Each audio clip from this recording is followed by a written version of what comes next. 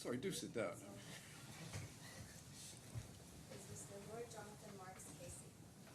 The defendants are represented by Horizons & Co. Law Firm. Lead counsel is Mr. Riaz.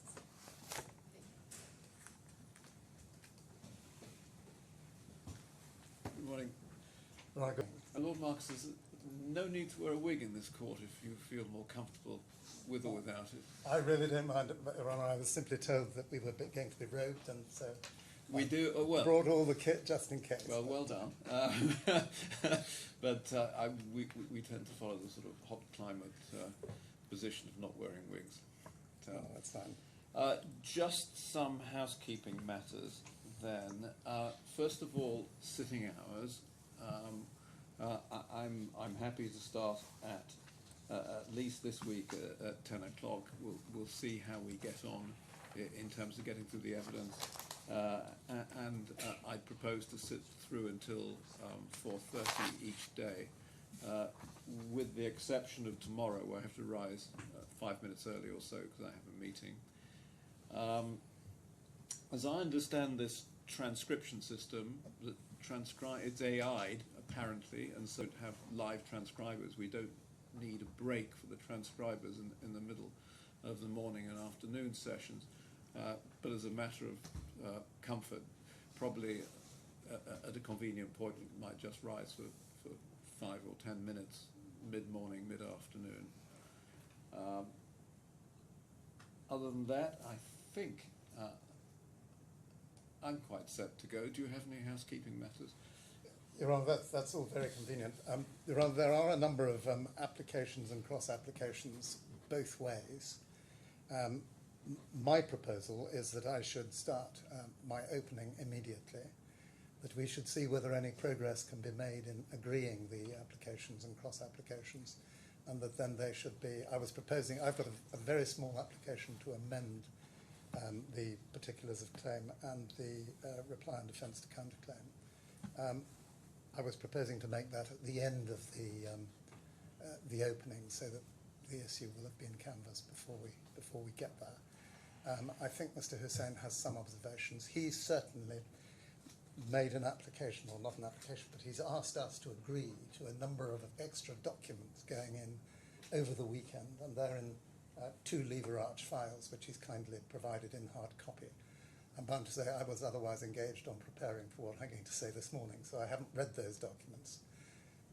It may be that there's no difficulty about them. Mr. Doyle was travelling over the weekend, and he's now here and able to consider them, and I was therefore able to take instructions, which I wasn't. But again, we may well make progress by 2 o'clock this afternoon. Okay, well, we've got the luxury of time, at least in this case, and just expressing a personal preference, I don't particularly want hard copy documents. Although having said that, there are some issues with navigating the bundles. So I have the 2 bundles. The combined bundle is easy to navigate. That's essentially a PDF of the court file. The electronic bundle, I couldn't follow the references in either opening. It doesn't appear to correspond. They don't appear to correspond with what I've got. What I've got, if it will open, there it is, are 23 separate folders and documents within each. There is an index in the form of Excel spreadsheet, which I think has some 6,000 entries on it, some of which don't work in terms of hyperlink. I'm bound to say I've looked at the Excel spreadsheet and I've found it the less useful document. However, when you open the electronic bundle and click on electronic bundle, if you have it on USB, then it does come up with, I think, 23 PDFs. I think it's 23. 23 folders. Each one contains many PDFs. Yes, but I think by navigating through the folders, it's very much easier. Yes. To So find what the I was going to documents. suggest was that if you're going to refer to in that bundle. Give me the folder, and then we'll find the file within the folder. Well, I certainly will as far as I can. Okay. I haven't managed to cross-reference every folder as yet. Okay. But mostly the documents that I'm going to be referring to are, in the electronic bundle, are the experts' reports. Okay, And well, they're quite relatively easy to find. Yeah, I see that. We shouldn't have too much of a problem. Well, I hope not. I've found the folders relatively easy to navigate through, but appreciate the index left me boggle-eyed. So Yeah, I found the experts' reports, and I have looked at. I mean, when I say looked at, I mean looked at rather than digested in yes. full. We're on the experts are first. Well, the experts are starting on Wednesday. Yes. And no doubt you'll have an opportunity to. The other thing that will be helpful to me for my preparation is if I had a trial timetable with who's coming when. Yes, I just said Wednesday. Actually, the experts are on Thursday. Right. So Mr. Affan is giving evidence on Wednesday. So there we go. The trial timetable will be Trial help us timetable both. will be helpful to all of us. Yeah. Okay. So experts are Thursday, Friday, and Monday. Good. Okay. Well, if somebody can just, I mean, it doesn't have to be strictly perfect, just so I know the order of Yes, indeed. witnesses. Well, we did prepare a chess clock protocol, Yes. which is agreed, and that includes the trial timetable, but it also makes it clear that it's not prescriptive. So Okay. if we spend more time on one witness and less on another. Yes. Yeah. It's just a I way of haven't showing. seen. I haven't seen that. Well, I'll have Mr. Avery, who's in court, she'll give it to you. And you're not relying on the court footing, are you? No, the protocol tells us we've got to keep that time ourselves, Okay. and we'll do that. Right. It excludes housekeeping, it excludes interventions by you at your request, Okay. and it excludes the hot tubbing time. Right. Yes. I haven't really come to terms, I have to say, with what I would wish to do by way of hot tubbing, if at all. Well, no, it's left relatively open. You said we may well do it. Yes. And I suspect it would be helpful, but we can. What we were going to do is to come up with a list of topics, which we haven't yet done. Yes. Just in terms of the experts, are the experts giving evidence back to back in like disciplines? Yes. Okay. Good. So, Your Honour, if I may, then. Your Honour, may I, as I indicated, have some observations on the order? I'm sorry to interrupt. No, not at all. Not at all. So I take my learned friend's point that in some cases it is useful to have the opening and then come to the applications. I just wanted to lay out where we are on the applications. There's two applications from my side. The first is to introduce 5 documents which run to 16 pages. My learned friend said he's going to take instructions on those and come back to me. Is it useful for me to tell you now what those documents, perhaps in that way, my learned Yeah, I mean, if you could do it in a non-contentious way at the moment, if it becomes contentious, then we'll yes. deal with it then. Having heard your statement that you don't like hard copies, I've actually made 2 files of documents I was going to go to an opening. Okay. So I'll hand those up. I won't go to, obviously you won't have to go to them, but the new documents are in there.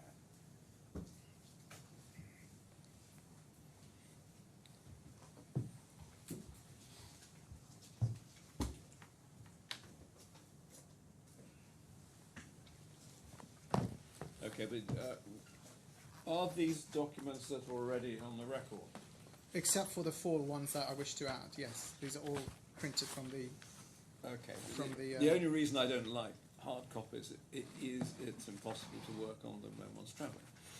Yes, of course. I think it's just you because you might want to compare documents as well. Yes. So the genesis of the documents that I wish to deduce, Your Honour, is tab 17, which is for the record a document in the bundle at I5338 and also exhibit RAS 18 to Mr Smith's first report. I don't know if this might be a good time to test how the documents are brought up. So is there a document I5338 to the ether?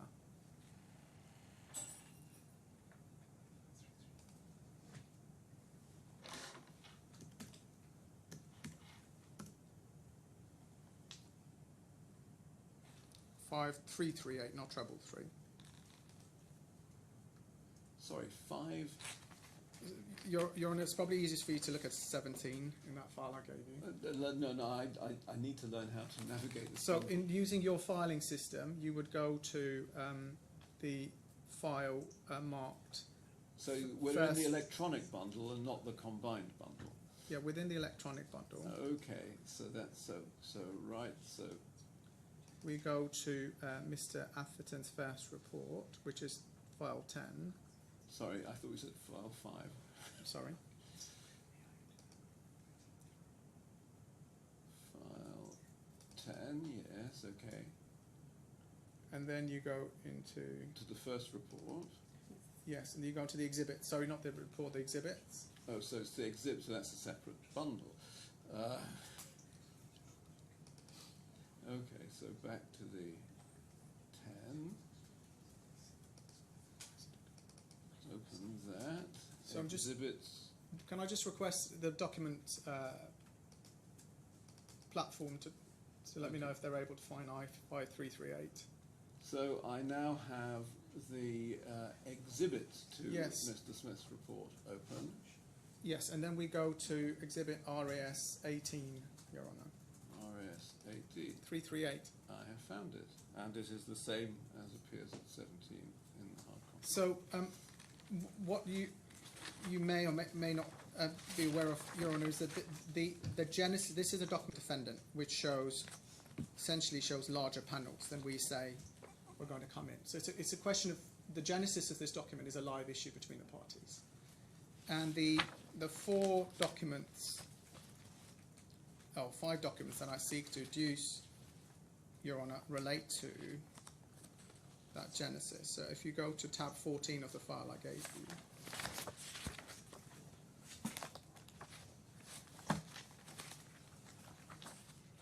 sent from the claimant on the 2nd of March 2017, and that, we understand, it encloses a model which is at tab 15, a screenshot that is at tab 15.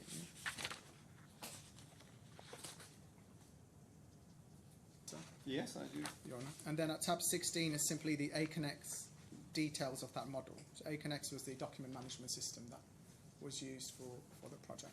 So those are 3 of the 5 documents. The 4th document is at tab 9 in this folder, Your Honour.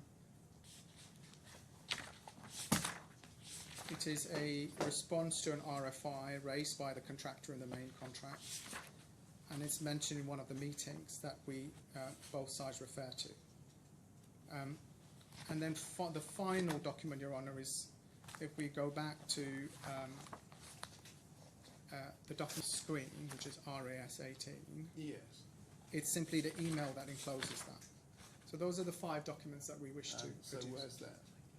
Sorry, that is not in the file at the moment. I'll hand that up to you.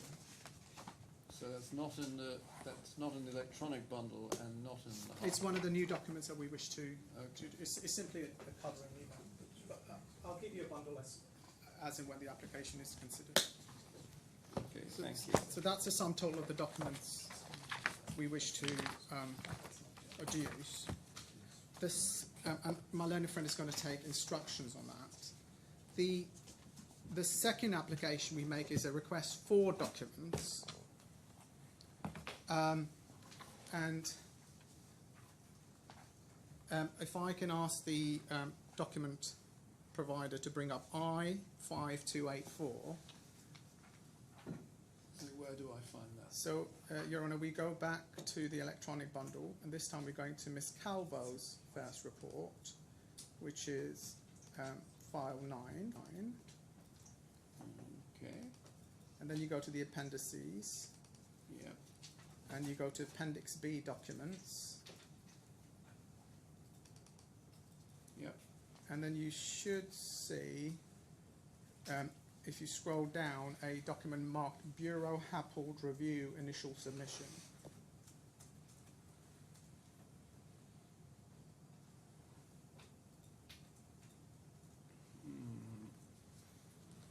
Yes. So this is a document between the claimant and Bureau Happold, who was the engineer. It's a review response of a claim notification that the claimant put in called CCN treble 2. We don't have that, and it's to do with the same matters that we are claiming a variation for under the subcontract. So we've asked for. Sorry, where do I find that? Sorry, so you'll see CCN triple 2 interim claim notification. Well, so where do I see that? Are you on the document? That's the heading, CCN. Yes. Interim claim notification. And then this is the response to it on the 7th of April. So what we don't have is the actual claim notification. And then if we go to page 12 in this document, Your Honour,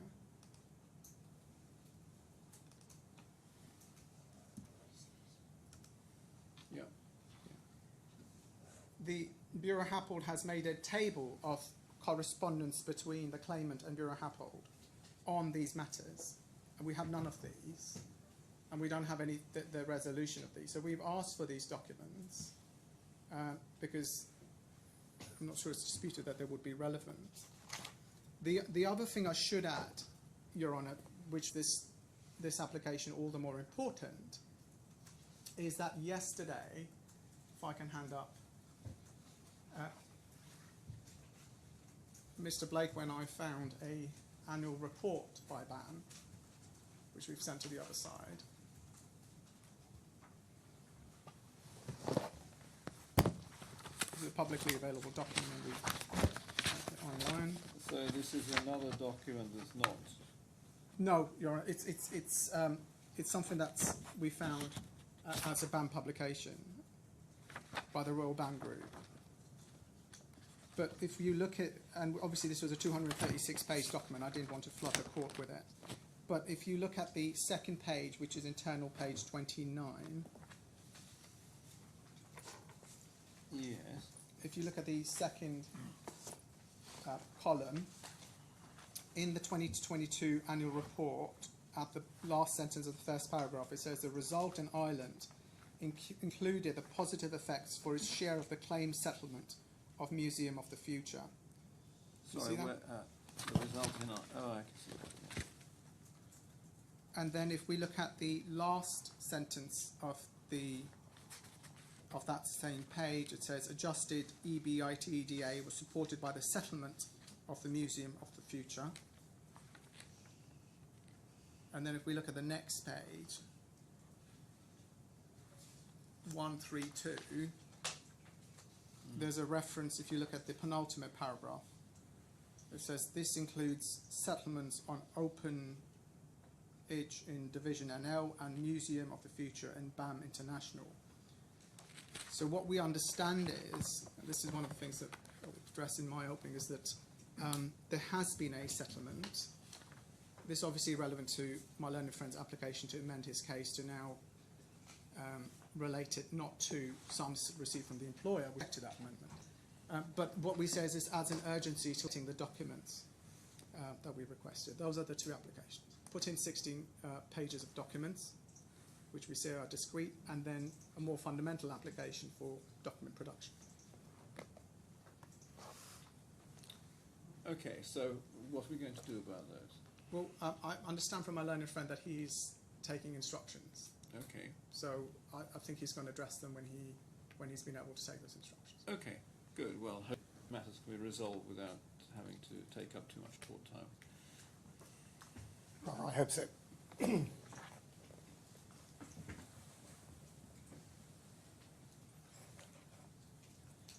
Well, what I proposed to do in opening is to be reasonably selective. I don't want to try and deal with every point in the case. But what I do want to do is to respond to a number of points and arguments taken in Mr. Hussein's skeleton, points of fact and law, because we say that the defendants is based on a number of fundamental misconceptions, both about the facts and about the claimant's case. The defendant skeleton starts, and I will start, with the alleged panelization variation, which forms the bulk of the defendant's counterclaim. And the opening will be largely devoted to that. I'll deal with hexagonalization, and I'll deal with his contractual arguments towards the end of the opening. I would add something that doesn't appear from the bundle very simply, which is that the original options for tendering were effectively threefold. Option one was the GFRP panels covered in stainless steel sheet, which was the option that was in fact tendered for by Affan, and that was the 9-meter nominal panels, but there's a great deal of variation, as we'll come to see, with bigger panels of up to 22 meters. And it is the claimant's case that the 9 meters was effectively floor to floor and was tied into the structural steel work, the diagrid, along the floor slabs. There was an alternative diagrid option that involved 4.5 meter panels, which could be triangular or small rectangles. And those would be tied into the diagrid at the floor slabs and at the midpoint between levels.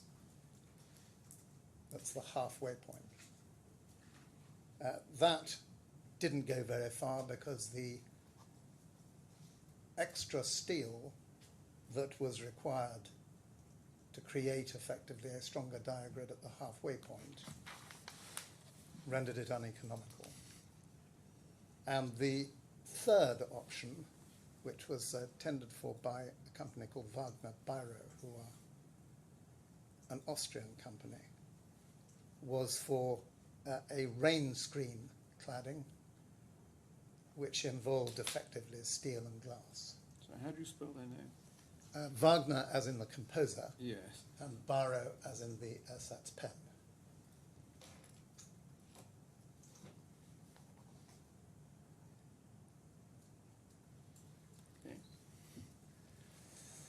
Okay. Your Honour, I say that just by way of background because there's a reference, or there are references in the papers to the midpoint diagrid, and there are references to the option 2, and it's important that you should be aware of those, but none of them in fact came to anything and don't affect the case. The defendant's case on the panelization variation is that the nature of the works fundamentally changed because the size of the panels was radically increased. And they place a great deal of weight on a meeting on the 13th of March 2017, following a series of panelization workshops. And the meeting was attended by the design team. And if I could ask for the defence and counterclaim at D4, page 94, in the combined bundle to be put up, that would be very helpful.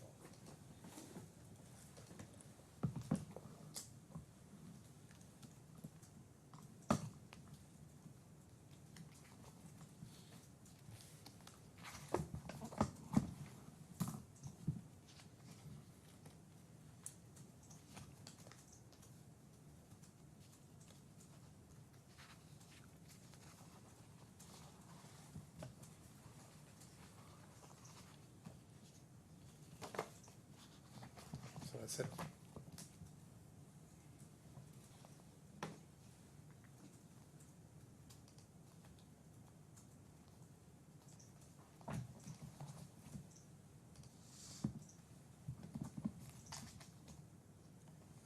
A4, it's in fact A4, but we've got there.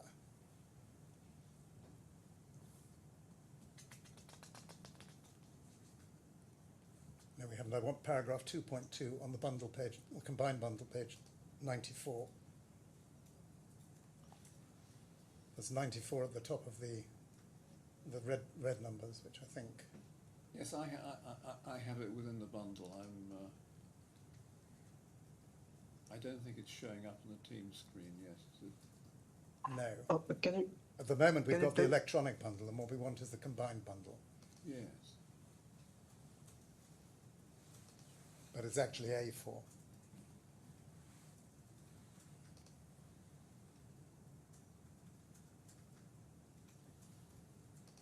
Well, Can I get the index reference number that will make it easy for me to open it, or the description of the document? The description of the document is the statement of defence and counterclaim. well, actually, the easiest way to open the documents in this bundle. So this is in the large PDF, which is entitled Combined Bundle. All you need to do is type the page number in, and it'll bring it up. I think you can also click on the index. And then if you go to page 94,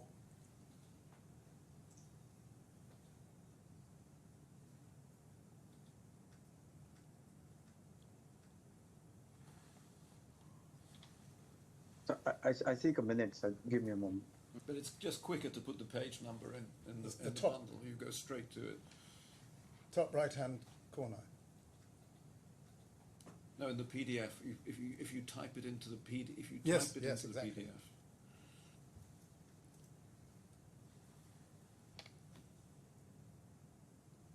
Because I see hearing bundle index, but I don't see this thing Yes, given I to us. wouldn't. Yeah, I wouldn't bother with that. Just open up the PDF called Combined Bundle, Which is on the right-hand side of your page. and then type in, then put 94 into the page numbers, and you'll get to it. There we go. Starts.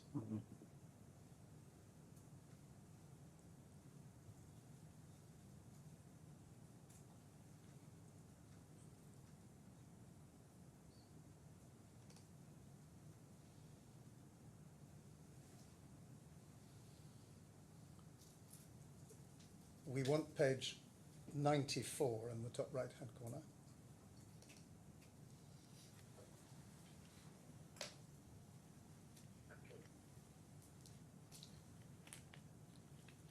Your Honor, if I can assist, it appears that the document production don't actually have the bundle. They just seem to have the index. Yes, sir. Oh. So I only have the index, but not the bundle itself. But as you said, it's much easier just to use the bundle. Yes.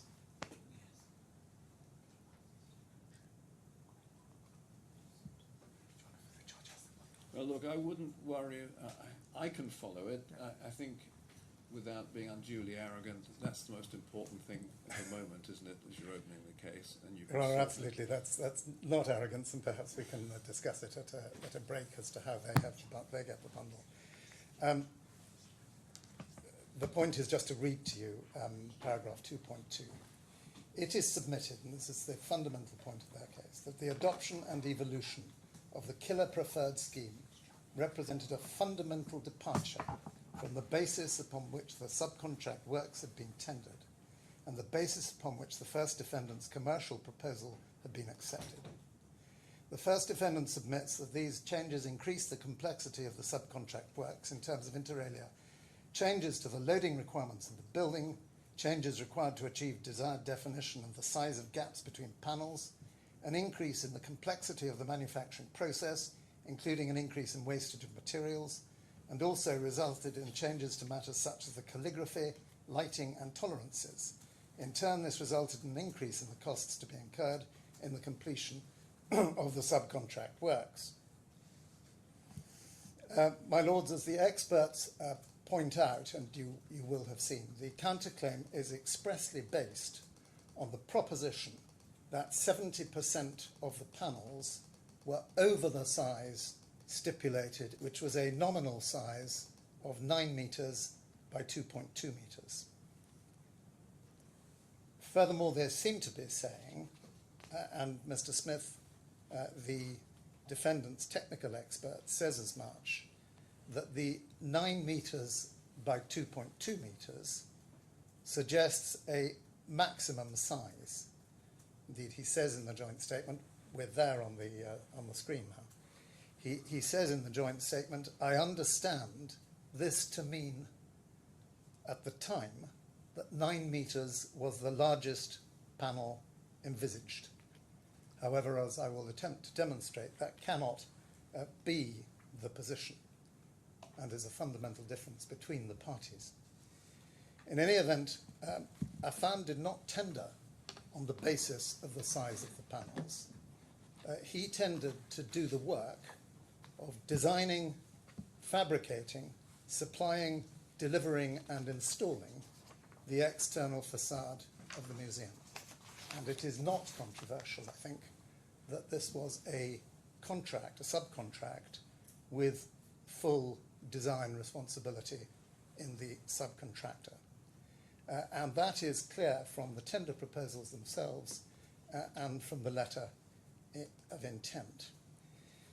If I could take you now to make good the point as to what they were tendering to produce, to 862 in the same bundle.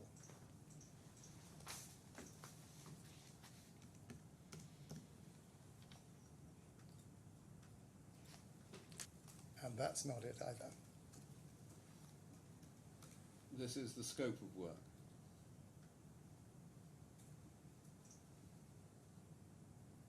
It's not a drawing. No. No. I've got it. It is Yes. Section 1, commercial scope of work. Yes.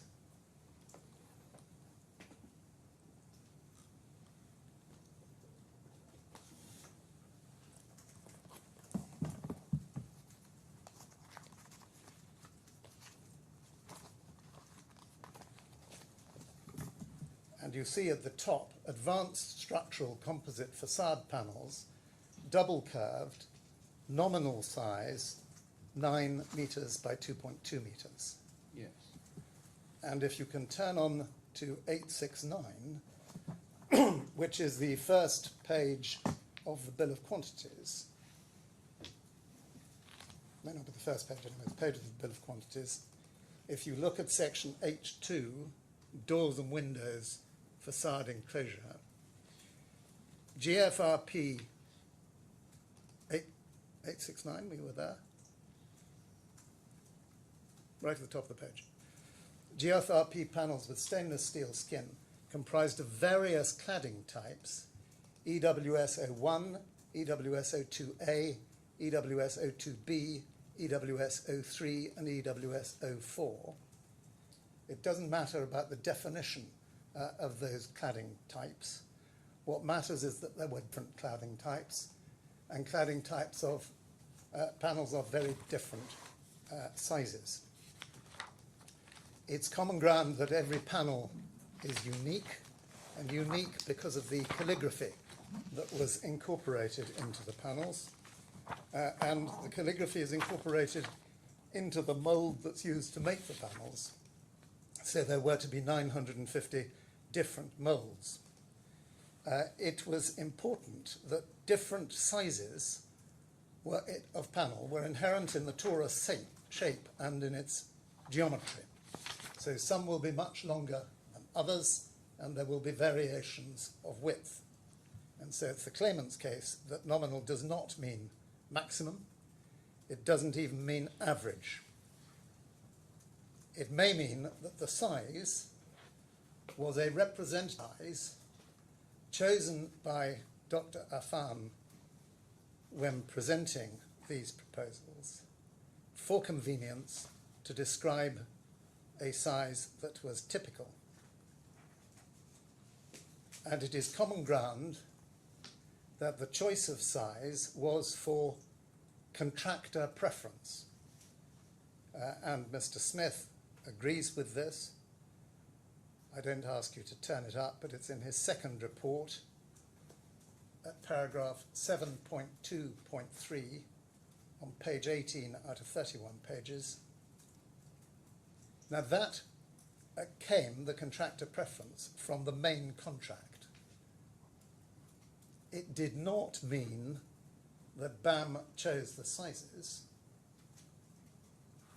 It meant that Affan, as BAM's specialist facade subcontractor, chose the sizes. Your Honour, I'm not completely clear, but perhaps Mr. Hussain will tell us. They accept that that is the position.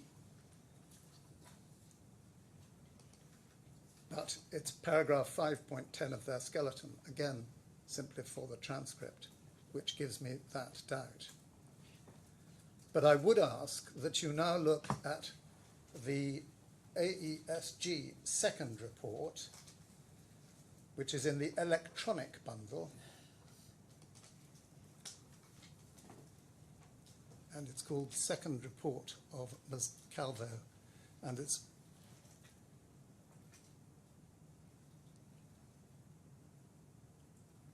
They're numbered. yes, I had it and then it flicked away. It's 13, isn't it? 13, I think, is right. Okay, do I want the report or the exhibits? You, at the moment, want the report Okay. on page 6 internally of the report, paragraph 2.1.4.3. So you have to take it a bit more slowly. This is not the easiest bundle to manage. Okay, paragraph. Page 6. Yes. Page- Paragraph. We're in the quantum report, I'm so sorry. We want the... I'm in the. I'm now in the You're- first expert report. That's not right. You want the second report, I think it's 13. Can you go up the page and the index, please? So what I've got. Okay. The What you've file got is a name- quantum document. No, the file name is second report. Yeah, When I open it, it says first report at the top. Now that may be a mistake. So I just need to know whether the file name is correct or the report heading is correct. that's it. I found it. What paragraph are you looking at? And that might help me to... I'm looking at 2.1.4.3D. I do have that. It begins also, it is important. Is that right? It does indeed. Okay. So, It's also, it is important to mention that on the same drawing, the following information was provided. GFRP potential module size options, optimal, 9 meters by 3 meters, maximum 22 meters by 4 meters. And I needn't take you to it now. sorry, can I just so that I can follow my own note and the transcript and the documents, is this or is this not the second? Actually, what No, it's heading is review of Mr. A. Smith Yes, expert report by Ms. Calvo and Mr. Dean. But Yes. it's called second report in the file title, but the heading on each page, the header on each page says first report. yes. So You're I just absolutely need to be right. able to find it again. The heading is wrong. Okay. The heading at the front of the document says review of Mr. Smith, that is the defendant's expert, Yes. Hawkins International Limited expert report, by Marina Kindle and Calvo and Dean Corden. And this is actually AESG's second report. And I had failed to notice that the So header hadn't been changed. It should say second report on every page in the faint writing at the top right-hand corner. yeah. Okay. So it's folder 13. Correct. Electronic bundle, it's the second report.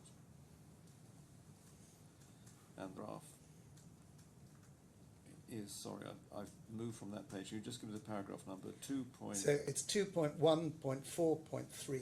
I took you to D. D, yes. But I'm actually going to invite you to read A to D, because this is a description of the IFC documents, as highlighted by Mr. Smith. BHE, that's Bureau Happold, clearly defined in the IFC that the facade contractor was to be responsible for the information beyond the IFC to reflect any specific design or technical aspects required. It's important that in this case Affan was to develop the facade system in line with the drawings and specifications. Any deviations from the IFC would require approval by the client prior to proceeding, and this was applicable both to the visual and to the technical aspects of the facade. Where are you reading from? I'm at A Okay. in that paragraph. And the points I draw from that is, first of all, that Affan is the one who's responsible for the contractor's obligations in relation to the facade, because the facade had been subcontracted to Affan. And the second point is that there wasn't a distinction drawn between the visual and the technical aspects of the facade. Design responsibility meant both. Your Honour will have appreciated this is an incredibly architectural building, and the visual and aesthetic aspects of the design are, of course, extremely important.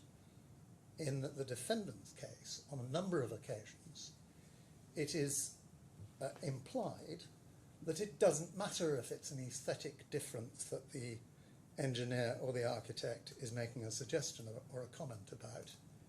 If it's aesthetic, it's effectively variation. Design, or structural design, then it's not.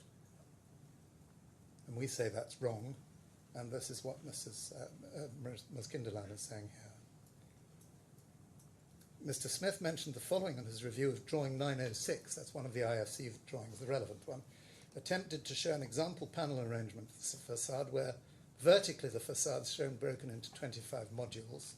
I wish to clarify with him what he means by the 25 modules.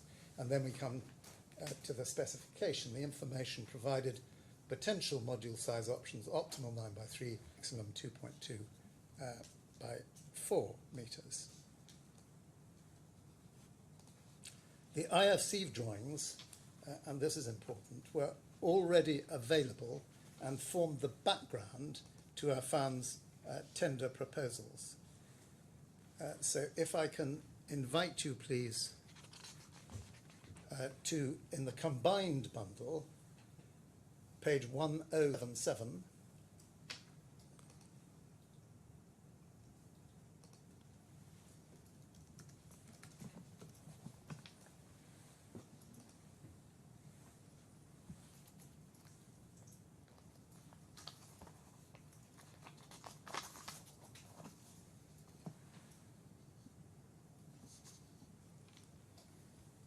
if you look at the top of the page there, you see the reference to the main and inner wall linings. This is in Affan's proposals document. You see on page 1076, reference to the tender submission. And the 4 facade types are there. And those refer, they refer to the drawings in the tender proposals. Sorry, where do I see the 4 facade types? EWS 01, 02, 03, 04. Oh, I see. Oh, right. They're separate drawings. Yes, That's not one. they're separate panel sizes and panel types.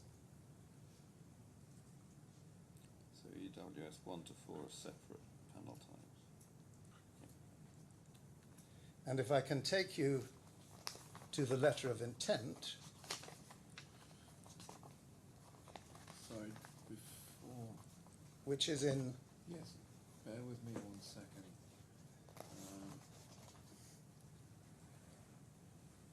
Yeah, unfortunately this bundle hasn't been, I think, what they call it optimized. so it's actually quite difficult to annotate. Forgive me for a second while I just Of course. do that. No. There we go. No, I'm going to have to give up on commenting on the PDF itself. Okay. So we're going to page 1080 in this bundle, the combined bundle.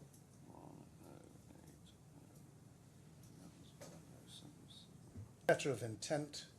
It's on BAM headed notepaper, which you can't see. Under subject Museum of the Future Dubai, letter of intent. Refers to the quotation date of the 14th of February for the design, supply, delivery and installation of the stainless steel composite external facade subcontract works and so forth. While we're on this page, if you look at the scope of the work, that sets out in detail the full design responsibility under scope of work. If I can invite you to read that. I've read it before. And at the bottom of that scope of work, it's understood and agreed that the subcontractor shall fully develop the design and that any further required works shall be deemed to be included in the below-mentioned subcontract price in order to fully complete and hand over the works to the satisfaction of the employer and its representatives, and so forth. And subcontracts, we know 125 million at the bottom of the page, shall not be subject to remeasure. And then if I can invite you to look briefly at page 1087.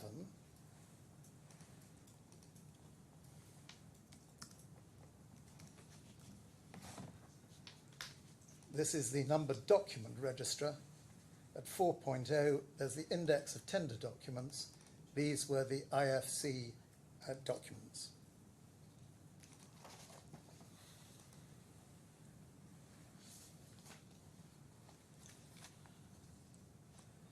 And if you'd look, please, at 1093, which is a page from the index of tender documents, you'll see it looking at the headings of the right-hand columns that the documents were originally Sorry, I've produced. just got It's just disappeared. it's in the It wrong- needs rotating to the right. Yes. Which is slightly annoying. All right. Back to 1093, please. Rotate pages. Clockwise 90. Okay, done then. So what do you want to show me on this? I just wanted to show you the headings. If you're on 1093, I am. I wanted to show you the headings of the two right-hand columns, that the IFC documents were available from the 11th of December, that revision COO was available from the 26th of Sorry, December. will you give me that again? So the IFC documents were available from the 11th of December, and the revision COO was the 26th of December. And as we know, BAM's letter of intent was the 2nd of March and refers to Affan's quotation of the 14th of February. So the IFC documents in their current version were available. Sorry, just actual point being taken. They were not available to my client unless they were specifically sent to them before the 2nd of March 2017. If my friend is saying that that he didn't have, that his client didn't have them, he might make that clear.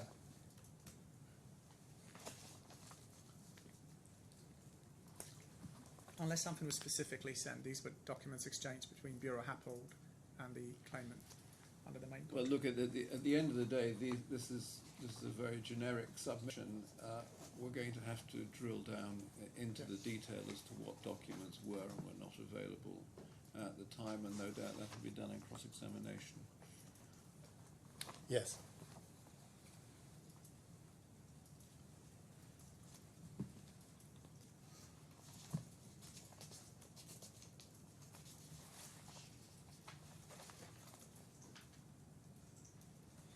If I can take you back to the letter of intent, just one point, which is a fairly obvious point, but page 1083,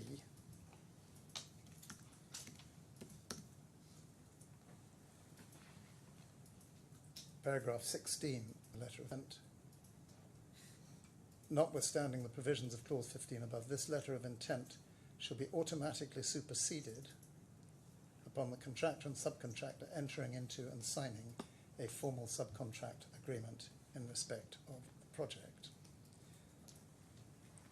Your Honour, may I make one point in parenthesis as to the nature of this subcontract? Although this was plainly a back-to-back contract, in the sense that the whole of the facade design, development and panel construction were contracted to Affan, I am not submitting that this was what's sometimes called a pay-when-paid contract, as the defendants in their skeleton suggested was our case. Nor am I saying that there could not be a variation of the subcontract under clause 20 brackets 1 brackets little b by an instruction given directly by the contractor to the subcontractor in writing. And my Lord, I say, Your Honour, I say that precisely in paragraph 46 of my skeleton argument. Of course, there could be such a variation. I don't need to take you to the contractual provision at the moment.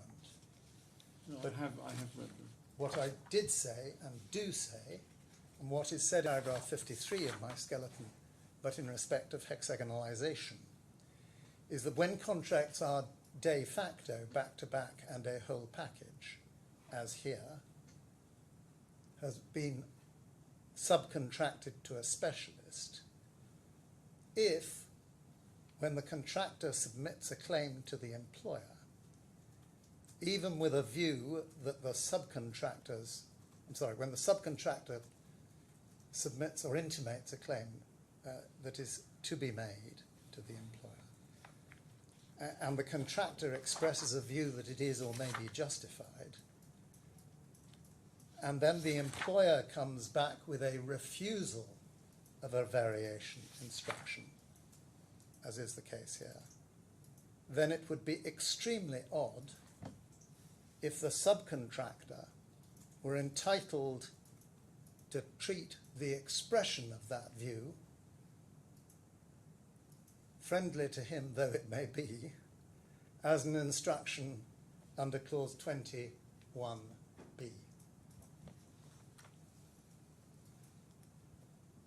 And Your Honour, I say that because a great deal is said in the defence and counterclaim to the effect that the claimant agreed with the defendant that this was a variation. And that agreement, this is the hexagonalization, that agreement can be taken as an instruction to the subcontractor to vary, even though the view was rejected by the employer and the contractor passed on that rejection to the subcontractor. Your Honour will remember the documents between the 2nd and the 23rd of July 2018, email exchanges, when BAM passed on Affan's intimation of a claim for a hexagonalization variation. But did I understand a moment ago that accept that it was for the contractor to form an independent view as to whether or not a variation is required? I didn't say that. What I did say and do say is, of course, there may be circumstances when the contractor is entitled to give and may well give a variation instruction under 21B independently of the contractor's view or the employer's view. But that's clear from the subclause. Okay. What I am saying is that if the contractor passes on a letter from the subcontractor saying this is going to cost more, we think there ought to be a variation here. The contractor passes it up the line to the employer says no, we reject that. The contractor sends it down to the subcontractor saying effectively, sorry subcontractor, the employer's rejected it when you're not getting a variation instruction. That's the end of the matter. Well, isn't the contractor saying, I've asked the employer has said no, so I'm not giving you a variation? Exactly. It's not that because the employer says no, you don't get a variation. No, it makes the same thing in Well, I'm practical not sure terms, it is, but because it comes to the point I made a moment ago as to whether or not there is an independent duty upon the contractor to exercise its judgment as to whether or not a variation should be granted. It's not for the employer to decide whether or not the contractor gives the subcontractor a variation. Oh, I accept that far, yes. But in this case, there's never anything amounting to a variation. I know your argument. I know your Yes. argument is that you didn't give a variation, and you were justified in not giving a variation. Yes. I understand that on the merits. I'm just trying to understand the contractual structure. The contractual structure, Your Honour, has exactly right. Yes. Okay. We could, if we'd wished, have given an instruction under 21B. Yes. We didn't wish, we didn't do so. No. And all I'm saying is that in those circumstances, it would be odd if the contractor had decided to give the subcontractor an instruction. Yeah. Well, that's almost irrelevant in a sense. Yes, I accept that. What you're saying is you cannot construe what we said to Bureau Happold as an instruction for a variation. That's expressed more elegantly than I expressed it, but that's right.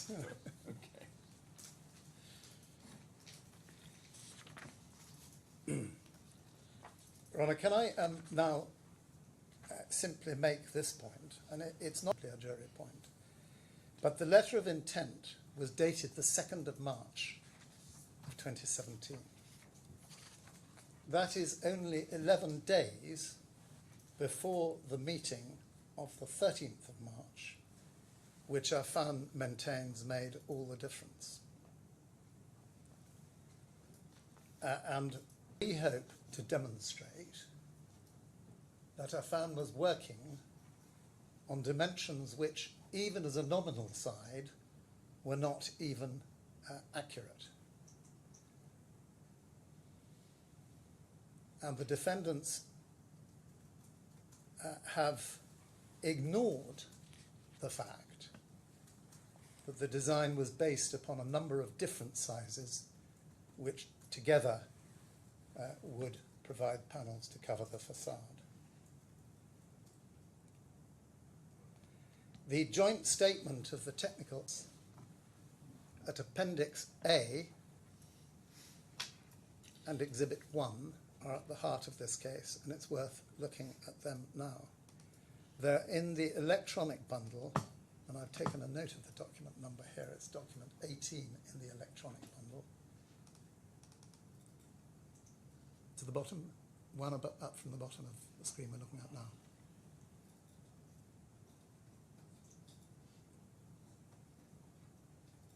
It says 018 Joint Report. and it's the appendix, is it? We want, once you go on bundle 18, there is, no, these are procurement payment requests. We have to go back Well, to would the you just electronic tell me bundle. where it is and I can It's find it? 18, joint report, appendix A and exhibit 1. That's all. You want both? They're I'm not going separate. to want both, but I'm happy to Okay, look at they're exhibit separate. 1 first. They're separate Yes, documents. if we can look at exhibit 1 first.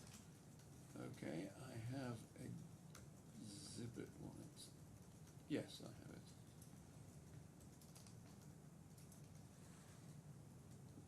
Well, at the moment we're on appendix A on the screen. Well, I have it. If you can the document production person get us exhibit A, exhibit 1, please, rather than appendix A? That's it. No, it's not.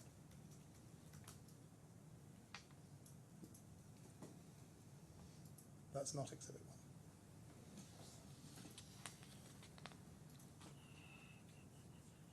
Oh, that would be it.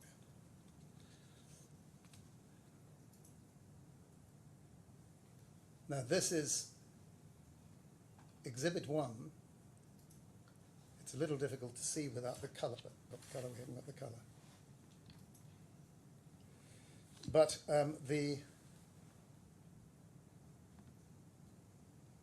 that's it. That's exactly right. This is the CATIA model provided by Affan. It's Affan's CATIA model. And it's superimposed upon an LLC drawing, which is drawing 301 of revision C00. And that's the one that I took you to in the tender of documents that was available on the 26th of December, though Mr. Hussain hasn't yet accepted that that was supplied to his client. If you look to the right-hand side, you will see the diagrid with the floor slabs and the structural steelwork marked spanning from horizontally at each dip. See, and those lines pass into the CATIA model. And those lines are exactly the lines of the divisions in the CATIA model, panel by panel.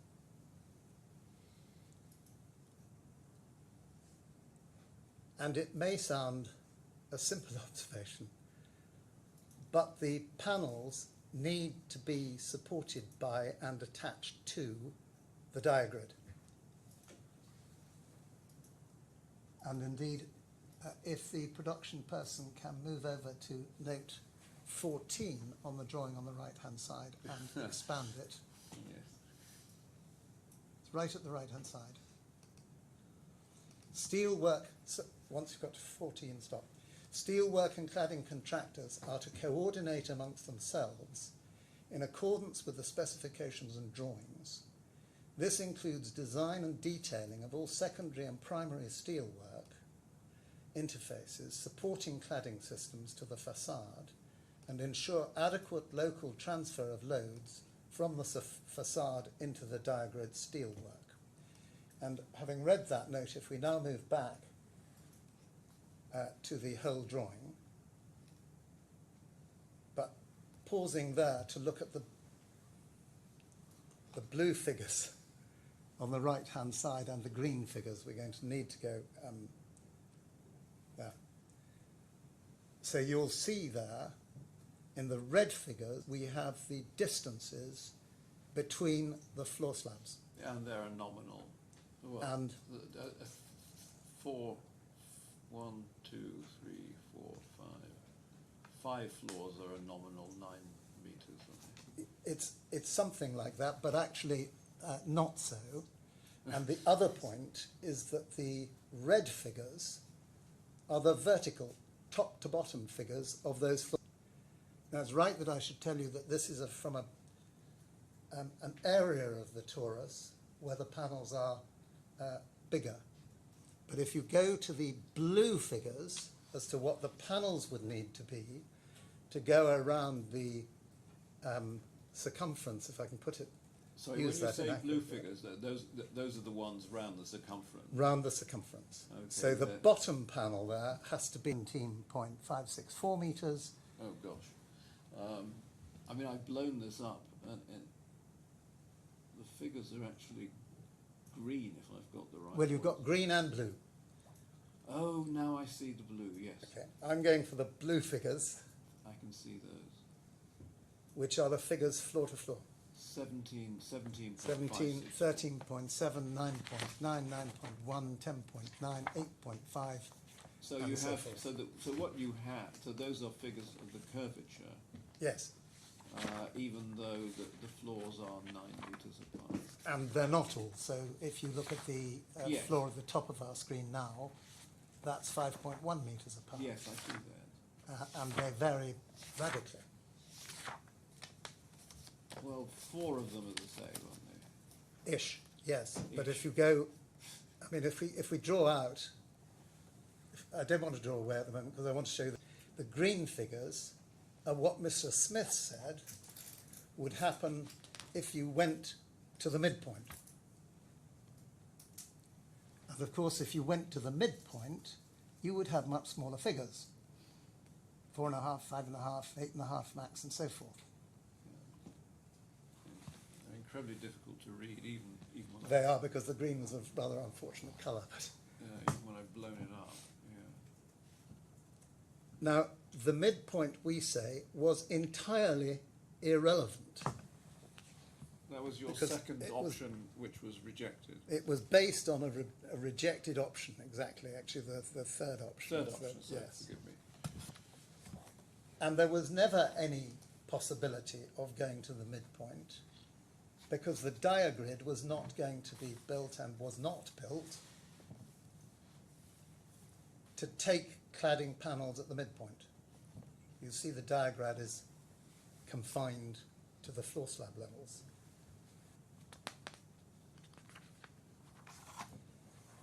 And if we now go up a little by going out on the exhibit, you can see that at the upper levels, the panels start to become bigger again.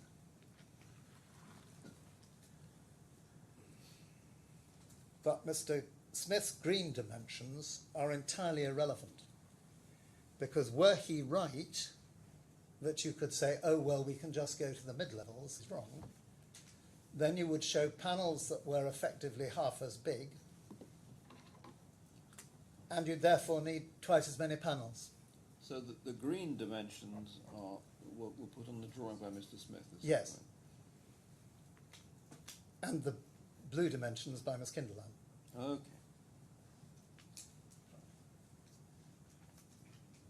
And the point of this is to show that the green dimensions are unrealistic. We're looking at 1900 panels, not 950, and anyway, this was never an option that was considered. And the blue dimensions show that nominal is certainly not maximum, as Mr. Smith suggests that it may be.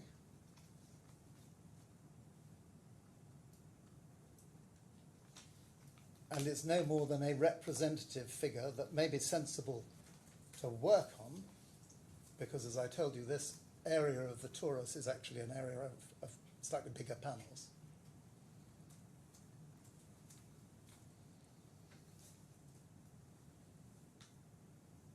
But it is absolutely clear that they were planning to span between the floor slabs. And drawing back the Katia model, which is the attractive coloured model to the left-hand side of the exhibit, if we draw back, was supplied by Affan at the tender stage. And so if Mr. Hussain does challenge the proposition that the IFC models were available to Affan. That is surprising because they tie in exactly. Coming back to Exhibit A, if I can take you on the left-hand side, which is Mr. Smith's answers. At the moment, we're looking at the right-hand side, which is Ms. Kinderland's answers. Oh, no, we aren't. Sorry. Can I take you, please, to line 11? And the line numbers you'll find right at the end. Yeah, That's I've got it. So, was a redesign of the brackets needed owing to an increase in the size of the panels? I'm not a structural engineer and therefore cannot opine on this question. I agree that if only 10% of the panels were affected by the size increase, that this would constitute a minor increase in the context of the project, and that the implications, if any, in the bracket design would be considered minimal. However, the difference in size from panel size stated in the tender return, the IFC optimal panel size to the final approved model, is circa 70%. The 70% is the defendant's case. The 10% comes from Ms. Kinderland's analysis, which you'll read in detail when you come to read her report.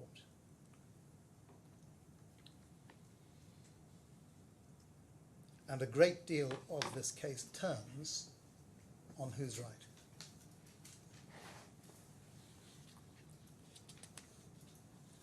If I can take you, can I mention that the point about the 10% being minor and therefore an increase with no particular implications, that's repeated at lines 19 and 23 on this appendix. I didn't even show you them.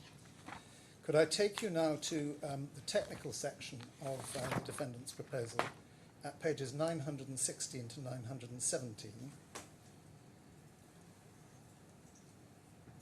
in the combined bundle.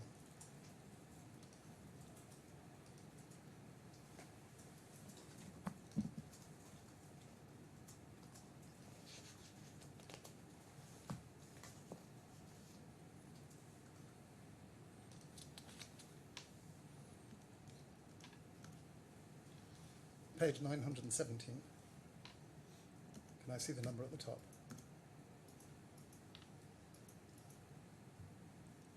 So that's the other pictures, and this, of course, is the tender proposals. So the Katia model was intrinsic to those tender proposals. That is the model in Exhibit 1. It may not be exactly the same orientation, but it's very easy to see how the panels would be different sizes going round the torus because of the irregular curvature. At 917, can you go down the page, please? Stop. Panels of the main facade are proposed to be 9 meters by 2.2 meters in size, with double curvature to achieve the required outer surface. Double curvature means curvature in two directions, of course. And what is very important is that that proposed to be 9 meter by 2.2 meters not take into account the wide variation that there will be in panel sizes. And can I ask you to get methods, which is part of these proposals, at page 937.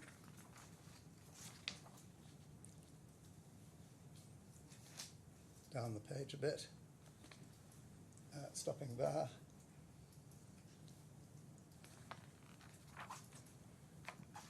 Paragraph 2.4.2, the design, further down 937. Sorry.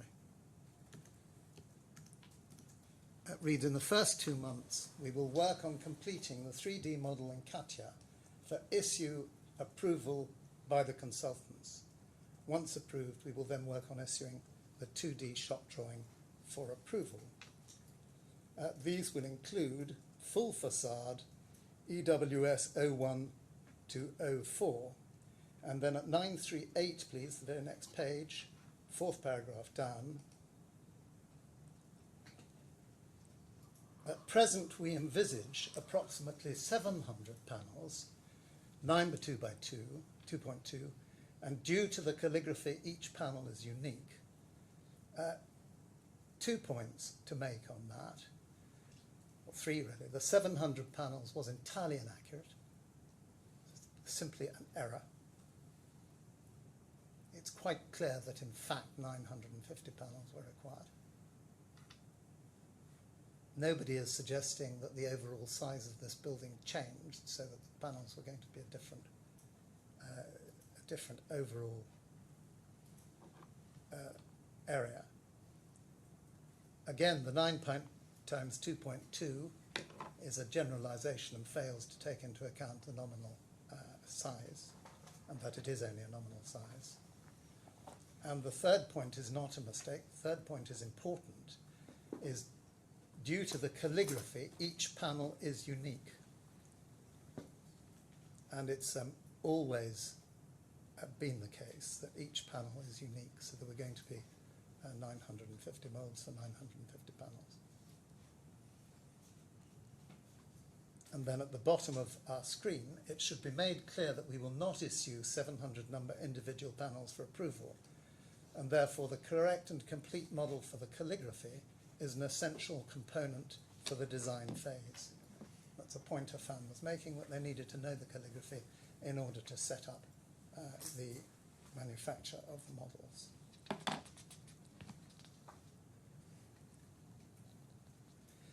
If I can then take you to the subcontract on page 1435, I'm well aware that Your Honour has read this, but just a couple of points on it. 1435 in the combined bundle.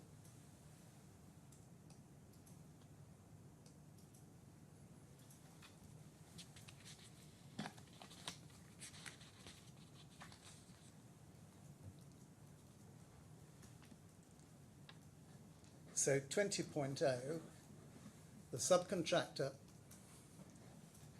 shall make such variations of the subcontract works, whether by way of addition, modification, or omission, as may be ordered by the engineer and or the employer under the main contract and confirmed in writing to the subcontractor by a contractor's instruction, or ordered in writing by a contractor's instruction.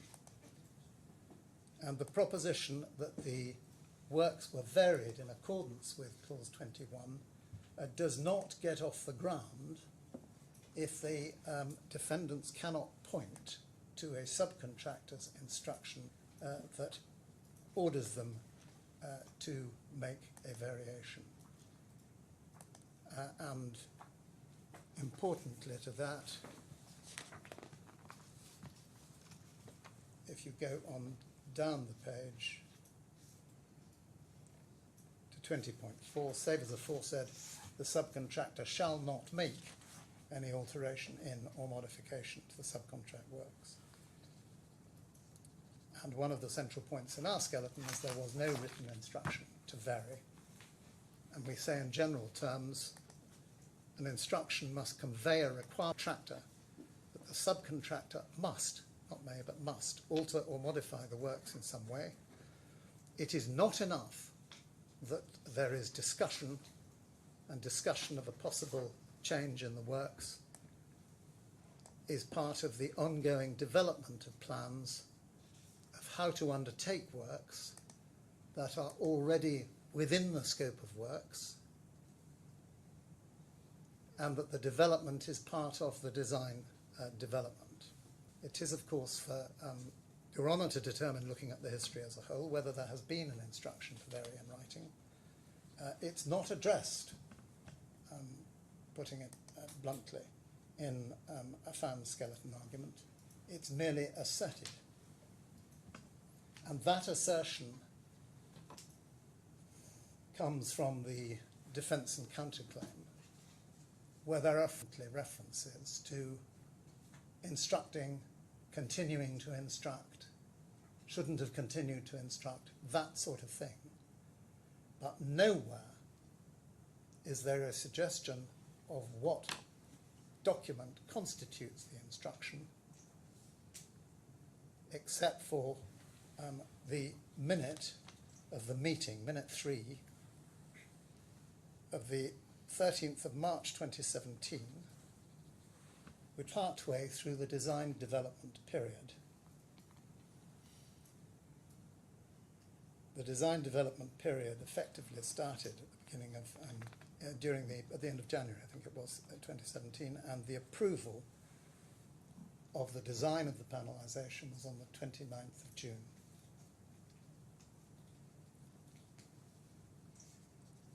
So this was at a relatively early stage of the design development. Affan was collaborating both with Bureau Happold, the engineers, and with Killer, the architects, to secure a design for the facade that satisfied the design intent and fitted with Affan's proposals. And the really important point is that nowhere in that minute, which is at 1162 in the combined bundle,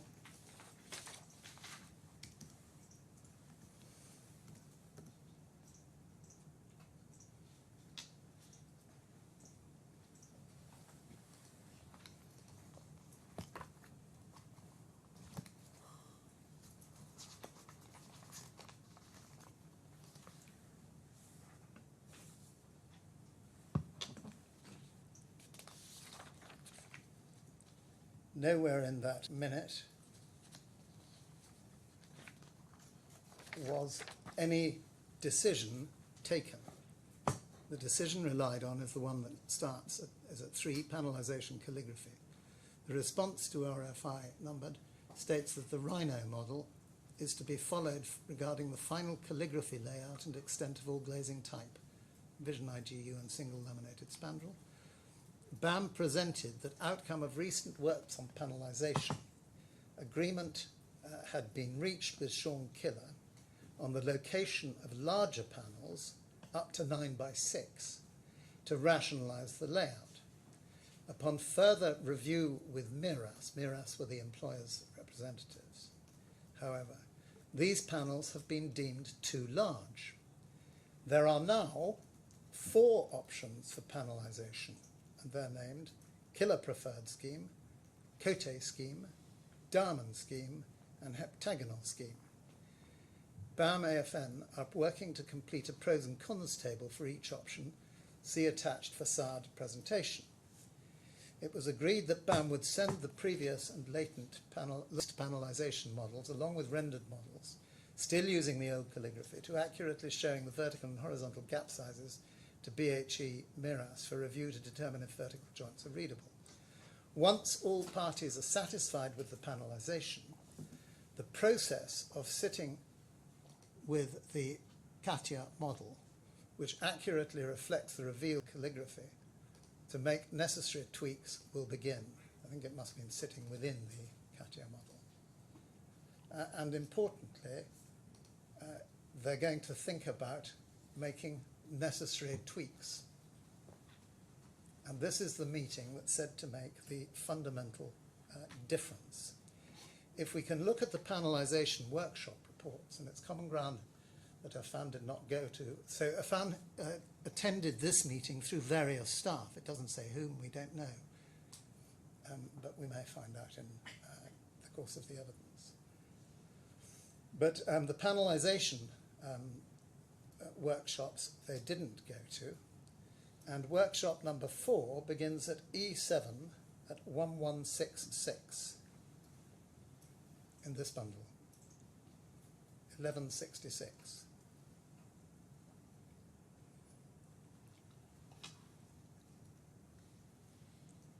That's workshop number 4.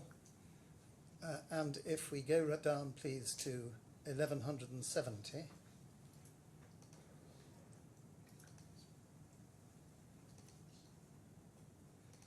Those are the drawings of option 1, option 2, and if you go down the page, you find option 4. I think you may have to go to the next page. At any rate, what is... sorry, I may be wrong about Those drawings are relied upon, the drawings with the red notes underneath, relied upon by the defendants as supporting their case that there was an instruction. And I mean, if you look at the top drawing, the note underneath is only as an option. Check continuing the orange peel segments are more pleasing. Also check if there are technical issues with the waterproofing and strength of triangular panels for this option. If so, something existing door panels. But you can look at those. This is plainly part of a discussion and no more. And if you can look then at page 1171,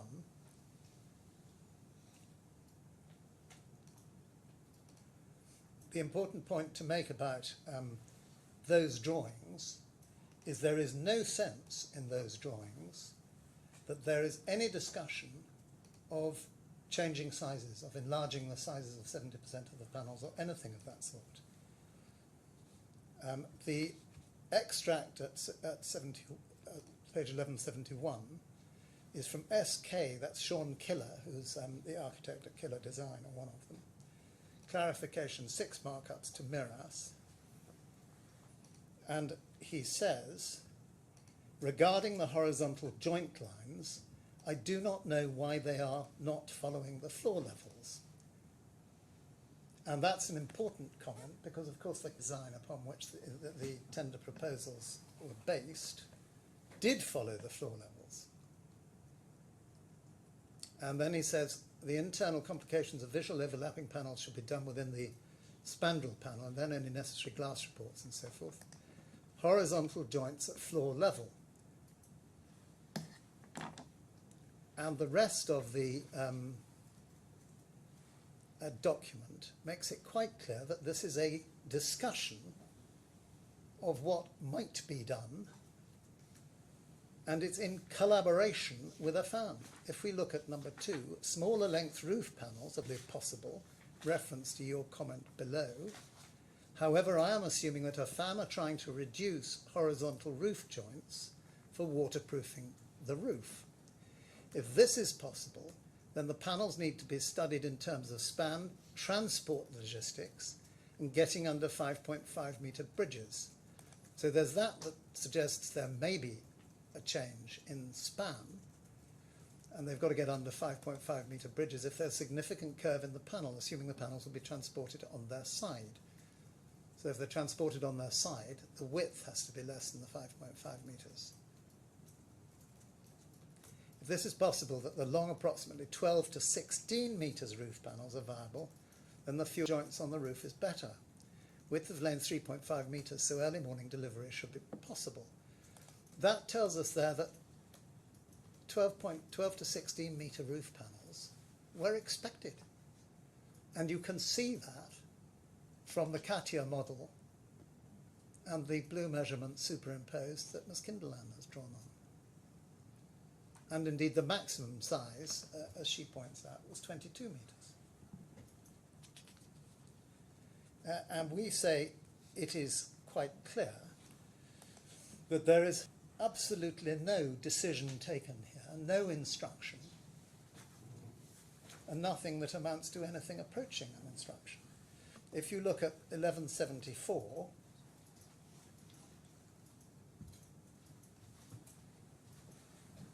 that is a comparison of the options.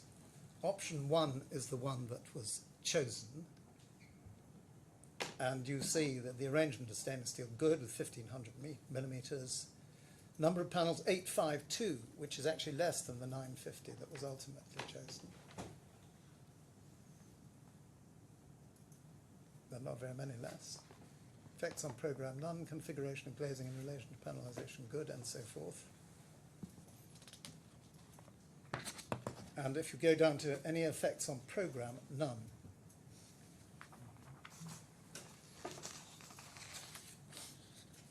In any event, as the experts accept, and as Ms. Kinderland has set out in detail, and you'll see that there is, when we go to her first, or to the AESG first report, between 26 and 34, she sets out a history of the development of the process. The model went through a number of modifications, none of them surprising, until the final approval with no further comments on the 29th of June. And her analysis establishes, we say, that only about 10% of the panels underwent an increase in length, and Ms. Kinderman has analysed how that was offset by some decreases in length, only a few, and a number of decreases in width.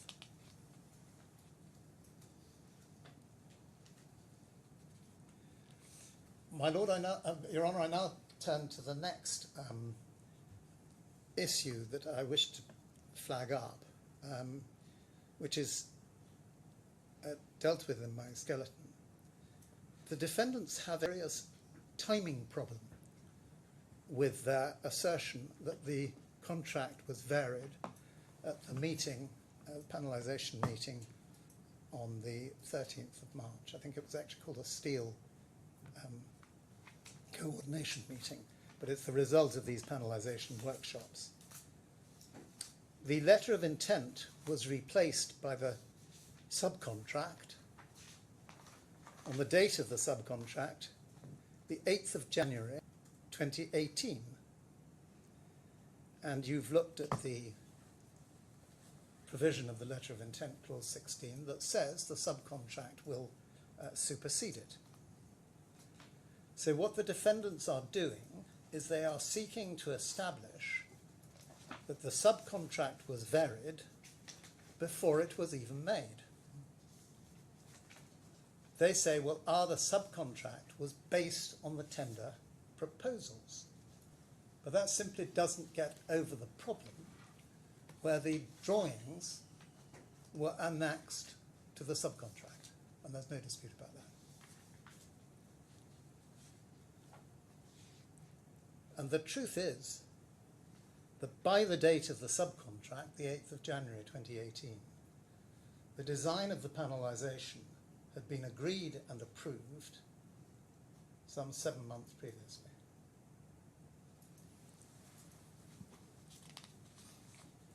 And for your note, the works in the subcontract is in the Annex 2, page 1446, and the drawings are incorporated at page 1456, and it's paragraph 3.0.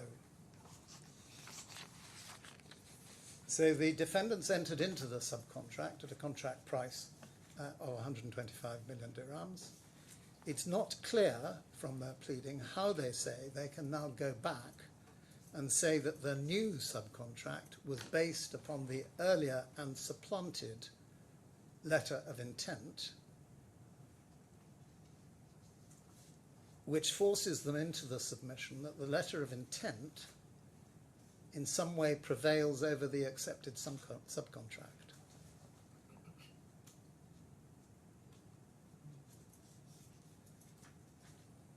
And Your Honour, quite apart from the conceptuality of varying a contract that hasn't even been made yet, the defendants have not attempted to address the issue in practical terms, having regard to their having undertaken an obligation to carry out the subcontract works at the subcontract price, having already agreed the development of the design,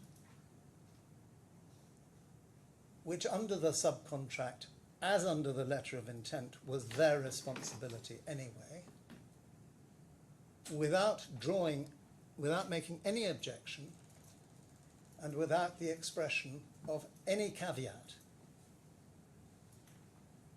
as to the cost, as to a possible variation, as to the design, as to anything. In any event, they'd be in difficulty expressing such a caveat in that they accepted expressly what was in the subcontract. The defendants claim in their skeleton, and this is at paragraph 535 on page 21, for Your Honour's later reference, to rely on clause 20.2 that we might look at briefly, which is at page 1435.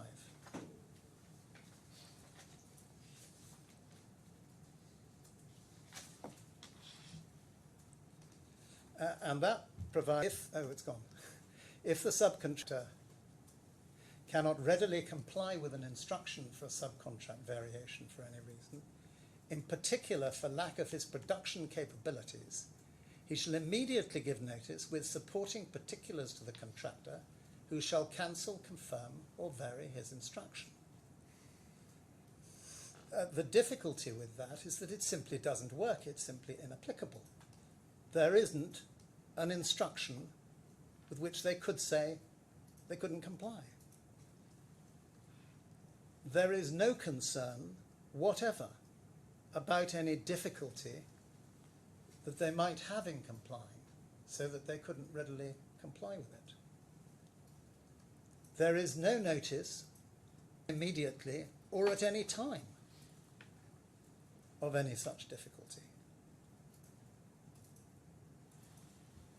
And the central point is that the design development was water under the bridge by the date of the subcontract. Notwithstanding all of those problems, the defendants in Mr. Hussein's skeleton claim that they complied by issuing notice, not immediately, but including the notice of the 29th of October 2018, which is 9 months after the letter of intent had been replaced by the subcontract, and 19 months after the variation that they allege.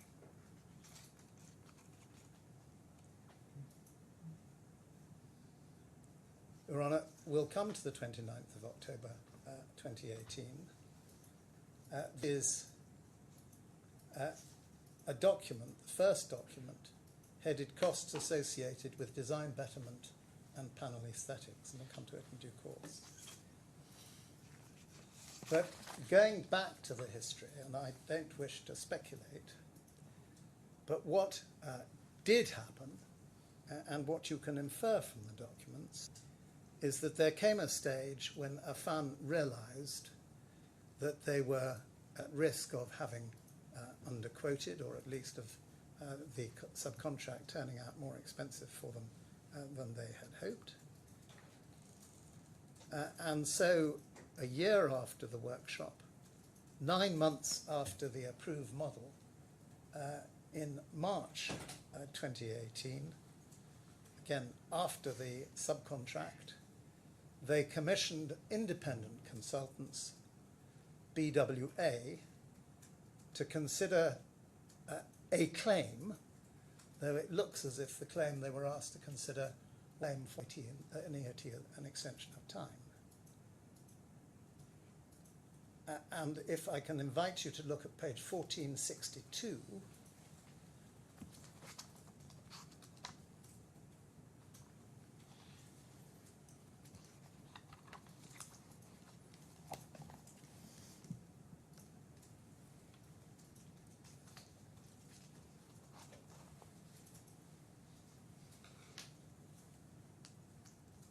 they came up with an initial assessment and they say there what they were assessing. They were commissioned to provide an overall exposure, Affan has had on the project, in particular to risk and contractual issues. They'd looked at contract documents, correspondence history. We understand the main issues that arose over the course of the project to date can be used as arguments. Delay events for potential claim purposes are as follows: panelization, calligraphy, DCD, that authorities, movement and tolerance. And then, in addition, the following review of Affan's scope of works and IFC specifications, BWA understand that Affan is responsible for the development of design beyond the IFC issue that will reflect details technical aspects required for the facade. Affan is to undertake their own design and engineering, being responsible for the technical completeness and suitability of the building envelope, responsible for all calculations and obtaining authority approvals, including structural, thermal, condensation, and acoustics. And over the page, panelization, Affan was to develop the design further as an expert facade subcontractor, apply their proposal of panelization by way of drawings, shop drawings, submittals, part of Affan's baseline program. We understand the client, by way of meeting, requested some further changes to the panels, which resulted in further design and alterations. To date, no proof has been renewed that suggests that this change, probably raised in minutes of meetings, no notice of delay has been issued, and it's unknown from the review how significant the impact might be on the programme of works. In one of Affan's letters, you mentioned key information on the movement and tolerances of the structure from the lead consultant was not available until late in the process. BWA understands these were providing the basis of design as per the IFC specs and would require further development as necessary. And they then say, considering the review undertaken over the past week and correspondence availability, the scenario of an entitlement of extension of time is weak. Now, of course, Your Honour, I don't say that's conclusive, but it's the first indication of any consideration of any claim, and that comes months after the subcontract has been I'm not really sure how helpful this is. This is the analysis of a third party directed towards an extension of time claim on the basis of material, the extent of which we don't know, and oral instructions, clearly, we don't know. They're not going to be giving evidence. Your Honour, I accept all of that. It goes to this. It goes to the fact that, or it goes to the dates, really. It goes to the point that they were thinking about a claim only in March 2018. They instructed consultants in March 2018 who came back with an adverse view. I don't ask you to be persuaded by that view at all. But what is important? Well, I mean, it is evidence of the fact that they were instructed to consider the claim. Yes. Their opinion, I think, is irrelevant. I agree.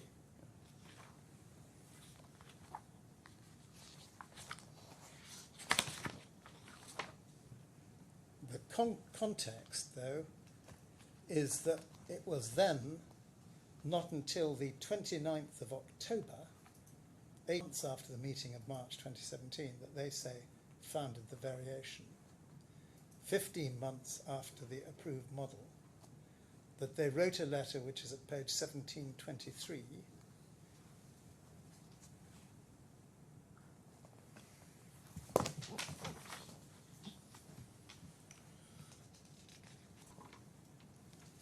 for the first time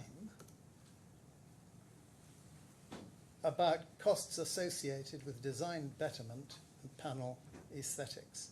If you could look back at the heading of, well, you don't need to, the heading is there under subject. And what is significant about this letter is that they were not saying they had any sort of a claim. Further to our letter dated 11th October in respect of the above, so they'd said they were going to put together a letter. We've now compiled our initial assessment of the forecast costs to complete the facade production and installation.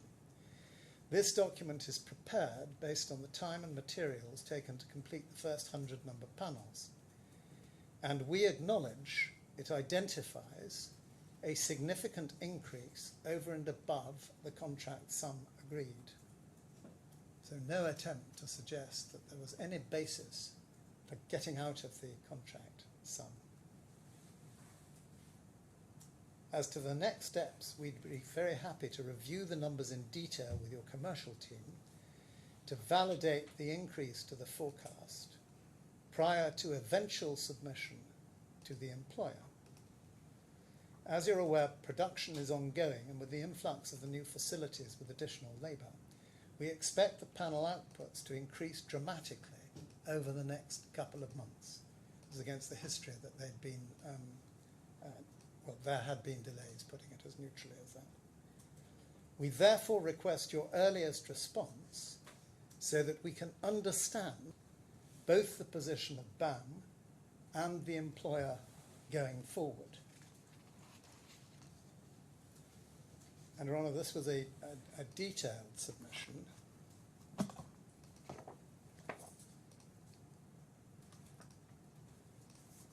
But there is absolutely no suggestion there of any entitlement to a variation, of any variation instruction, or of any potential claim. What they do say is they want to know the position.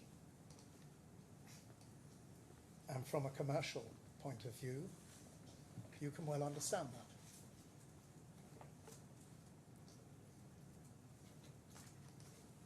At 1725,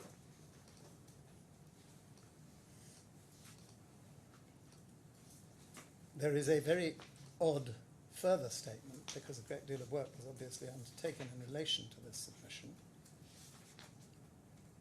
But the key issues that have significantly extended the design period, and therefore costs, are summarised as follows. 1, panelisation. The panelisation at IFC stage clearly identifies a single curved 4-metre panel which is taking support mid-span between the main digrid members. The option of moving to a floor-to-floor span was considered possible and better aesthetically. This led to the introduction of panels up to 18 metres in length with far more complex geometries. That, Your Honour, is based on a complete misapprehension of the documents.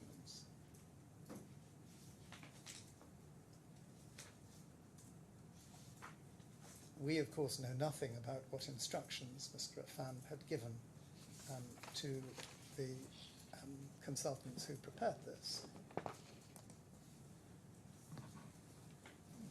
But the panelisation at IFC stage did not identify a single curved 4-metre panel. In the documents which we've seen... So you just said we don't know what instructions were given to the consultants who prepared. Well, we don't know how this came to be written. No. Until I cross-examine it. Sorry, it's an annexure to the letter of the 29th. Oh, yes.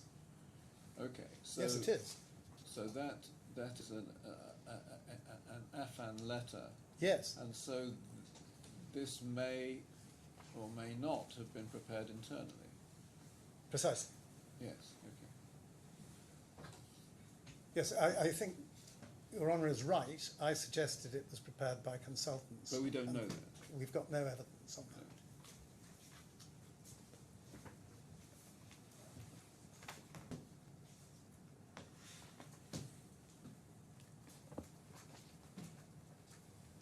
But this is a complete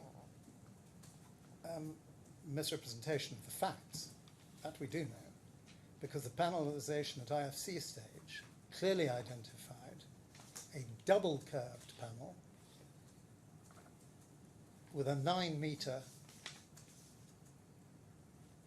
nominal size, not taking support mid-span between the main digrid members, but only taking support from the floor slab level digrid members.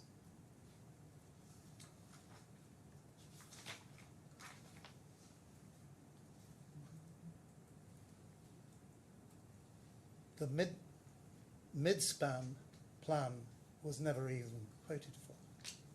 It was merely considered pre-proposal.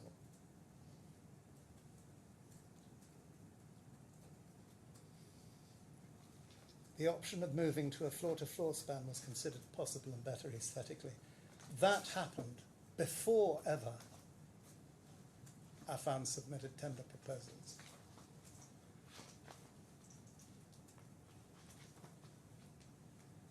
And the introduction of panels up to 18 metres in length, in fact, with a maximum of 22 metres in length, preceded the tender proposals.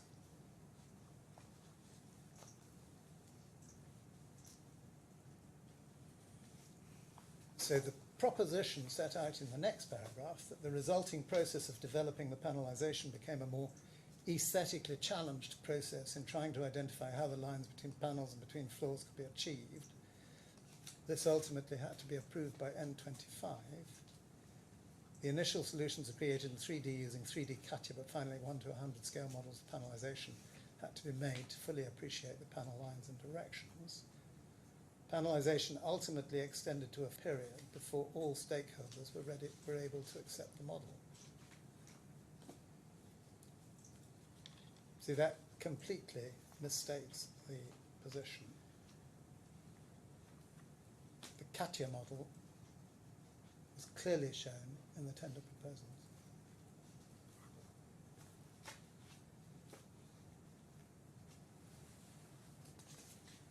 Would that be a convenient moment to take 5 minutes?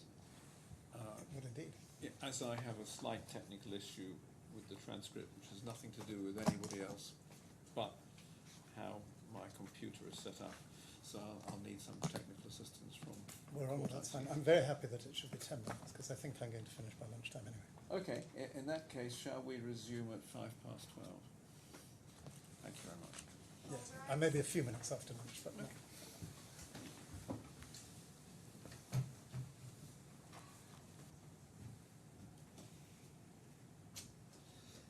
Thank you.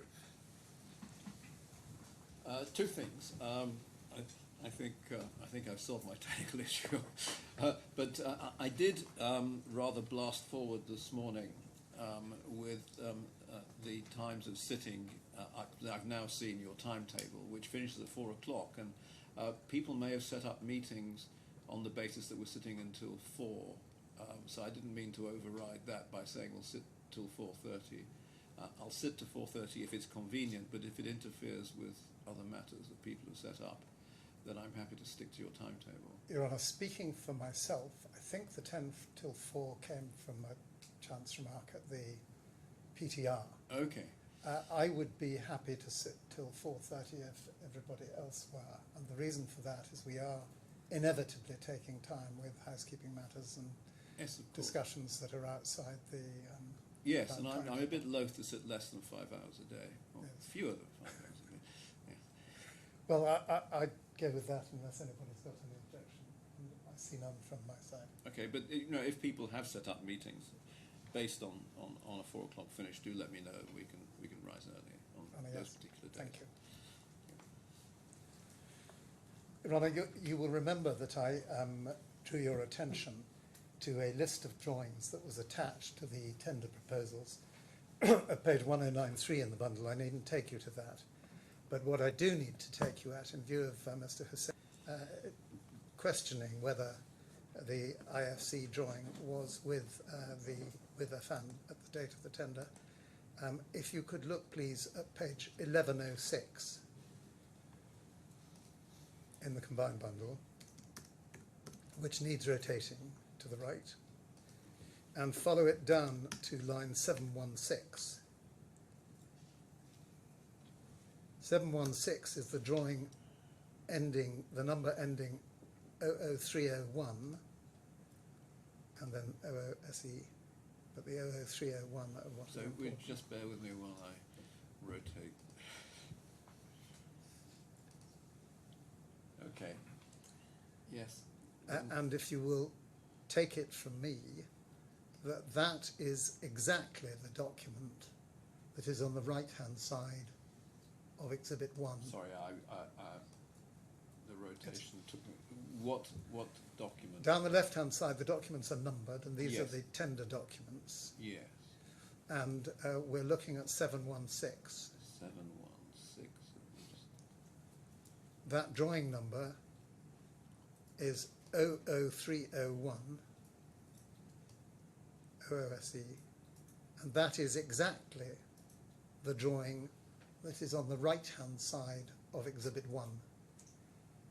Exhibit 1, you'll remember, was to the joint statement of the technical experts, Yes. and it is numbered. I don't need to take you to it now, perhaps you'll take it from me, that it's a numbered document. Oh, well, we've got it there. And if you look at the number, which you'll never be able to read until it's expanded.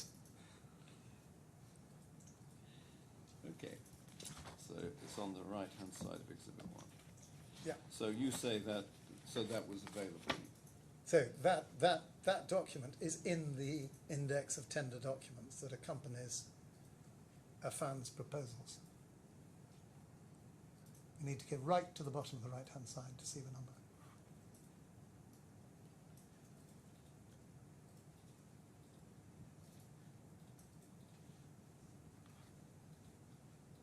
There you go, right at the bottom. I'm sorry, what are you looking at now? I'm looking at the number of the drawing On Exhibit... on Exhibit 1. Oh, sorry, okay. I'm still on 1106. I'm sometimes forgetting that you don't have the screen that we have. Well, yes, I'm sorry, I'm using... but I can't annotate. I can only annotate it when Yes. I bring it up myself. And if I don't annotate it... Well, it's quite an important point. So Yes, okay, well, let's go. So I have to go... you have to go to 1106 I've got it. So and then to Exhibit 1. Exhibit 1 in the joint statement of the technical Right, if you experts. bear with me, it just takes a bit of time to load because of the colour. Right, got that. And then I have to blow that up a bit. And go to the bottom right-hand corner, where you see the drawing overall long section 00301, and right at the Got bottom, it, the bottom yes. line gives the full number. Okay, yes, right, I need to blow it up a bit.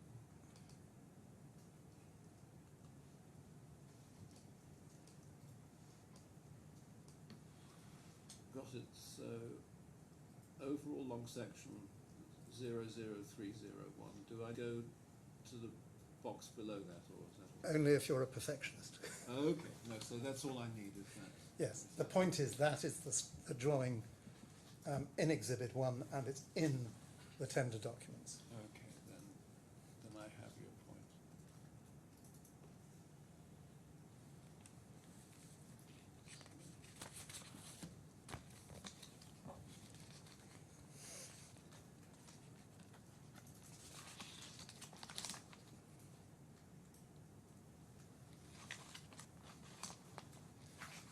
Before the break, we looked briefly at Affan's letter of the 29th of October 2018, that Your Honour correctly pointed out to me was an internal Affan document. We don't know where the advice on which it was based came from. Yes. And for Your Honour's reference, on the 6th of November, there was a reply from BAM, take you to, asking effectively for for details of what the letter of 29th of October was about and what clause they were relying on.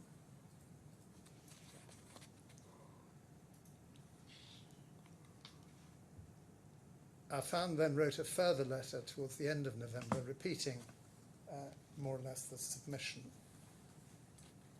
though the costs had increased still further, or the estimate had increased still further. And Your Honour will remember the statements and the entry in the chronology that there was a meeting on the 26th of November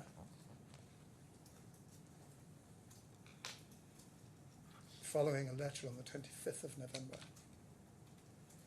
relating to Affan saying, we need 15 million dirhams on account.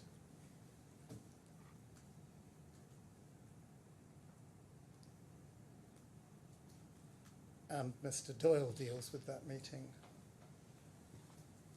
and you'll hear from him in evidence, but that was the background to the negotiation of the addendum agreement, which happened in December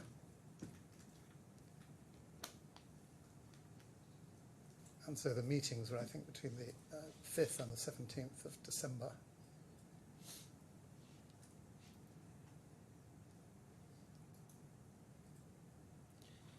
And then 17th December, we have the addendum. No, the addendum was a little later than that. Perhaps not.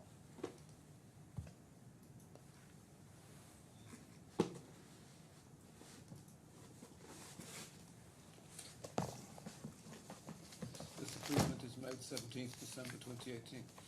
I think you're right.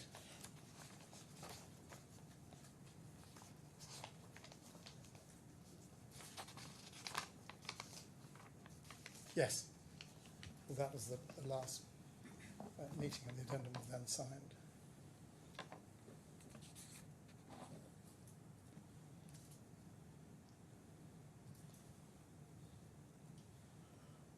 And you'll have seen that in detail. The first mention of a variation came with an interim notification on the 4th of February at E95 at 2128. That's just for your reference, because I'll return to that notification later in relation to hexagonalization. And then the first suggestion that there was going to be a claim was at page 2231 on the 18th of April 2019.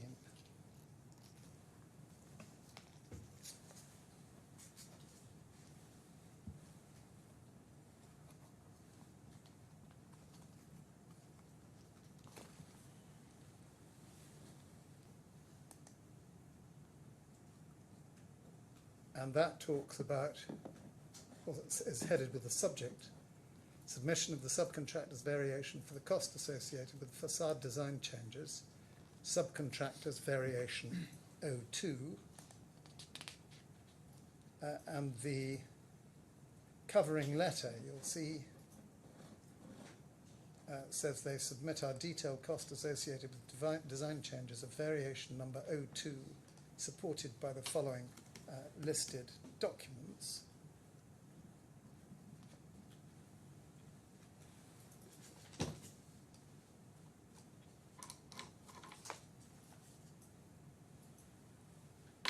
And going further down the page,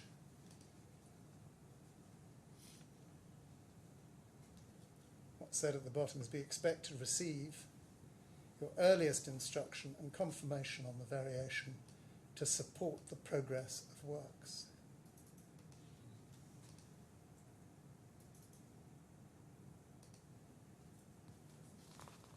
And our understanding is that this document, headed Variation 02, was indeed prepared by consultants, probably Consultants House.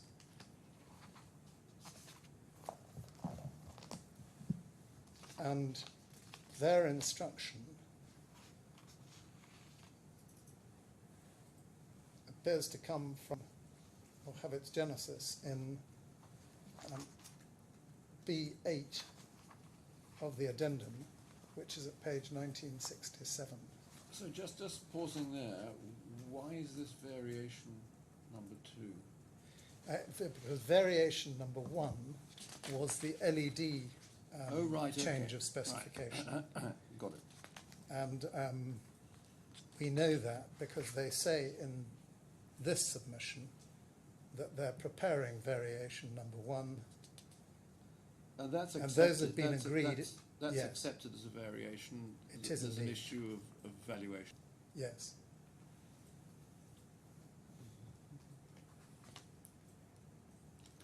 If I can take you to page 2232. Yes.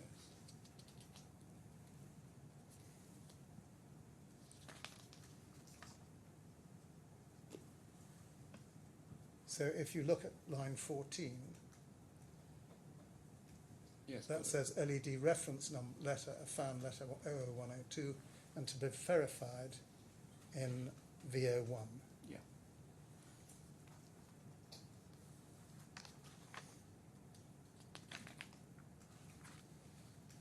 but I was just going to show you clause B8 of the addendum, which was an obligation placed on the subcontractor, on Affan. The subcontractor shall employ at his own expense a claims specialist, quantity surveyor, from a recognised reputable provider of such services to work on substantiation of entitlement for variations and change the subcontract works on an intensive and continuous basis, thereby seeking to secure payment for such changes and variations as have been instructed by the contractor and employer on the project. And of course, by this stage, we know that there was the addition to the LEDs. They'd raised a question of increasing cost of the panelization, which was resisted. Sorry, and that there were is also B. emissions. Sorry, B8. B8. Thank you. So it's on page 3. Got it. Thank you. So it starts. B starts in 1996. B8 is the third down on 1967.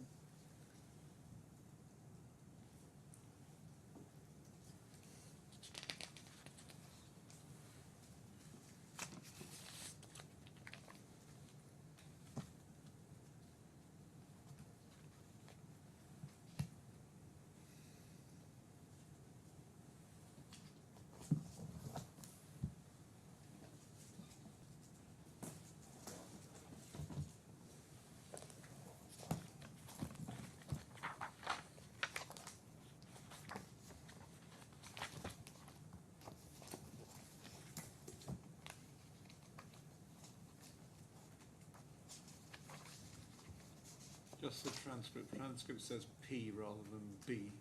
Oh, To be corrected, I'm sure. yes. And if I can take you to the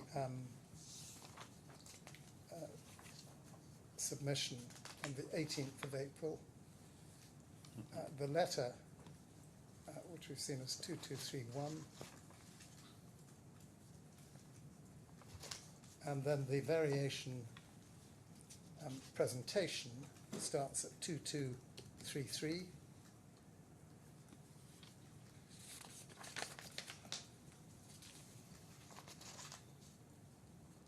And if I can take you to the executive summary at 2235,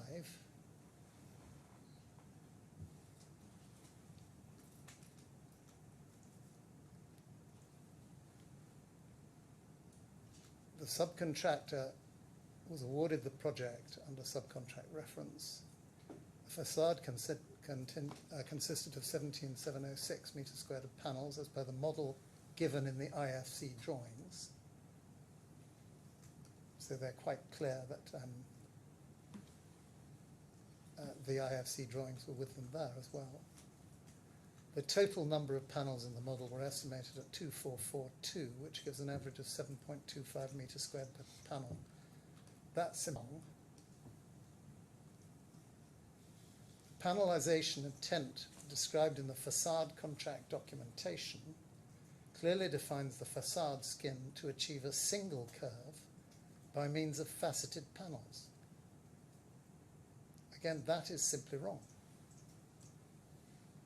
We've seen the tender proposals. They talk about the 9x2 and they talk about double curvature.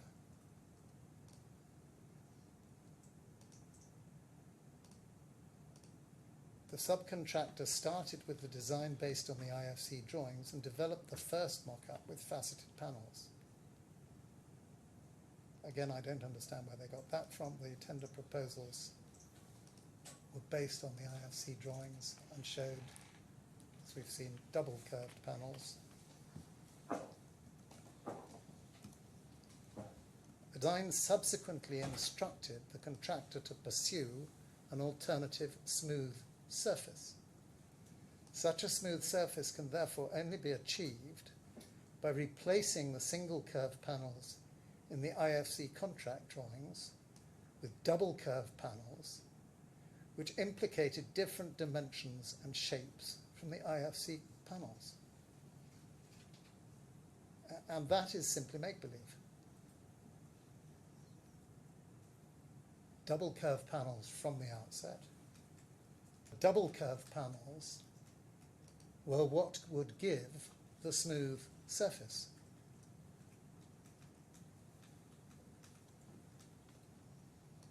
And that is reflected in the tender proposals.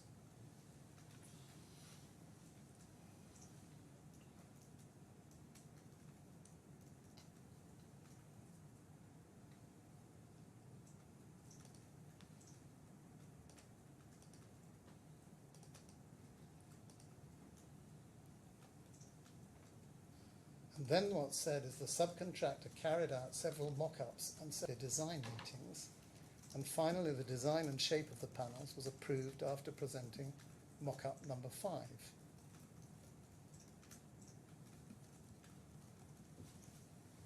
And when you go to Marina Kinderland's analysis and timeline and narrative history, it's clear that there were design meetings, there were mock-ups, and by the 29th of June, there was a comments.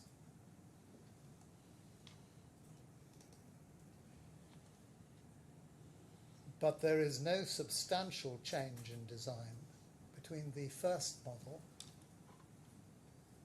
and the final approved model.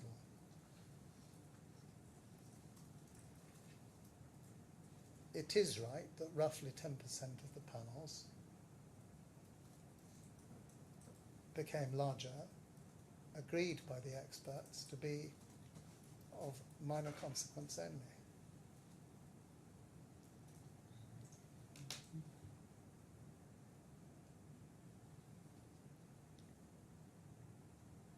And then there's this sentence: this change in design constituted a change in the IFC drawings from simple curved faceted panels to a complex curved panels.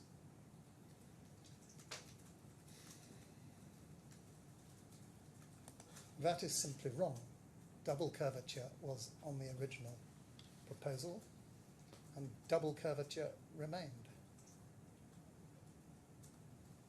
I'll be corrected if I'm wrong, but for my part, I find the concept of simple curved faceted panels a little difficult, because faceted panels are generally straight and meet at corners, and that's how you get the curve, because lots of panels together give curve. But I suppose you can have curved faceted panels which are both curved and faceted, but that isn't this case. This case, there are no faceted panels. They're all curved panels, and they're double curvature. And the double curvature is necessary because of the shape of the torus.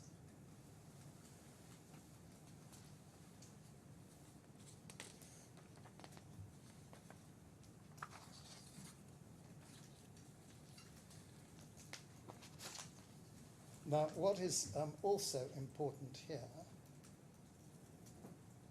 is that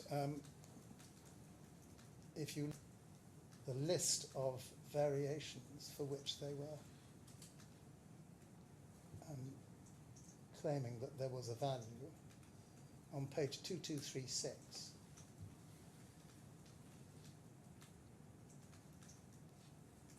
there are mentions of a number of things which are to do with the alleged changes in the panels and the LEDs at line 14. But what there is not is any mention of hexagons.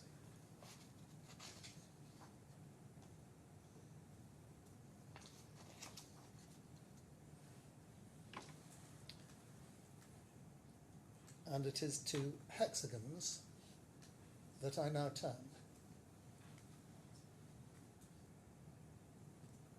I dealt with this briefly in my skeleton argument at paragraph 15, and in the run of emails between the 2nd and the 23rd of July 2018 at Appendix 1, to which we referred earlier, and they're E1673, 1684 to 5, 1684, and 1683.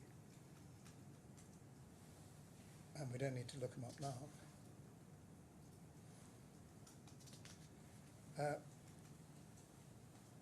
what we do need to see is that where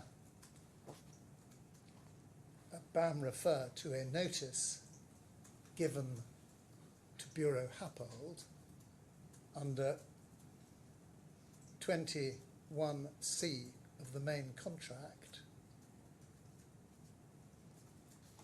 if you can look at that very briefly, it's at page 1346 to 7.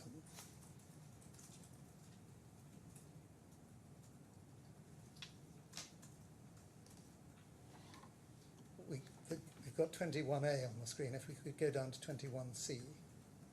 21C. That's it. Where an event has a continuing effect, or where the contractor is unable to determine whether the effect of an event shall actually cause delay to the progress of the works, or entitle it to any additional payment, or costs or other relief from its obligations. So it's not practical for the contractor to give notice in accordance with 21A, which is a firm notice of claim, effectively. If you go up to look at 21A, you'll see that. So 21A is contractor considers itself to be entitled. And then under 21C, paraphrasing, if he doesn't know whether there's a claim or not, he shall immediately, but no longer than 14 days after the event has first arisen, give written notice to the employer to the effect that with reasons and written particulars, including details of likely consequences and so forth, and that shall be submitted in place of the notice required by 21A. The contractor shall then submit to the employer's going to go on. Can we have the rest of 21C on the screen, please? Representative at intervals of 30 days, further interim written particulars until the actual event or delay caused should be ascertainable.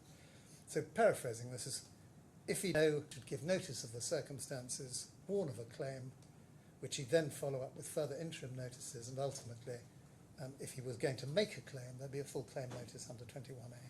None of that happened in this case.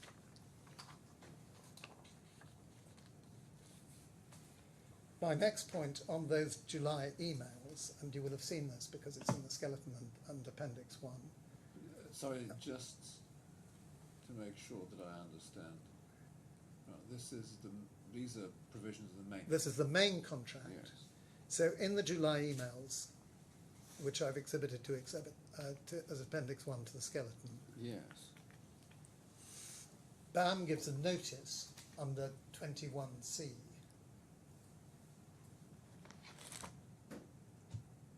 Which is the one where BAM says, well, the subcontractor says they've got a claim for a variation.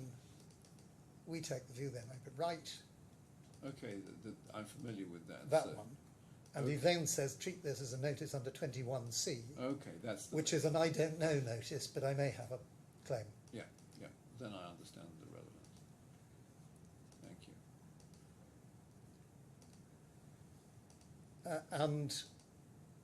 The next point I make about those July emails, and in particular BAM's on the 4th of July, but all of them, is that they are exclusively concerned with hexagonalization. And you will remember that in the defence and counterclaim,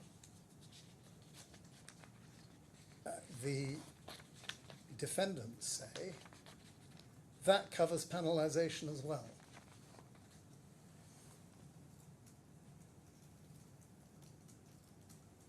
We say that is entirely artificial.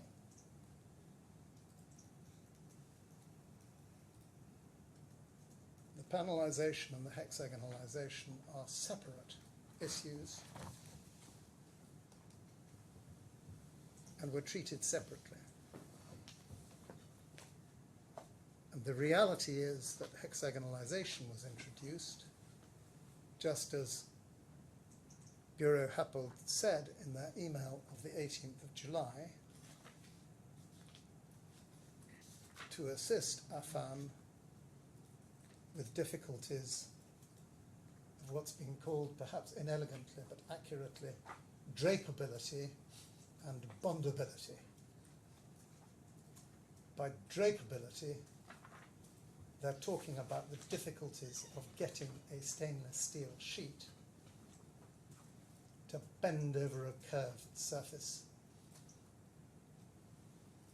elegantly and to retain its smoothness, and bondability broadly to get it. Mr. Condon, who is the claimant's hexagonalization expert, deals with this in section 4 of AESG's first report.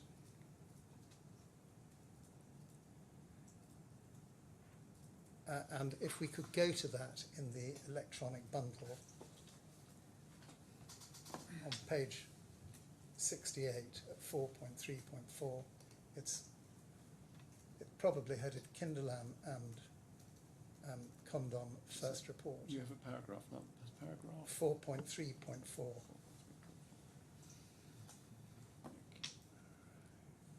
First. Electronic bundle. Can you tell me the folder name, please? I didn't hear that, I'm so sorry. Folder name. Folder number? The folder name, I don't number offhand. The folder number is It's 009. 009.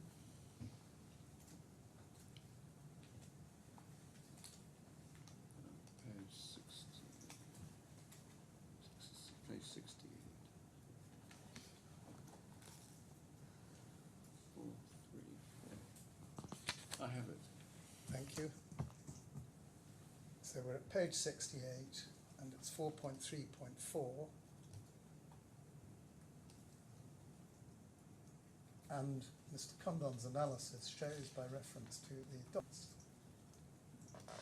that the proposal was put forward between revision 0 and revision 01 of VMU, that's Visual Mockup 05, between the 4th of February 18 and the 18th of March 18, subsequently incorporated into VMU 05.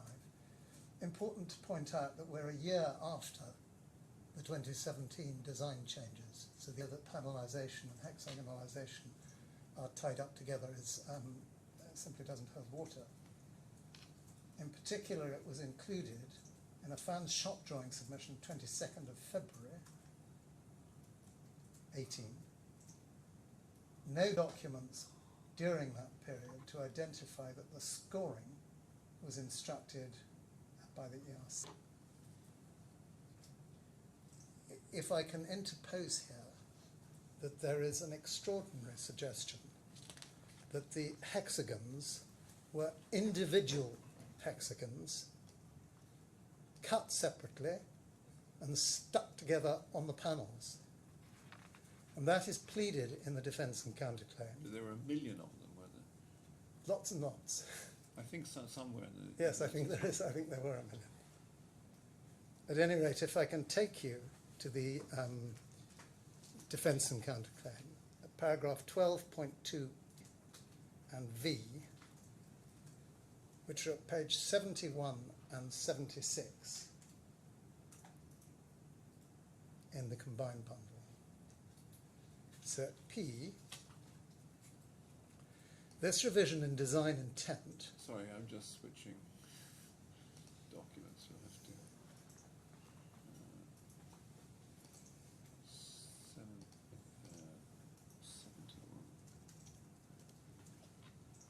71. Okay, I have it. This revision in design intent, and I should say that this revision in design intent refers effectively to the panelization, which they say was a revision in design intent, ignoring the date issues they've got. Included the introduction of what was referred to as hexagonalization, whereby the steel on the panels would be cut into a hexagonal pattern and draped over the facade, resulting in a smoother appearance to the panels as they curved around the structure. The first defendant maintains this was expressed as an aesthetical preference to make the facade appear smooth and to reduce the gaps between panels, as opposed to a requirement to overcome any technical issues of the panels. In the alternative, if it's to be considered a technical solution, which is denied, this is again the contrast that is being drawn, we say entirely artificially, between technical solutions and aesthetic solutions when the design intent is one. It is submitted the need for such a solution arose purely from the Can you go on, please, Terrace? Expression of aesthetic preferences and the increase in the panel size, and not as a result of any fitness for purpose or buildability concerns. So tying it together there with the increase in the panel size, and again, I've addressed you on that. And then please, if you could go to 76, 4 pages on, to little v, V for Victor. We need to go down to the writing on 76. There's V for Victor. The panels were then covered in stainless steel hexagons, which were laser cut. Metal was cut into small individual hexagons in order to drape over the panels. The hexagonal grid varied part to part depending on the amount of curvature. In order to minimize the risk of a hexagon becoming dislodged during the lifespan of the building, each hexagon had to be attached not just to the panel itself, but to its neighbouring hexagons. Required as 200 to 300 attachments for a single panel. And then there's a drawing of the dimples rather than of the hexagons, but there are the hexagons with the dimple effect. But it's odd that they say that. They say that because the reality is that the hexagons weren't cut individually at all. They were merely scored at the edges so as to give some play, some bendability, which also improved, well, drapeability to use their word, also improved bondability. So the idea that they were cut into individual hexagons is clearly wrong.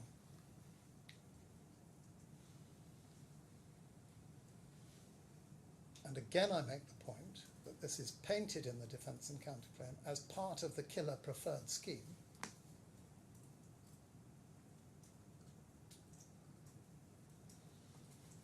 And the result of panelisation, but they have nothing to do with each other. And I make the further point that this suggestion would be utterly impractical. No doubt would have been also massively more expensive. Furthermore, it's completely difficult to see why it would have beautified the sheets anyway. And you can actually see from the picture at 77 that because the cuts do not come to the corners, it's scored, not cut. And yet this pleading setting out Affan's case paints an entirely false picture.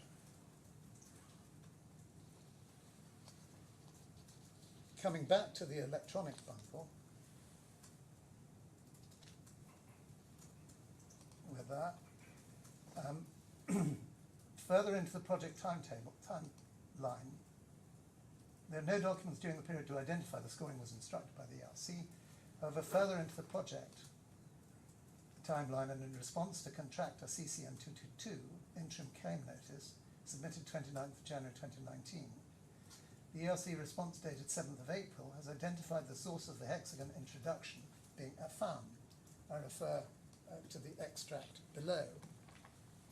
And what is said by the engineer is following the debonding of the VMU Rev 00 panels and further considering that those panels were not as curved as the other panels in areas of the building, a fundamental solution for fabricating the panels did not exist. At this point in the fabrication, the contractor had no viable solution to fabricating project panels that could meet the requirements of the project. The contractor explained that the drapeability of the stainless steel sheet, for contractor there read subcontractor, needed to be increased to reduce the propensity for the sheets to peel away from the curved surface of the panels as they inherently try to return elastically to their original flat form. That's the steel sheets. The contractor showed the client this concept of cutting relief slots in large-scale hexagon shapes, which they'd explored during pre-tender. So what they're saying is that Mr. Affan actually showed the engineer, I think that means, a previous concept of cutting relief slots in large-scale hexagon shapes. which they'd previously explored. As a proposed solution, Affan developed a prototype panel of stainless steel using smaller hexagons cut and laid over a foam mold to assess drapability. This immediately resolved issues relating to the panel debonding and drapability, ultimately providing a viable solution for the facade panels to the project. The contractor requested that the engineer assist with enabling this solution to be acceptable to the client, that's the employer. The engineer assisted the contractor in the process of presenting this solution to the client, assisting in describing that it solved the issues that the contractor experienced to date. Your Honour, I pause there to say that if this account is the reality, which the engineer says it is, that could not possibly found a claim for a variation. The subcontractor here, the contractor who's taken over this facade, has the responsibility to develop the design. He knows he's got to achieve drapability, he knows he's got to achieve bondability, because otherwise he's in breach of contract. And this solution is produced by him to meet difficulties that he's having with his own contractual obligations. And the employer's engineer is helping him to get it past the employer, if I can put it colloquially in that way. Well, they may be collaborating to achieve the desired result. That's right. Your Honour, given that this is now being submitted as fact, you'll be aware that this is the document that I am applying to have the response and underlying correspondence disclosed. Yes, I We've thought, got I thought it was familiar when Yes. I saw So the reference. my learned to friend is Washington. suggesting this is factually correct. We have no production from his side of the 20 claims mentioned by his client in the same document. Well, let's wait and see what Yes, of course. arrives or can be agreed. I'm going to consider that. I haven't had the single opportunity. No. You've been on your feet all morning, of course. Well, and actually preparing to be on my feet all weekend. So The patience today, just to put on the way. the resulting need to resolve the curvature issue through relieving the stainless steel, rather than having had the opportunity to address these issues through the fundamentals of the panelization, was due to the contractor's approach to the design process and their proposed panelization. It's clear that the programme did not adequately reflect the time the contractor needed to validate the proposals. The programme was set by the contractor. The engineer had raised these same concerns in our letters to the contractor regarding the review testing the contractor carried out in order to assess the curvature capabilities of the stainless steel. And to do so... That's a bit more tendentious, isn't it? So, Yes. no doubt disclosure will... No, we'll deal with that.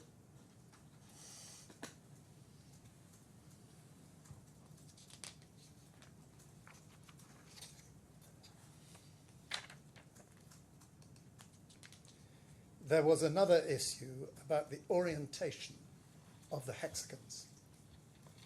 And the orientation changed at the suggestion of the engineer, so that the hexagons would be scored with the flat side at the top rather than with the points of the hex at the top of the panel. The first point to be made is that that is an obvious improvement, because the points at the top of the panel would effectively be a point of weakness, and as in fact was the case, they were attached to the panels with studs, and there wouldn't be room to get the studs into the points in the same way as with the flat sides.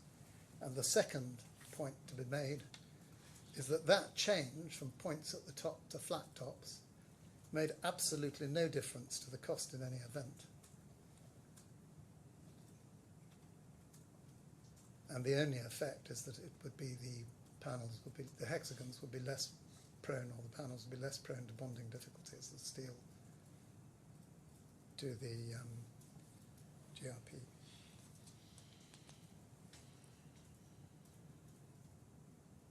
So I mentioned earlier the initial notification of a potential variation claim on the 4th of February 2019. And if you could look, please, at page 2128.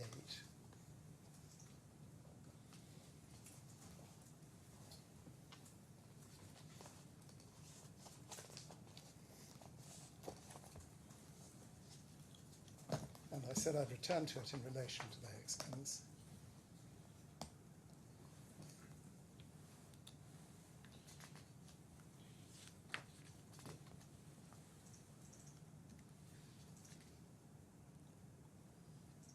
With reference to your letter, 4th of February 2127, Affan attaches identified VAs up to the date under facade variation narrative. Affan is working with Sorry, claims where are you consultants. reading? I'm sorry, I'm at 2127 at the moment. If I can get back a page. That threw me. No, I'm sorry about that. Affan is working with claims consultants, DGA and Consultants House to further develop a detailed claim. More variations may be identified and thus may be added in due course. Previously submitted detailed cost under 23 heads will be updated. And if we then go to 2128, there is a description of hexagonal patterns at 2128 at 1, and that says introduced by the employer's design team to enhance the malleability of the specified stainless steel sheet thickness. This in turn has increased the required engineering design time required to align and detail the said patterning within the differing planes and locations. Never mind that there is a disputed area of fact as to whether the introduction came from the engineer or from Affan, as the engineer said. The point of it, according to this document, which is an Affan document, was to enhance the malleability of the specified sheet steel thickness. And the suggestion is not made that this had anything to do with beautification or improving the aesthetics. It is precisely the claimant's case that the hexagonalization was introduced to enhance the malleability of the specified steel sheet thickness.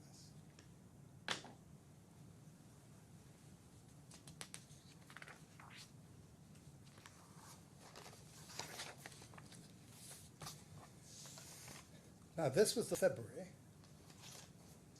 but when we come to the presentation of the 18th of April, which we looked at in relation to panelization, if I can take you to E2233,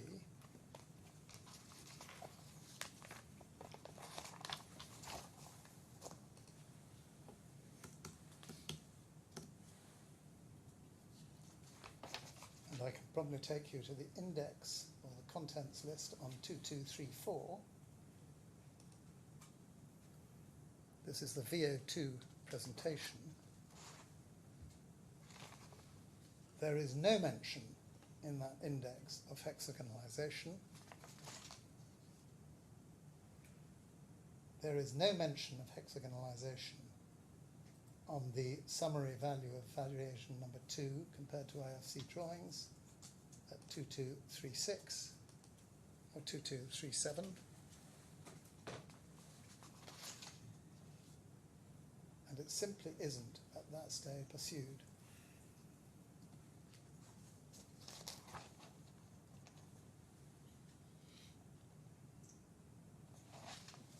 And that is important because this is 10 months after the July 18 exchange of emails.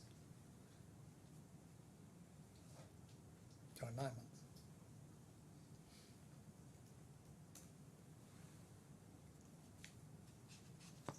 And you may well draw the inference that hexagons have by this stage been put to bed, even though they subsequently read ahead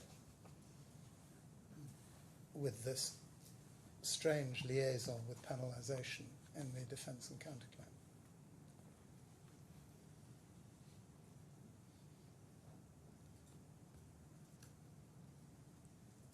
Your Honour, the other variation items, brackets, foam milling and so forth, are all sitting on the defendant's counterclaim based upon the increase in size of 70% of the panels, except for the LEDs, which is omitted, save as to quantum. And for your reference, they're to be found in the combined bundle at D103 to 110.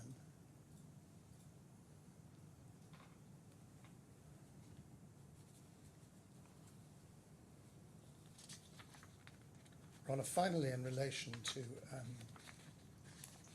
the counterclaim, I wish to just make some short submissions on the assertions or the submissions made in the skeleton by Mr. Hussain to the effect that there is no legal basis for the claims. He bases that upon the proposition that the claimant's case is a claim made under clause C6 of the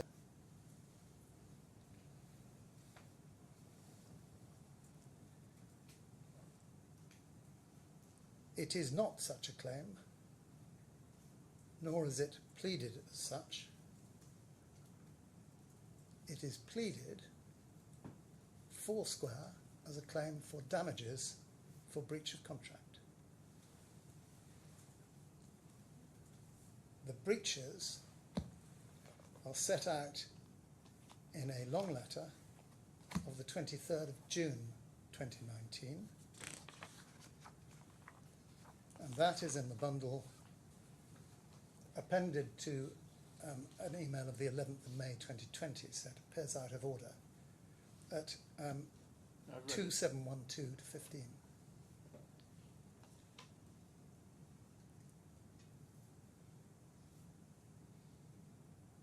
If Your Honour has read it, I needn't trouble you with it.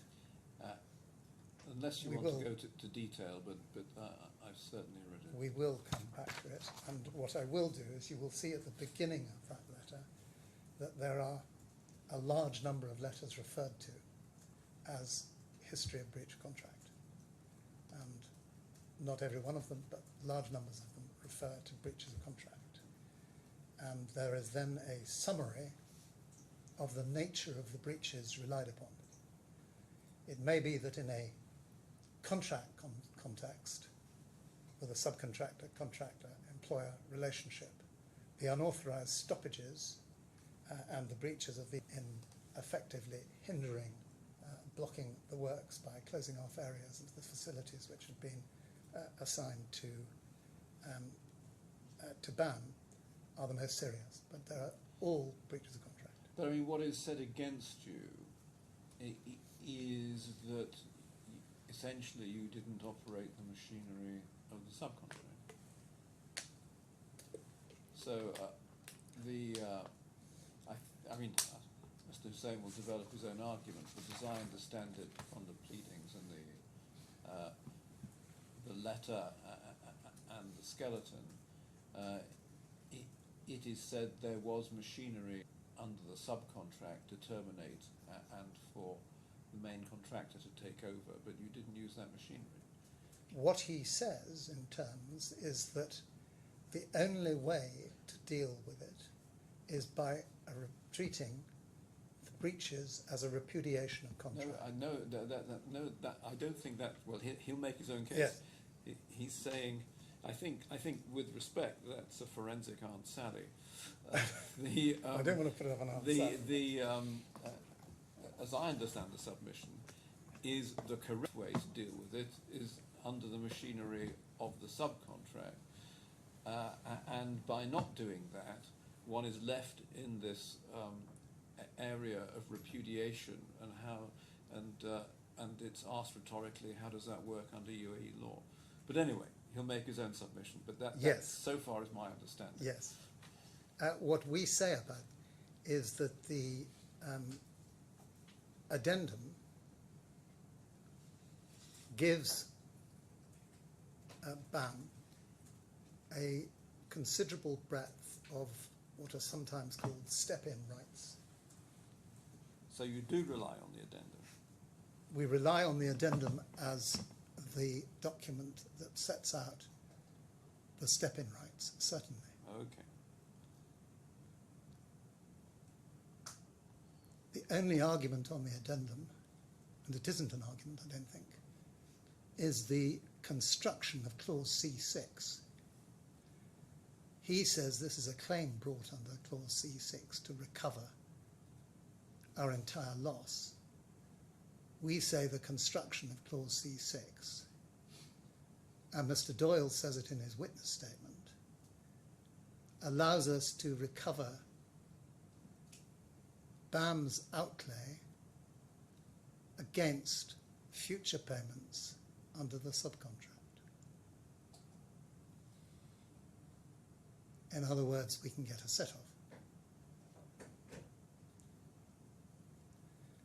That doesn't displace any of BAM's rights to exercise step-in rights under the subcontract. Nor does it displace any of the obligations of Affan under the addendum to permit the contractor effectively to take over the works. Can you show me where in the addendum the contractor has step-in rights? Yes, Naomi.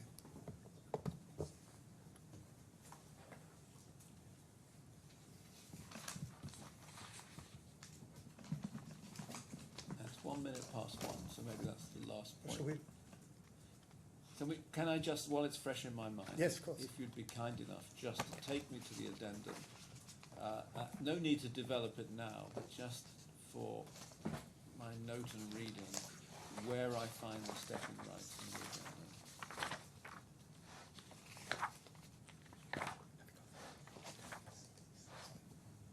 Yes. So So if it's it page gives a 1966. 1966, yes.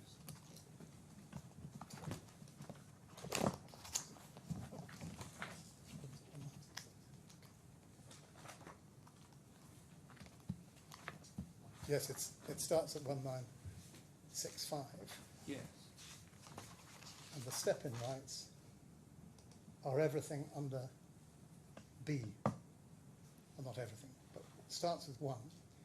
The subcontractor will allow the contractor full unimpeded access and use of the subcontractor's staff, labour, equipment, documentation, and any other things required for the fabrication of the subcontractor's works as completed and not yet installed, partially fabricated, in the factories as stock, ordered and to be delivered, and to be determined, and to the factories and facilities that are required for the fabrication, dispatch, and installation of the subcontract works, including, but not to that's the Dubai Investment Park, Altea, Gulf Gypsum Industries, Taking Metal Industry. These are all the premises used by Affan, all in Dubai, UAE, or any other location where any part of the subcontract works are being fabricated or performed at the facilities.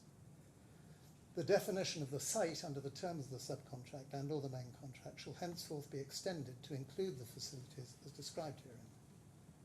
2. The contractor will take full benefit for the scope of the works related to the MOTF, only in terms of the facilities and resources until completion of the subcontract works, save that the subcontractor shall remain liable to obtain and maintain all legal and regulatory approvals and documents for both the facilities and resources, all by agreement under this document. I don't ask you to read everything, but where do I find the circumstances in which the contractor is entitled to step in and take over from? The circumstances are the background to this addendum, because the addendum undertakings by the subcontractor are given in consideration of the undertakings by the contractor effectively to keep the project going financially by Yeah. paying Affan.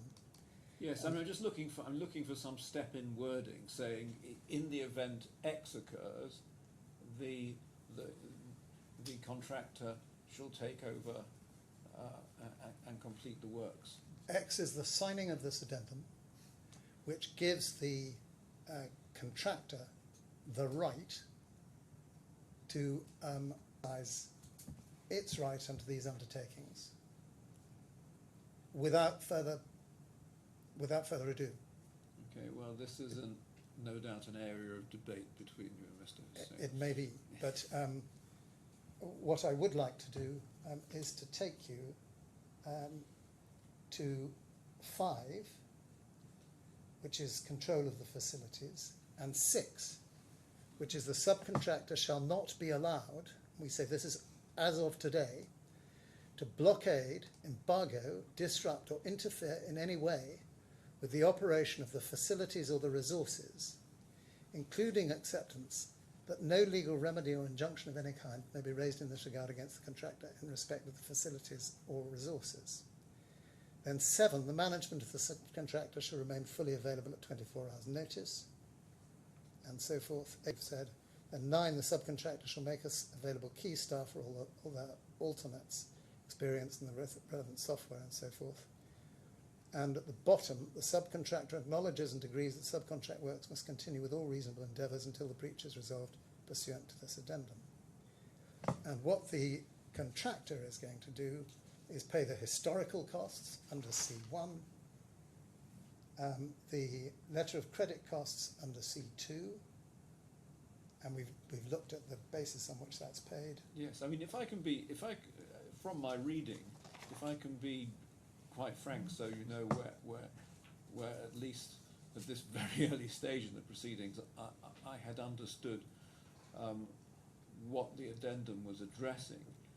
I thought the addendum addressed the fact that the subcontractor was getting advances by way of financial assistance Yes. from the contractor, and that the function of this document was to give access to the contractor to, if you like, to open the books so that the contractor could audit and ensure these payments were being applied correctly and would be ultimately set off against what was payable under the contract. Well, it does go far further than that. Okay. And we say the undertakings under B allow the contractor effectively to take over the works because he's got unimpeded access and use of subcontractor staff, labour, equipment, etc. And the documentation, I needn't read it again. So but if you... the and use that... Yeah. Okay. He's basically allowed to take over. And there are any number of obligations on the subcontractor. Okay, well, that's very helpful And understanding that. B6 is very important because of the blockade, embargo, and disrupt and interfere. And if you read, as I will ask you to do at some stage, but not during the course of this hearing necessarily, the letters that are referred to at the top of the letter of the 23rd of June, you'll see that an awful lot of this is about stoppages of work, locking out the contractor from use of the facilities, non-availability of staff, and basically a non-cooperation. Those breaches made the contract, from BAM's point of view, unworkable. And BAM's case is that they had then absolutely no option but to treat the breaches as a reason to exercise the rights in full under the B clauses. I see. And they hadn't previously effectively taken over the works, which is why we've used the phrase take over the works, but that's not a term of art, it's a term of what happened on the ground, in effect. And I've gone on till nearly 10 past 1, but perhaps... No, that's extremely helpful to me understanding the significance of the addendum, which, as I say, it had slightly passed me by about the step-in rights. That's why I was interested to hear you on, and thank you very much. Well, let's... well, first of all, how are you getting on for time? well, I'm on page 20 out of 23, so we're not far off, and most Not of the far rest off. is narrative rather than, Okay, so when I say narrative. if we rise until 2:10, you might finish by 2:30. Oh, I'm bound to. Well, unless you have a number of questions. So I am going to address you on UAE law, Yes. on Article 389. Yes. I have obtained some authorities which at present are in Arabic, though they've now were in Arabic when I came in this morning. They're now translated. I shall read them over the lunch and adjournment. If they're helpful, I shall put them before you, but I won't develop submissions upon them necessarily. And Not yet. No. I will give, of course, later if they're relevant, and I will give Mr. Hussain notice of them. Yes, of course. And Mr. Hussain, I'm not holding you to this because we've gone slightly over lunch, but do you think you'll finish your opening today, or would you like some time tomorrow?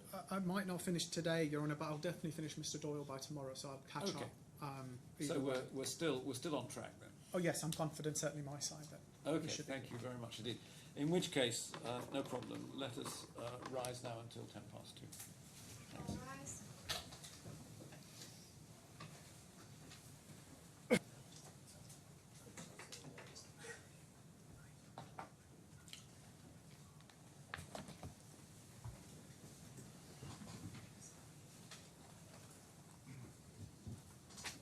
Thank you.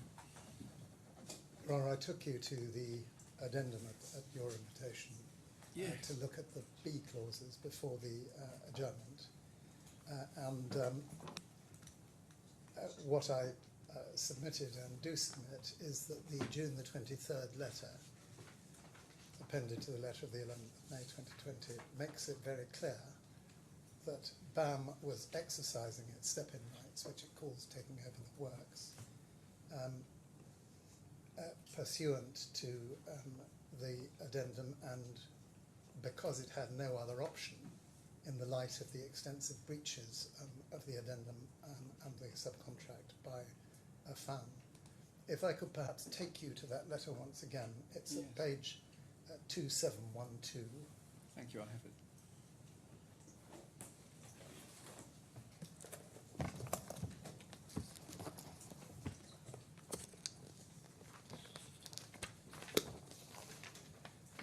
So I indicated to you that I would give you the references for those letters. And then the breaches are set out at the bottom of page 2712. Unauthorised suspension of the facade works and breaches clause 2341 and 16.1 of the subcontract, clause 1 of the addendum. Failure to provide sufficient labour and supervision to the subcontract works. Failure to proceed and complete the subcontract works in accordance with the time for completion, breach of 2.3, 4.1 and 16.1.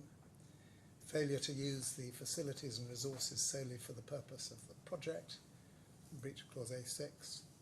Failure to allow the contractor control of the facilities in breach of clause A5 of the addendum. Unauthorised blockage, which I mentioned, disruption to subcontract works at the facilities in breach of clause B6. Failure to provide panel calculations, failure to provide requested items as per B9, unauthorised deactivation of the CMS machines. Your Honour will remember the CMS machines, the machines that came from Italy. Yes. They were important cutting machines, and they were, in a sense, the start of the We Need Finance story. And they were basically deactivated so that they couldn't be used, and that was of crucial importance. Failure to provide an organogram of key personnel, perhaps wasn't quite so important. Unauthorised absence of the subcontractor's authorised representative, and that also goes for other staff. Failure to carry out performance tests, remedy defects, provide an undertaking letter, delay in submission of missing elements, the design, quality records. To extend the advance payment guarantee was important. There are a number of letters that say you've got to extend this advance payment guarantee, and it wasn't extended. Repay the loan account amount in accordance with the loan recovery schedule in the memorandum of agreement. Repayments that have not been properly disbursed under the addendum for the cladding subcontract. And that dovetails in, of course, with the claim against the second defendant. And I should say I don't propose to address in opening the claims against the second defendant. We all know what they are, and they were extensively looked at, of course, in the jurisdiction objection, but they're dishonoured checks, money paid to Affan by BAM in respect of historical costs that were in fact never paid to their intended recipients, and payments for materials that were claimed as letter of credit costs under the addendum that were actually for materials for different contracts and not for the project at all.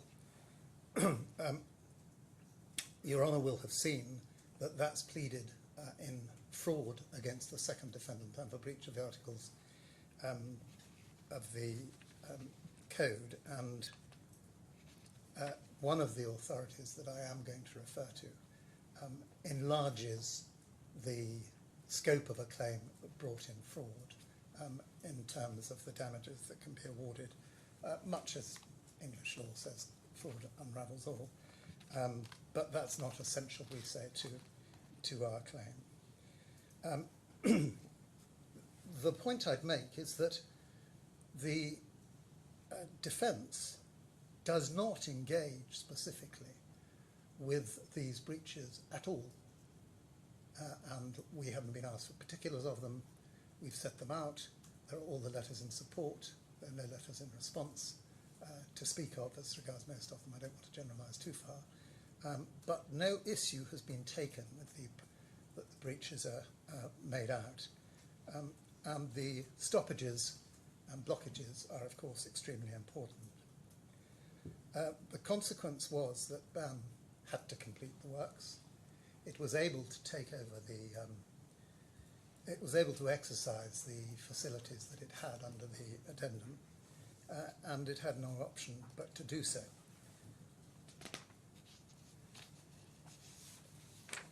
I'd also add, in respect of the individual items, terms of the contract, the main contract terms in 4.1a to C, which perhaps we might look at, in E11. I need a page number for that.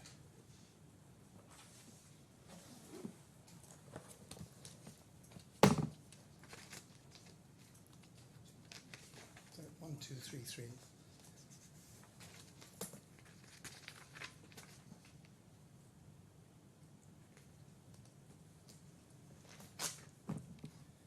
And if you can go to clause 4 of the main contract. Tarek, if you can find that number for that.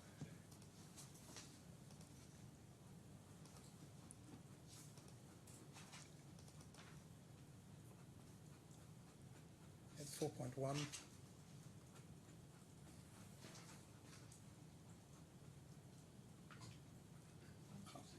Thank you. So if we go to 1269, so I should have made a note of that. So 4.1a to see that contractor shall design to the extent specified, execute, test, commission and complete the works in accordance with the contract, the employer's personnel's instructions, and shall remedy any defects in the works. And you'll remember, as is usual in such cases, the contractor's obligations under the main contract are passed on to the subcontractor.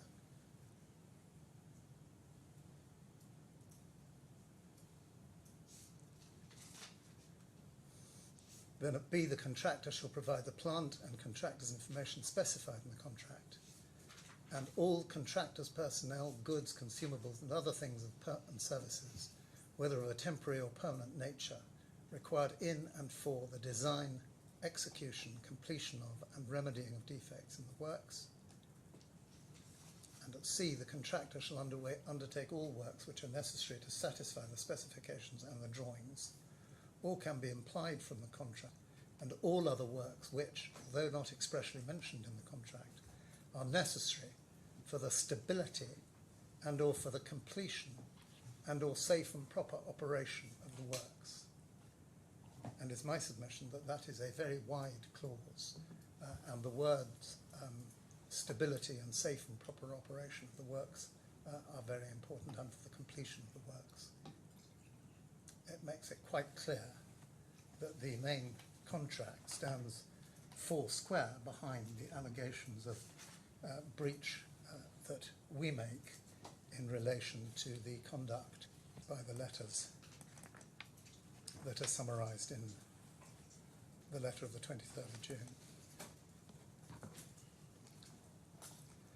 I now come to what the defendant says in his skeleton about this, and I'm bound to say that the understanding that I had is borne out by paragraph 3.6 of his skeleton on page 6 of his skeleton. That's internal, page 6, where he says this: however, even if it were pleaded and permitted, the question is, damages for what breach?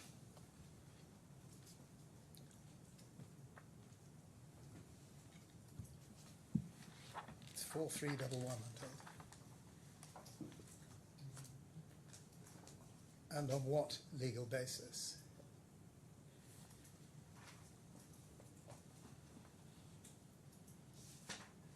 Does Your Honour have it? Yes, I do, yes. Yes. The first defendant's facilities were taken over. The first defendant was never terminated. There is no concept under UAE law or English law whereby as damages for any particular breach of a subcontract, the main contractor is entitled to costs incurred for completing the works above the subcontract price. That is a remedy under English law for termination for repudiatory breach, and can be a remedy for a contractual termination depending on the wording of the contract. In this case, there was no termination. Right, that concept is a concept of English law, and the article of the law of civil transactions on which I'll be relying is Article 389. I have an authority which I've had an opportunity to look at over lunch, and I know enough to know that I'll be relying on it. But Article 389 provides... Where will I find it? Your Honour will find it when I provide you with a... It's very short. It's not before the court. It's not in paper yet. I'm fairly familiar with... Yes. It's simply that article that says that if damages are not by law or by the contract, they will be assessed by the judge as much as the damage actually caused, and I think it says at the time of the occurrence. And I mean, I don't know how familiar you are with, if you forgive me for saying, UAE law, but the primary remedy for breach of contract under UAE law is specific performance. yes, And then damages are taken as a substitute for performance. yes. How that interacts with the arguments about taking over works, we'll have to explore. That I understand. Yes. And the position that, or the position that I will be putting to you is that this contract had completely broken down, and that in that the addendum provided the step-in rights under the clauses B that I've showed you, then it was performance of the contract, and I completely, it wasn't terminated. And furthermore, I will rely upon, well, I suspect I will be relying on Article 267 of the Law of Civil Transactions, which provides that if a contract is valid and binding, none of the contracting parties may revoke, modify, or rescind, except by mutual consent, or by order of the court, or by a provision of the law. Yes. So the UAE law is a mile away from English law on this. And what UAE law also provides effectively as a result of Article 389 is that the damages for breach of contract are effectively in your control. But the case that I will be relying on will suggest that any such damages shall include the creditor's loss and lost profit, provided that this comes as a natural result of failure to discharge or delay in discharge. Yes, I mean there is a concept, I think, which is similar to repudiation, whereby if one party doesn't perform a contract, the other party is discharged. Yes. So And that again, discharge gives rise to damages. again, well, But it's not treated as a discharge, it's treated as a claim for damages for non-performance. well, we'll have to investigate. Yes. Have to I'm not sure that it's going to matter in this case. Okay. The question that is going to arise is whether BAM is entitled to damages against Affan for breach of contract. And that is our claim. And the damages are at large and to be assessed by Your Honour. I will be able to look up further authorities and have them before you, but this particular cassation court authority seems pretty conclusive on that point. What is often said is that there is a tripod structure, which is much the same as an English law structure, that you have to prove damages, you have to prove breach, and you have to prove causation linking the two.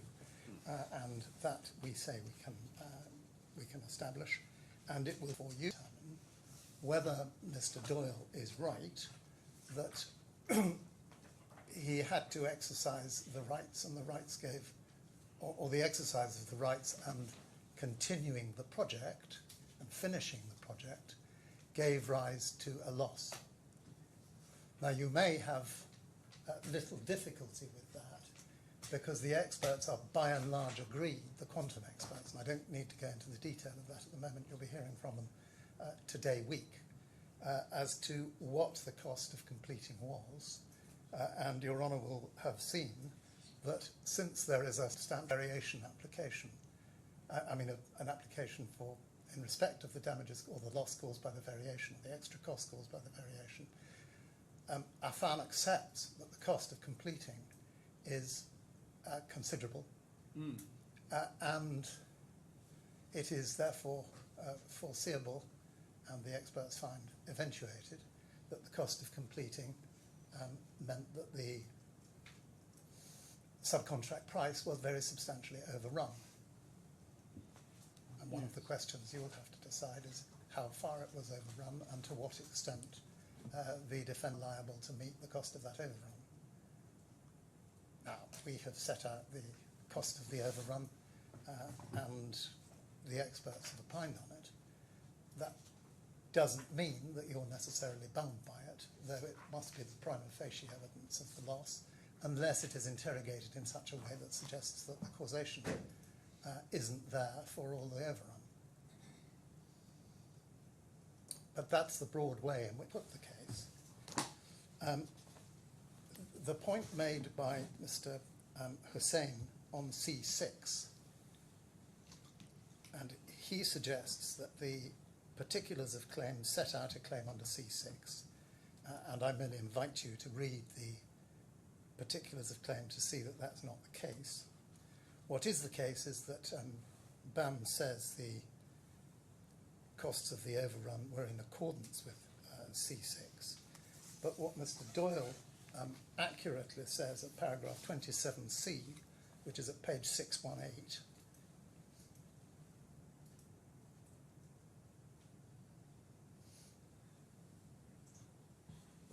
about recoverability. The third, this is the criteria for the appendant, the addenda provisions, was recoverability. BAM's financial support for the first defendant was not over and above or additional to the subcontract amount.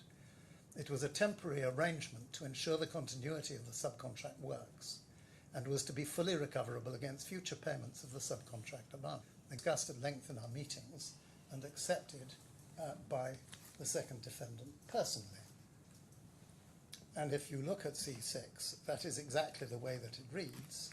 It's recoverable against the subcontract works. And when Mr. Hussain submitted, as he did in the note to you at the pre-trial review, that what we were looking for under a claim under clause C6, which this is not, it's a claim for damages, was an indemnity to be made whole and to recover under C6 the whole of the costs that had been incurred by BAM in finishing. He was well wide of the mark.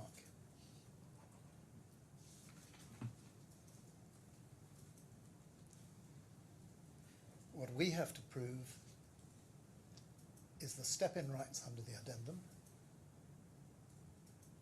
the breaches of contract that Affan was guilty of, that left us with no option, we say, but to exercise the step-in rights, or to exercise them more strongly than we previously had, and effectively to take over the works, and that caused the loss, which was the overrun, because we then continued to pay for them.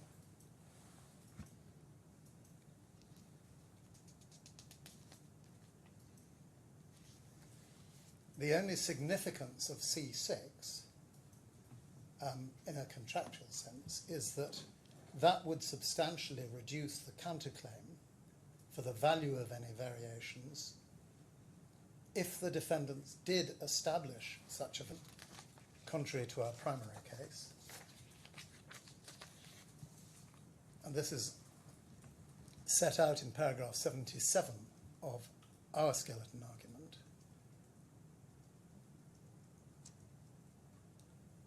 The claimant would be entitled to recover its outlay under C6 against the adjusted subcontract price. And if they establish variation, the adjusted subcontract price will be that much higher.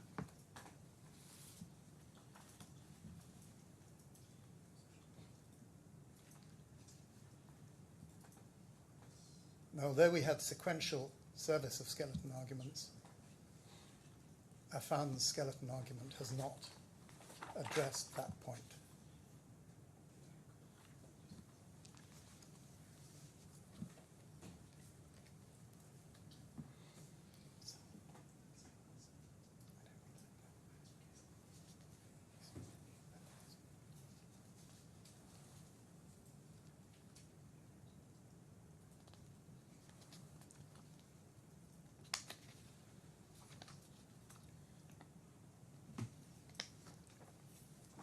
And then if I succeed in persuading Your Honour that causation is established, or Mr. Doyle succeeds in having your acceptance of his evidence that causation is established, that he had no option and that was what they did and were entitled to do, and that the loss flowed from that, then we recover the loss of damages, as I say, being in your determination. Rather, I said that I wasn't going to address the claims against the second defendant in opening. I'm going to leave that to evidence and submissions. Your Honour, the only other point I make at this stage, which is not an opening point, because that's really an opening, is that I have an application to amend, which is a very small amendment. But if you have the particulars of claim,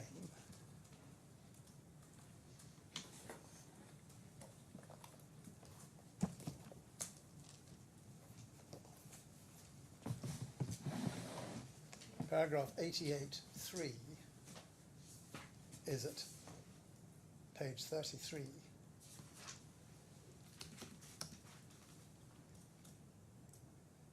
And the formulation of our claim for damages is said to be the total costs incurred by the claimant in relation to the subcontract works across 7 distinct categories, and that's 1 to 7 in the table below, less the amounts recovered by the claimant from the first defendant's advance payment and performance guarantees, which you'll remember we enforced, which is items 9 and 10. And then it says less the value of the subcontract works recovered from the employer, item 11. That's an odd way of putting it, and it is wrong. And what we are seeking to do is to substitute what is the correct way of putting it, which is the agreed price of the subcontract works adjusted for instructed variations. And that goes into paragraph 88.3. So substituting less the agreed price of subcontract works adjusted for instructed variations. Because, of course, we can't say what's recovered from the employer. And in any event, it's res inter alios acta. It's not a proper Sorry, part of can it. I just understand why it suggested it can't say what was recovered from the employer?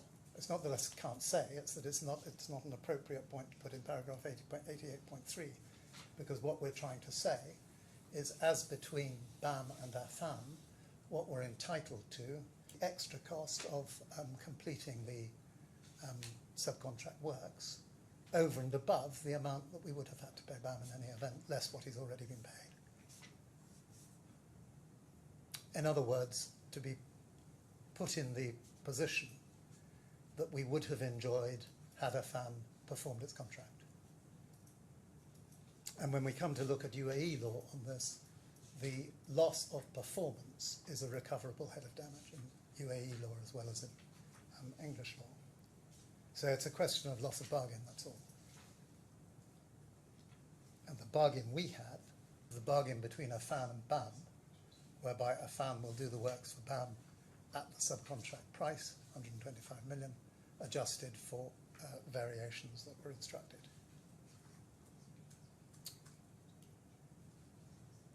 And that's, we say, relatively trite law, and it's repeated, that phraseology, in paragraph 90 at line 11 of the table.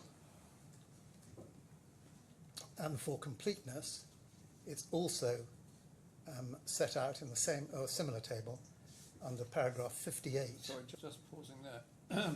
So, are you saying that line 11 is wrong? Yes. And the number is wrong? No, the numbers, well, the number is wrong, but the number is, the next part of my submission on this is that this was spotted at a relatively early stage, and the both experts, Mr. Kenyon for BAM and Mr. Atherton for Affan, have worked on the basis of the correct formulation. And if you look at Mr. Kenyon's first report on the 24th of May this year, that uses the formulation of my suggested amendment, the agreed price of subcontract works adjusted for instructed variations. And the figure has changed. And Mr. Atherton... And in the joint statement of the 2nd of September... So which this is the second... Is this the second joint report on quantum? This is the first joint report on quantum. First joint. The second joint on quantum deals mostly with the labour for fabrication, the new documents which Your Honour admitted as a result of the application made just prior to the pre-trial review. Let me... Got it. So that so that is that's folder 19 in the electronic bundle. Yes, so if we could have folder 19 in the electronic bundle.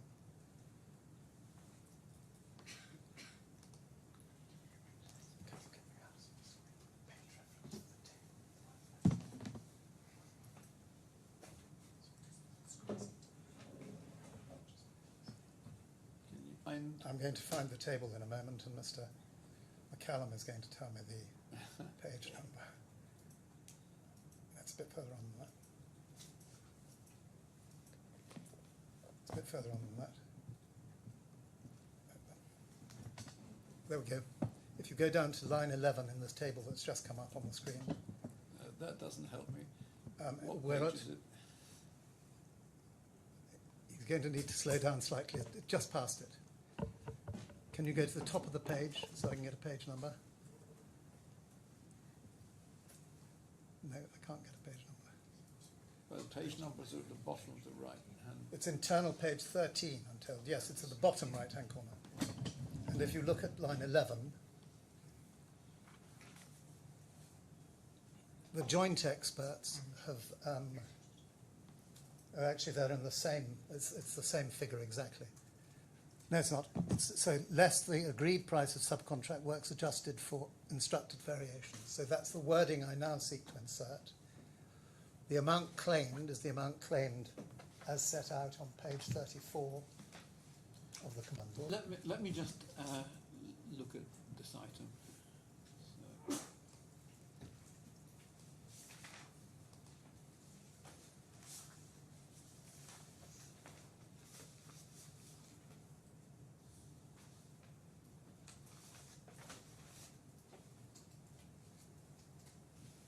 So the difference between the experts is not one of principle, it's one of valuation. Is that Yes. right?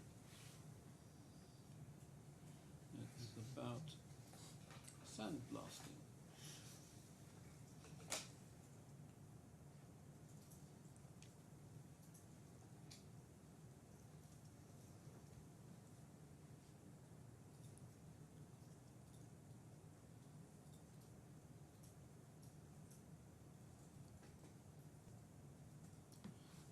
Okay, I've got what the experts. Yes. So my point is quite simply this, that the experts changed to a legally accurate formulation as long ago as May. Their experts have worked on exactly that. They've come to a joint minute. They've set it out. It ties in with everything else we're saying about the claim for damages. And we should be entitled to amend to plead the thing in a way that is legally comprehensive. Shall we deal with that now? By all means. Mr. Hussain? Your Honour, I'm facing an application to amend on the first day of the hearing. In my submission, the application should be rejected. It is not a minor amendment, it is a fundamental amendment, and it goes to my position as to the nature of the pleaded case being under C6. If we can go to what my learned friend seeks to, is at combined bundle page 33.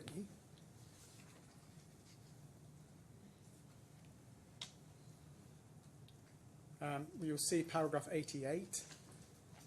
The claimant seeks to recover a total amount of AED 104.7 million from D1 as damages for breach of the subcontract and addendum. This sum represents 1, the total costs incurred, less the amounts recovered from the bonds, and then we see the words, unless the value of the subcontract works recovered from the employer. This is deliberately put in by the same counsel, and then that value, then it continues, the claimant's approach is in accordance with clause C6 of the addendum, which relevantly provides, and they read out clause C6.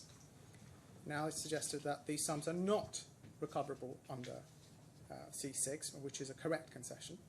And then it says the financial computation of the claimant's loss consequent upon D1's breaches of contract herein before pleaded is set out in the table below. And what we see at item 11 is a specific sum, which has never been explained, saying less assessed value of the subcontract works recovered from the employer. You've seen this morning, Your Honour, we've seen from BAM's BAM Group's public reports for 2022 that they've reached a settlement with the employer for the museum project, which has been distributed between various BAM entities. We have no idea what that settlement is, and we will ask for disclosure of it. However, the reason that's relevant is, having said they will give credit for the value of subcontract works recovered from the employer, they've then not told us what they've recovered, and now you're told that it's a minor change to change the baseline of their claim. That is not the claim that was pleaded. And the same point is made, if there was any question about this being a slip of the tongue, the same point is very carefully made in the reply. So page 131 in this bundle.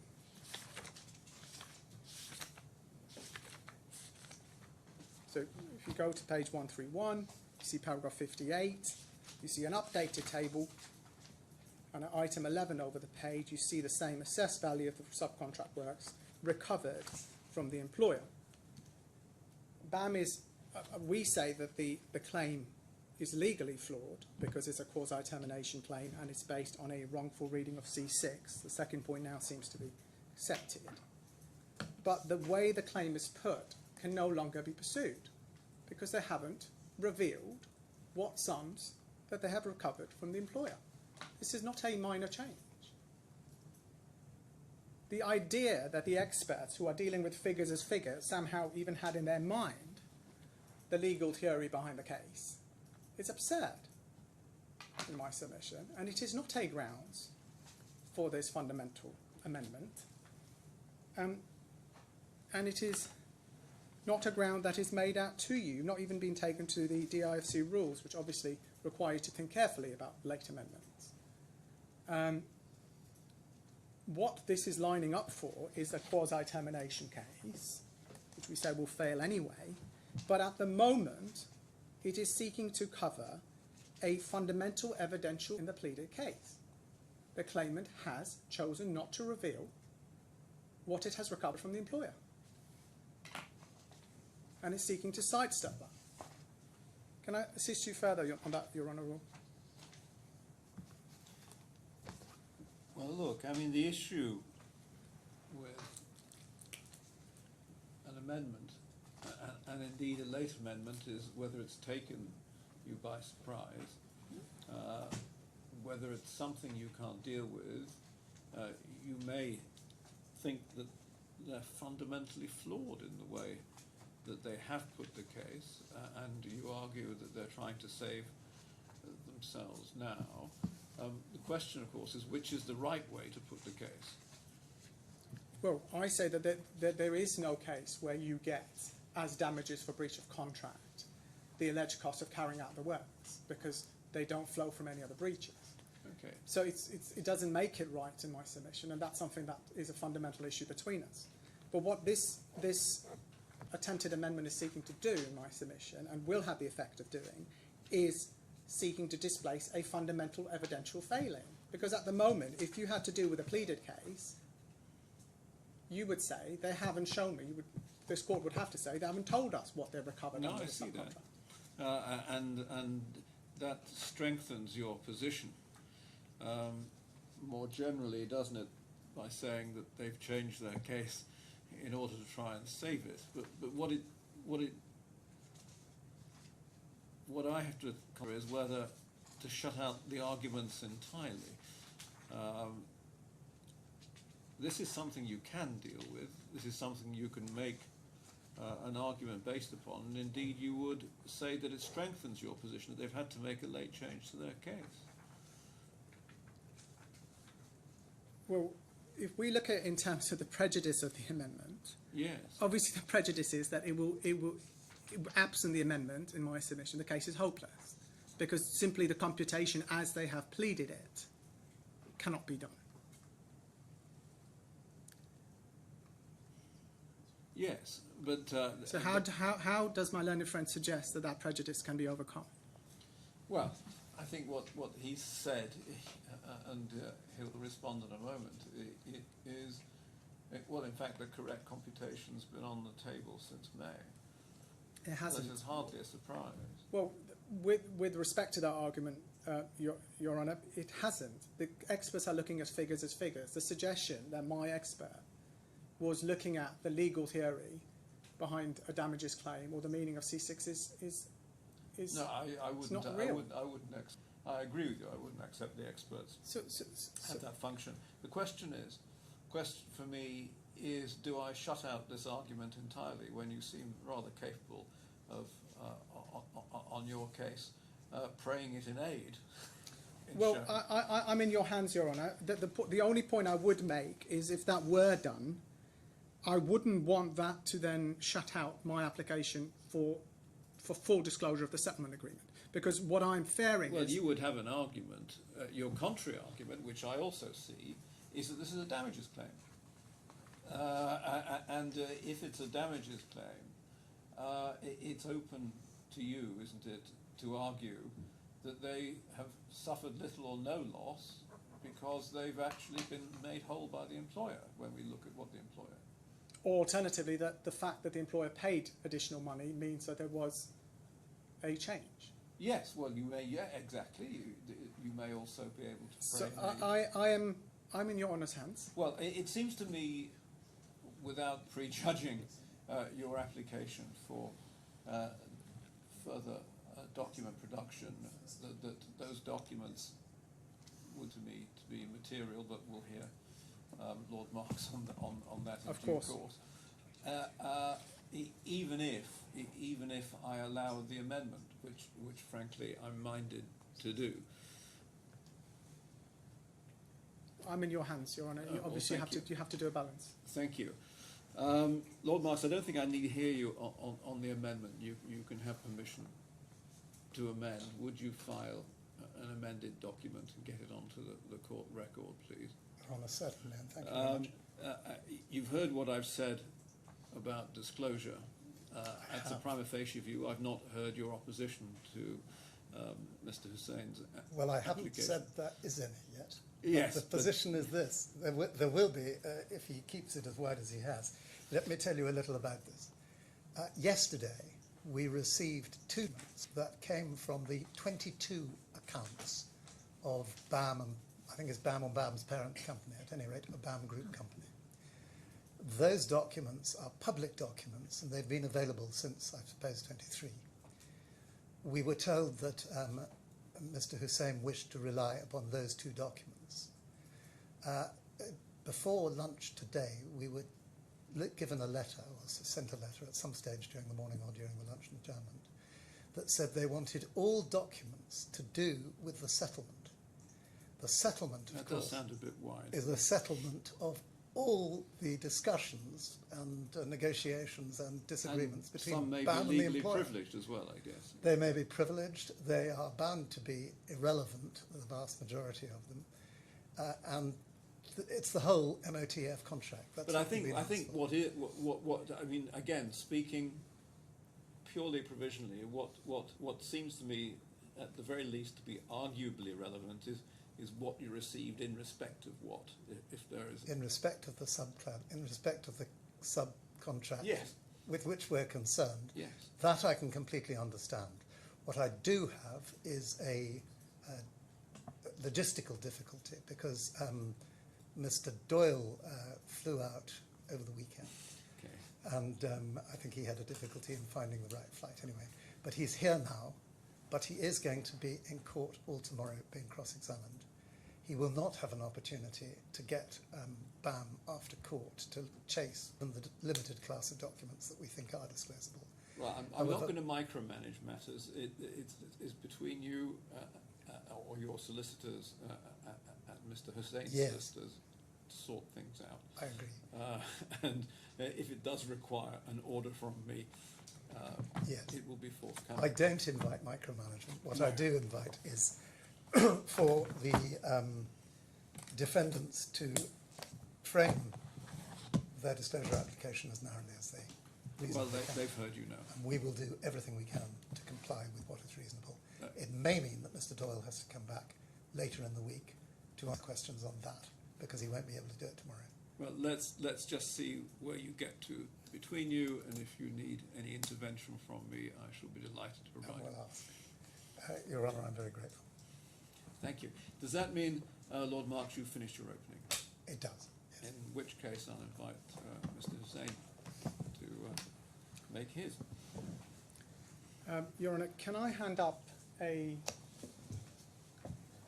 demonstrative, which is just simply the roadmap to my speech, just so you can see where I'm going? I'll hand one to my learned friend.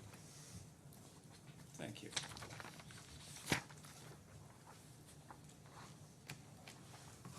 I think I can also confirm that my learned friend has kindly indicated that the documents are not objected to. Yes, I have. I'm New grateful. documents you want to put in, 5 documents. Yes, Yes. I'm grateful. So, Your Honour, you have our written skeleton. It's evident that you've read it, which we appreciate. As you can see from the roadmap, as I call it, My overall opening is divided into 5 parts. The background, the subcontract, the counterclaim, the claim against the first defendant, and then the claim against the second defendant for damages under Article 84 and 162 of the Company Law. Starting with the relevant background, there are 5 points that I emphasise, as I've set out in the roadmap. I just want to start with a summary of the claims, which plainly you are well familiar with now, but it's worth just contextualising the rest of the opening. So if we start with a claim against D1, that's at combined bundle page 33.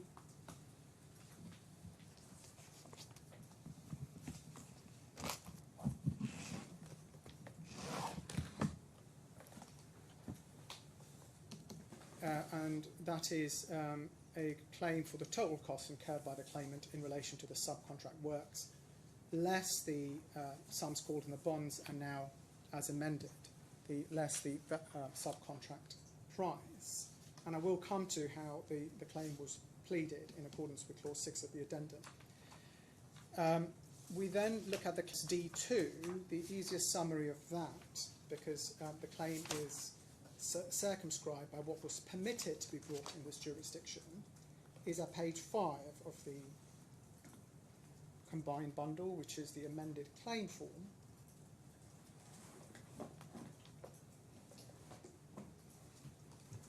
And we will see under remedy sought against the second defendant damages pursuant to Article 84 and 162 of the Companies Law.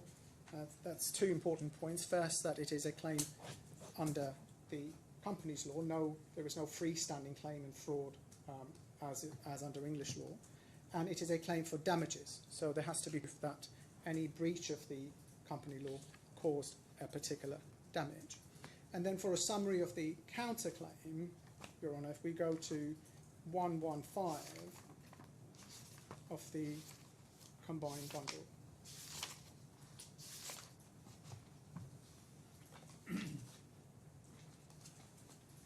If we start with 115 at 3.1,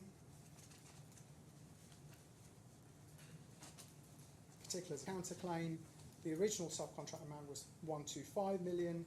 D1 submits at the final value of the subcontract works 322 million, taking into account the instructive variations relating to increase in panel sizes, introduction of the hexagons, and changes to the LEDs.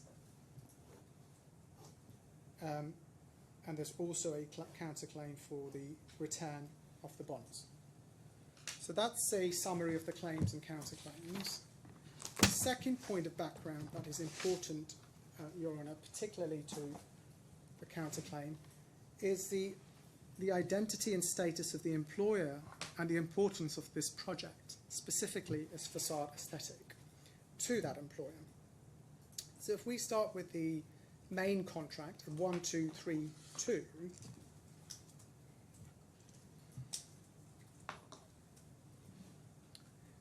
we see the signed main contract, and at 1233 we see the named employer Dubai Future Foundations, and while we are here, we go to 1242.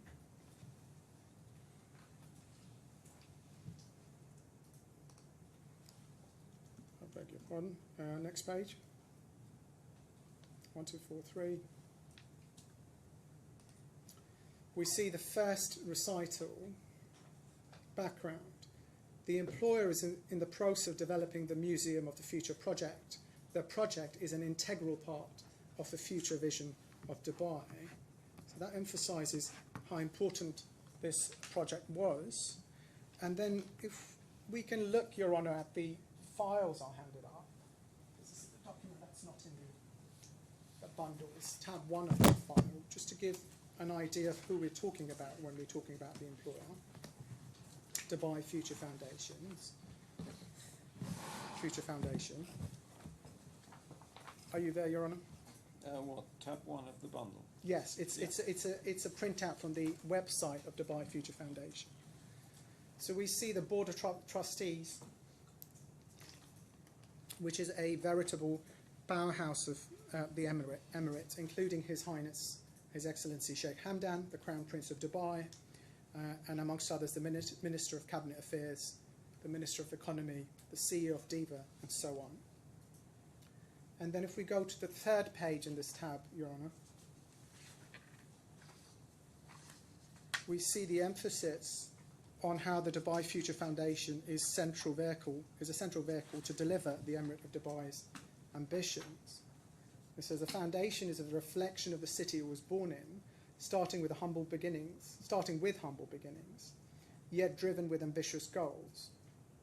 And then if we see a timeline of the Emirate, the Dubai Future Foundation is marked as born to institutionalise future shaping. And if we go over the page,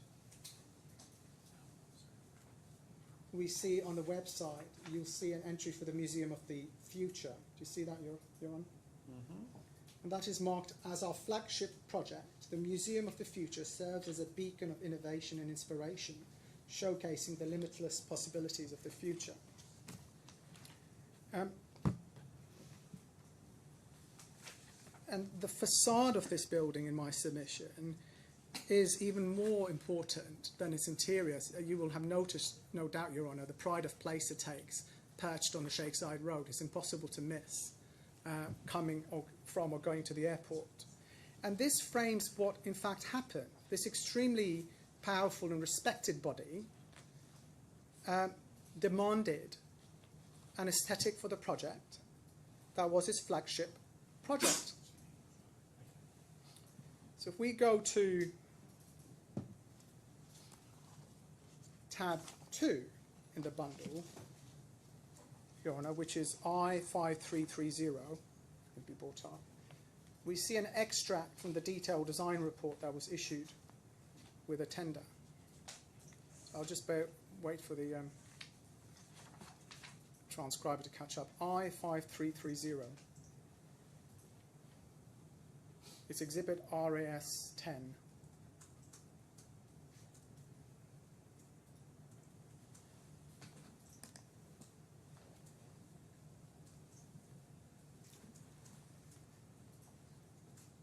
Operator, are you able to find it?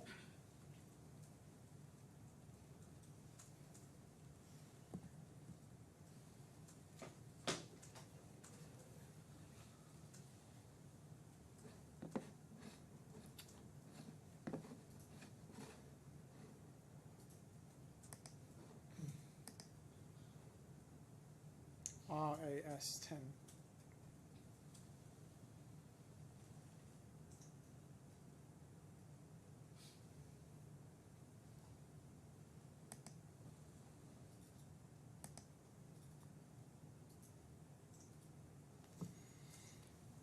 You know, it may be that someone has to go to it. I mean, I have it in hard copy. Yes. Are you happy for me to proceed? Yes, of course. I'm grateful. My learned friend has it as well. So you'll see, Your Honour, that this is the rendered picture that was given to the very respected bodies in the people in the employer, and you see how that render shows a near perfect building with no signs of joints or panels or lining. And we see again over the page, I've put in some of the renders in that report. So what happened, and this is criticism of the respected employer, because they wanted a flagship project that they were rightly very proud of. They instructed aesthetic changes through their representatives, and they got these changes, as instructed, at significant additional expense to the first defendant. Now, you've heard me this morning that the claimant has failed the efforts it made, if any, for securing payment under the main contract. We know it made these efforts because we've seen reference to them in some of the documents that have been produced, nor the result of any such efforts. And again, we know that there was a settlement reached. The third point of background, having looked at the importance of the project and the status of the employer, is the black hole, the absence of any information from BAM as to payments and the status of the facade works under the main contract. So this is a complete black hole at the moment. So we go to the main contract, which is at combined bundle 1232.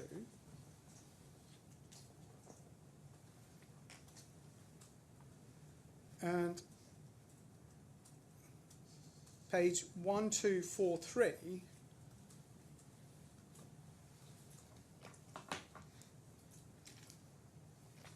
we see a contract price of 861 million dirhams. We are not told, not given the bill of quantities breaking down this contract price to know what was the price for the facade works. And obviously we're not told what was paid for the facade works. We also know that there was consistent claims for additional payment with respect to the facade, which you have not been taken to in the chronology this morning. So if we go to the Bureau Happel report, which my learned friend quoted heavily from, which is tab I5284, for your lordship, this is file, I believe, Ms. Cowell's first report, which I believe is file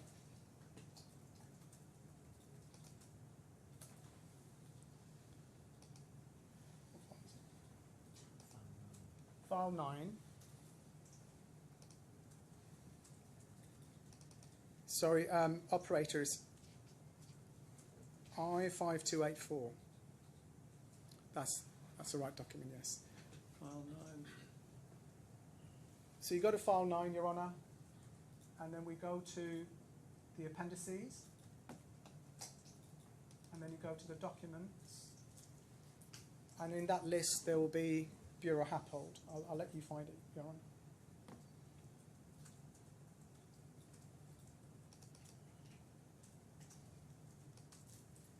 Okay, it's appendix Do you have it, Your Honour? B. I'm just getting there. So then Take your appendix B.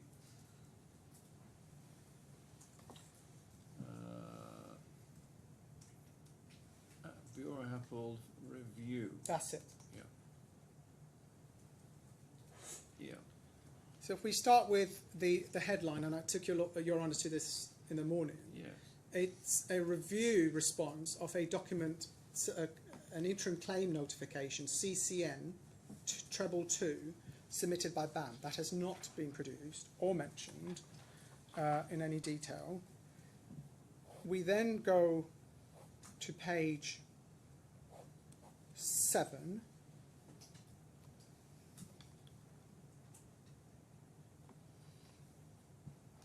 Contractor have submitted an interim application for an extension of the time and for completion and prolongation costs related to the contractor's claim notification, CCN treble 2, for facade design changes.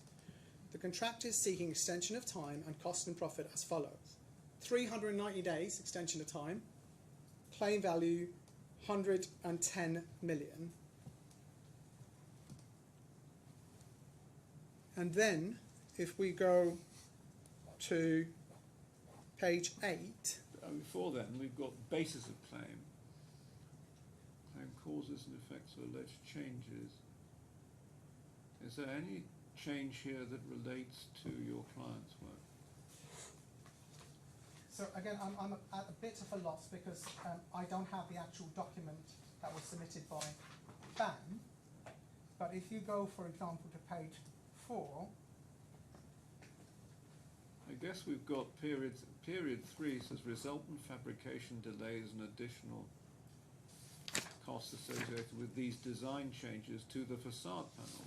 oh yes, it's plainly the facade panels because that's the So this does, so I mean, it's just trying to find a link. Whether there's, you know, it might have been in relation to the steel work, but it's in relation to the fabrication. no, it's facade design changes at 2.1.1, and if we look at, I mean, I'll let you read the document at your leisure, Your Honour. But if we go, for example, to page 4.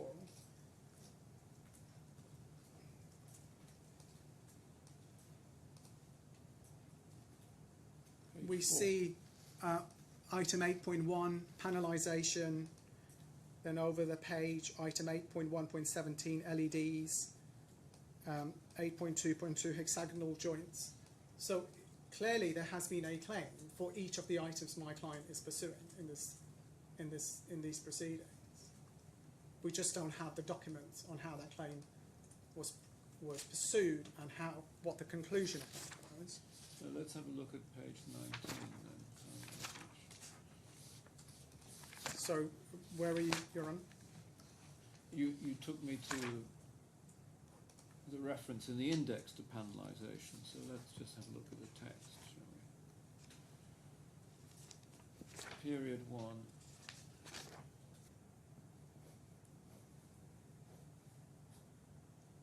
So if you look at, for example, page 19, Yes, I'm on page 19. and if I invite you to read 8.1.1.5 and 8.1.1.6. Yep, I'll look at that now.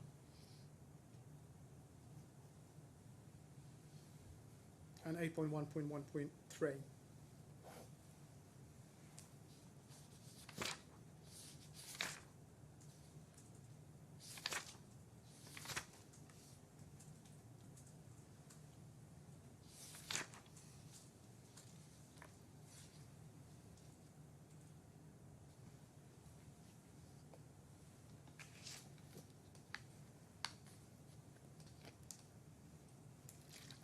Okay. So plainly a claim has been made about the panel sizing, amongst other things. And if we look at page... Just pausing there. So we don't know whether this claim was accepted by the employer, but on the other hand you have evidence that a claim was accepted by the employer from the evidence of the accounts. And Well, so, there was a settlement with the employer. yes, What a settlement, yes, yeah. forgive me, it was a settlement maybe without admission of liability, but you know there was a settlement. But what we don't know is the precise fate of the claim in relation to panelization. But on the other hand, you say, well, there's enough there for me to be entitled to production of documents to trace it through. Yeah, and there's a number of things that consolidate that position, Your Honour. Firstly, if we go to page 8, Yes. this report is said to be, if you look at 3.1.2, the claim notification is stated to be an interim claim and therefore not a final claim, Yes. in accordance with 20.1G, and we are unable to provide a full response under 20.1I at this time. Our comments are therefore not final, are to be considered observations, offered without prejudice, but which nonetheless provide our assessment of the contractual procedural compliance of the interim form of the claim, and review of technical entitlement of the alleged changes and delay events, as if this notification was submitted as a final claim. So this document is said in itself to be not final and without this. But we also see, if we go to page 12 of the document, Your Honour, and bear in mind that this report is 7th of April 2019, there is a list, and we don't know if this is a complete list, but there is a list of, I counted 19 letters from BAM between the 9th of April 2018. It was put to you in submission that somehow this came as a surprise that a claim was being made in the subcontract. But we know that from April 2018, which is a couple of weeks after a crucial event, which was the approval of the mock-up, which I'll come to, on the 25th of March 2018, BAM had consistently pursued a claim for facade design changes. And we see the description in the first item, CCN treble 2 visual inspection of. Now, none of that is given to us. And what compounds this further, Your Honour, and this is something that is important when you look at it, is that we have zero evidence from anyone involved in the technical side of BAM. We only have evidence from the commercial manager. So what we don't know, and it's really important to know, is how was BAM presenting the factual version of events and its view on the technical causes of these costs. Well, we Up to we line. do have the letter, the 3rd of July, don't we? Yes, that's to do with the hexagonalisation, yes. Yes, we do have that, you're right. And to be fair, my understanding is that the remaining letters will be provided. What we are keen to know is, well, what happened after the 7th of April 2019? And the only way we can know that is to see what the outcome of the settlement is. Now, I am a bit concerned by the statement, well, and it may be that I'm mishearing it or misunderstanding it, but the statement that the settlement as far as it relates to the facade works. Well, if the settlement is a global settlement, we're entitled to see that. Because it's only then that we can interrogate what the outcome of the settlement was. We have to see. Well, I mean, it depends on the terms of the settlement, doesn't it? I mean, it may be divided up into broad tranches, steel work, MEP.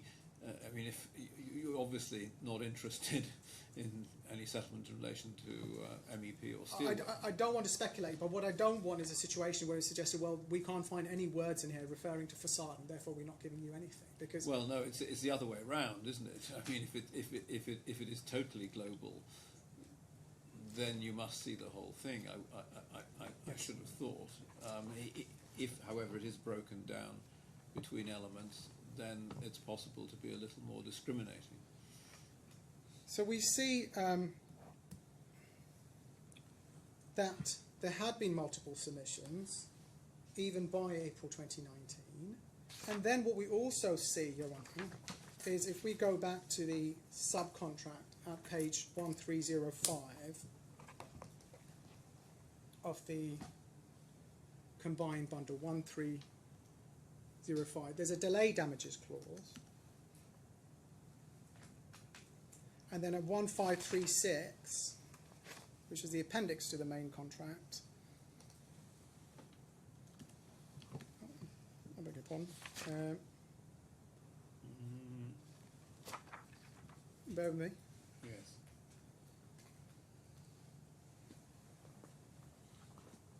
Just bear with me, Your Honour.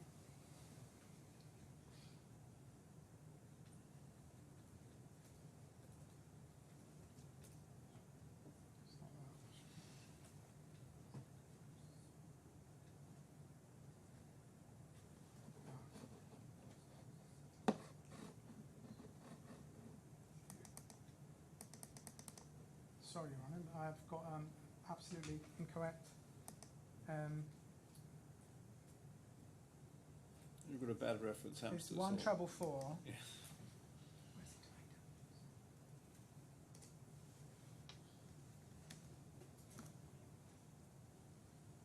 Particulars of main contract. Yes, there is a. The completion date is the.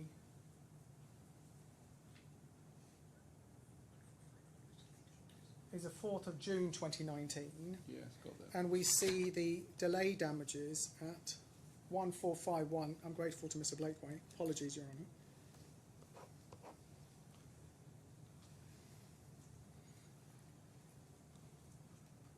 $1,451. We can go to the combined bundle at 1451, please.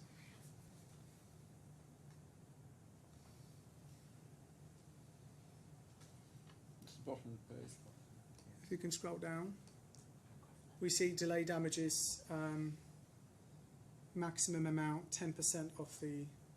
No, that's sorry, that's the wrong document. That's the subcontract. Just bear with me 1 second, Your Honour. Just bear with me.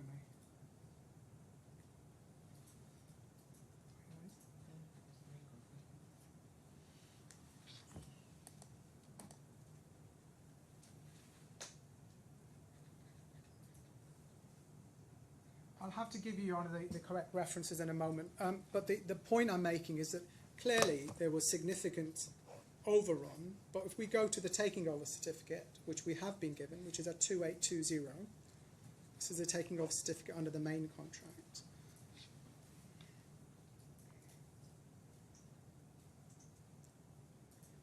We see the completion date as marked as the 4th of June 2019. And taking over is on the 19th. Taking off certificate is on Can the. I have Daisy, my transcript is It's 2820 of the combined 2820, one. I've got it,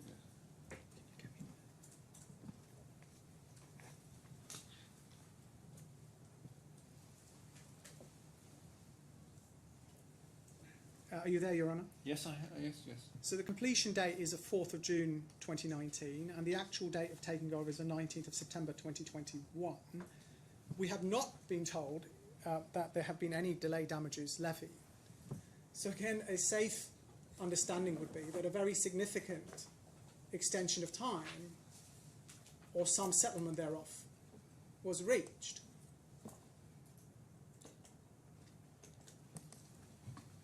Sorry, I'm having problems with my transcript. It keeps on showing an error, a message. 4th of June. If possible, is it happening at every screen, or? It seems to be just on mine. It keeps on saying press Control 5. It doesn't seem to help. It just keeps on popping up. I will ask the assistants from the court. Thank you, but it just makes it difficult for me to follow the references. So, Do you want me to you'll pause? have to take it slightly. You'll have to take it slightly more slowly. I'm for so me at the sorry. moment. No, it's not your fault at all. So let's go back to the taking over certificate. So It's 2820. that I have. So what did you want to? So you see that it notes the completion date of the 4th of June 2019. Yes. But if you see the headline, the entry actual date of taking over, 19th September 2021, it's just before the... Yes, I've got that, yes. So what we know is that there was a significant overrun. There is no statement by BAM that it paid delay damages. So what that suggests is that there was a very significant extension of time, or settlement of time.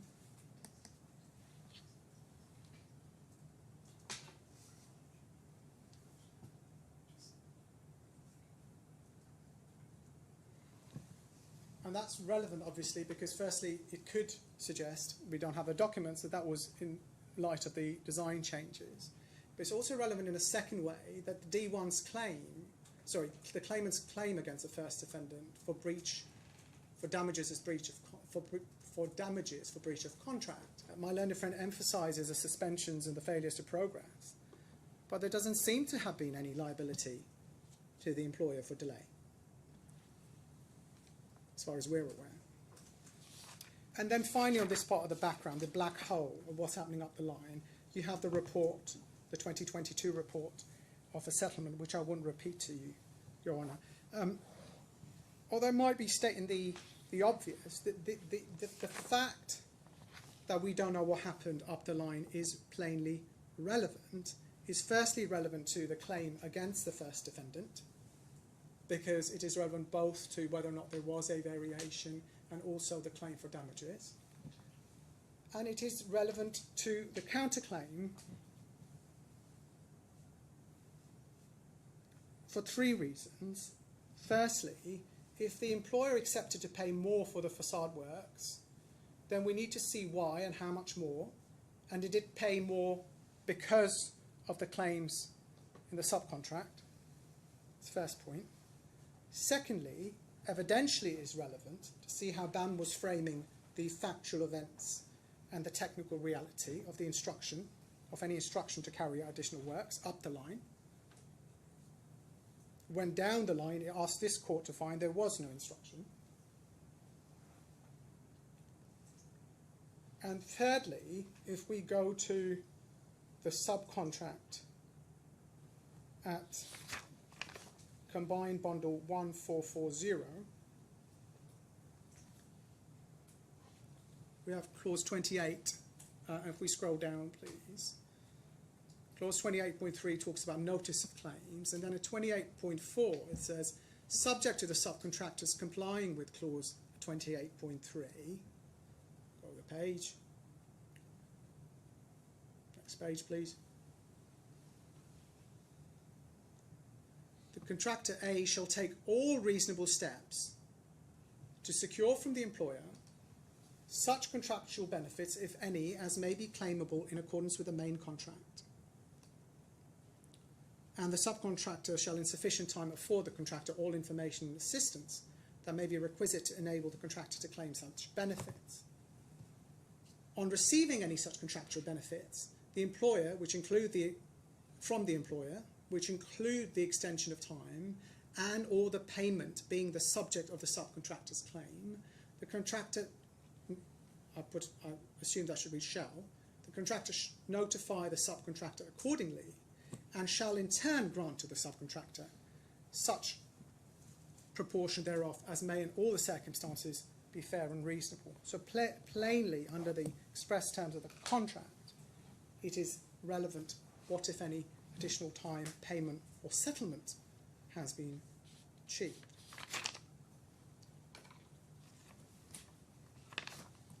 Can I just confirm whether the transcript is working? The court assistant is there in the room right now. My computer, is your transcript working? Yes, it seems to be working. All right, thank you, sir. Sorry, what?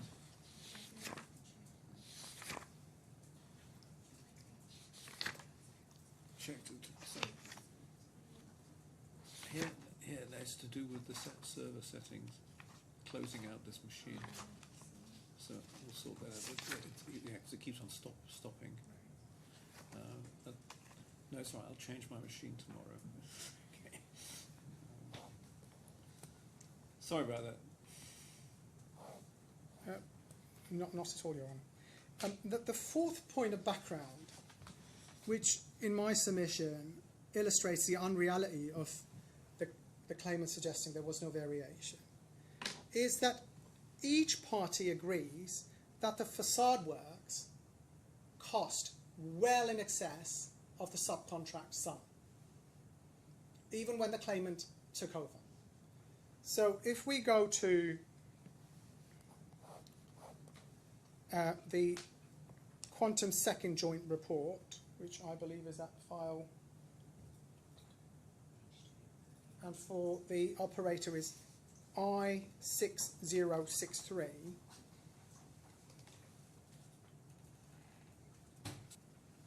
Spare me, Your Honour.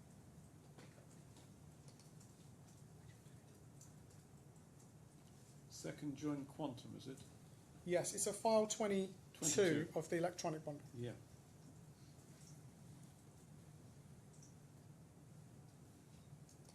And if we go to page 7 within that, Your Honour,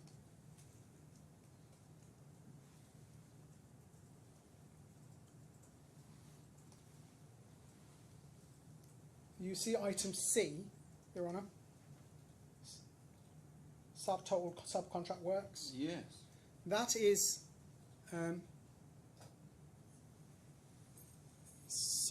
operator's page. I'm grateful. Sorry, operator, it's the file 22. File 22, if you can go to, and then go within that to the second joint minutes. Do you have it? Thank you. Page 7 of that. So we see that the experts have put in what BAM said it cost to carry out the works following on it by itself, 237 million. Mr. Kenyon values that at 233 million, and Mr. Affan values that at 229 million.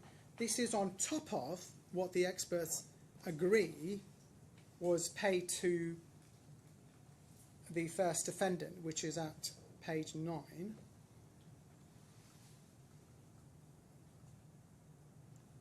The 54 million, do you see that, item G? So the works cost 54 million plus the figures at page 7, if we go back to that. Sorry, where do I see the 54? Sorry, I'm so sorry, I'm rushing, Your Honour. We go back to page 9. I'm on page 9.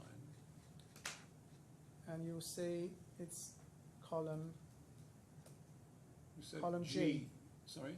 column G in that table. I don't have a column G. You go on to the my top page. of page 9, you should have paragraph 4.1.1.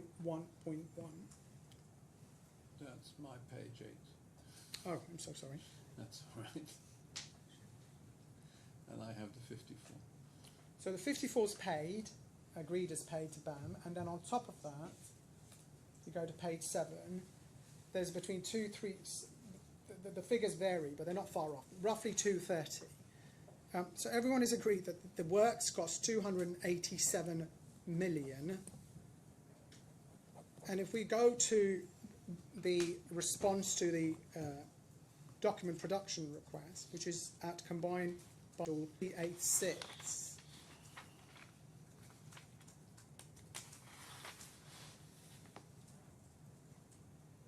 you'll see there was a request for tender return submitted by bidders, and in objecting to providing that, what the claimant said in the last column, 4th paragraph, the defendants have mischaracterized the claimant's argument. The claimant does not allege that D1's tender was underpriced, simply that it was bound to perform the contracted works for the tendered amount. If we just pause here for a second, let's just bear in mind which document request is that? This is document request 1, Your Honour. Okay. So you see all the requests for all tender returns submitted by bidders. Yes. And then you see a reason for objection. Yes. And we see the 4th paragraph. The defendants have mischaracterized the claimant's argument. I have 3 paragraphs in reason request, document not. Sorry, you see the reason for objection column, yeah. and the 4th paragraph within that that entry. Furthermore, I've got it. That's okay. Being slow. Furthermore, the defendants have mischaracterized the claimant's argument. The claimant does not allege that D1's tender was underpriced, simply that it was bound to perform the contracted works for the tendered amount. And obviously, the claimant can't factually assert that the difference is because of the taking over, because they took over the same facility, they pay the same suppliers, the same employees. So everyone agrees that these works cost way more, as in more than 200% of the subcontract price. Yet we have this unreality of a position, which is contrary to what BAM was saying up the line, that no, there wasn't a change. So what's being suggested is that in this tender for a flagship project where BAM had its own facade consultant, Colte, looking at the tender, where the Dubai Future Foundation had 3 professionals assisting it. Somehow, your short point, sorry to come across, your short point is, just to get it straight in my own head, if it's admitted it wasn't underpriced and it cost twice as much, it must have been varied. Something must have changed very fundamentally. Yeah, I mean, that's the short point. Yes, sorry. Judge's prerogative, but yes, that's helping me cut to the chase. So that's the points I want to put as background. I'm then going to move to the subcontract, and just some items that I want to look at. And if you look at the roadmap, I just want to look at 3 things. The subcontractor's right to access the site and execute the works. I mean, that sounds inarguable, but that's strongly at odds with this idea that there was a unilateral, unconditional right to simply exclude the subcontractor from the works. And I say that very clear words would be required for that. I'll address my learned friend's arguments that Clause B of the addendum creates the right to exclude the subcontractor from the site. And this is not something you addressed on, but it's a necessary part of the claimant's case. Not only do they have to show that they could forcibly exclude the subcontractor from its own facilities, they have to show that somewhere in these clauses they could make the subcontractor pay for carrying out the works for the benefit of Dubai Future Foundation. And then I'll look at the clauses on variations and claims, which I'll be shorter on. So if we look at the subcontract at combined file 1422,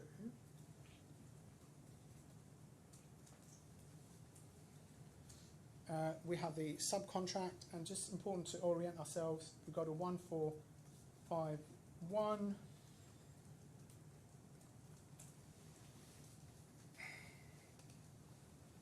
We have at item 9, this is the particulars to the subcontract.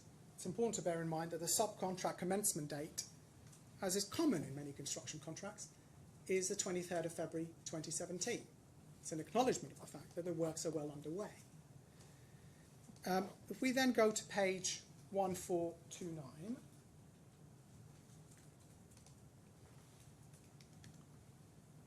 we see clause 11.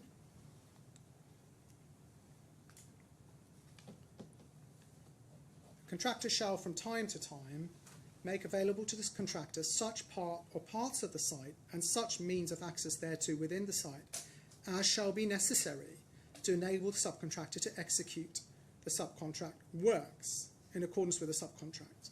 But the contractor shall not be bound to give the subcontractor exclusive possession or exclusive control of any part of the site. 11.2, which I say is no different from or is similar to item B of the addendum, the subcontractor shall permit the contractor, the employer, the engineer, and so on, to have full access at reasonable times to the subcontract works in order to examine, inspect, measure, and test the materials and workmanship and to check the progress of the subcontract works, whether on site or elsewhere, or to places where any materials or plant for the subcontract works are manufactured or stored. We then go to, so that's an obligation 11.1 to such access, such means of access to the site as shall be necessary to execute the subcontract works. 124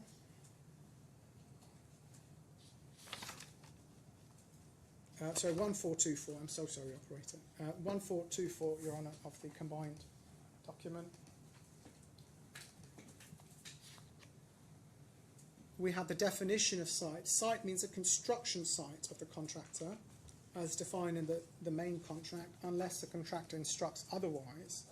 However, this definition is amended in the addendum. If we go to 1966,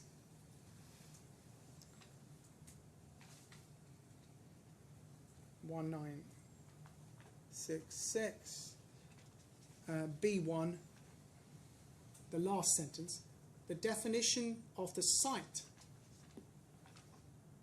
B1 last sentence, definition of the site under the terms of the subcontract shall henceforth be extended to include the facilities as described herein. So what this means, if we go back to page 149, 1429, and look at 11.1, BAM was obliged to give the first defendant access necessary to the facilities, because the definition of site is changed under the subcontract to include the facilities. Since the purpose. If we then look at, So where is the change in the definition? Your Honour, it's in the addendum. If you go to I'm on the addendum. 1966, last sentence of B1.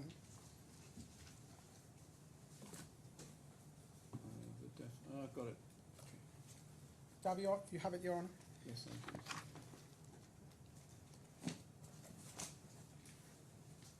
We then return to the subcontract, bearing in mind the changed definition of site to include the facilities.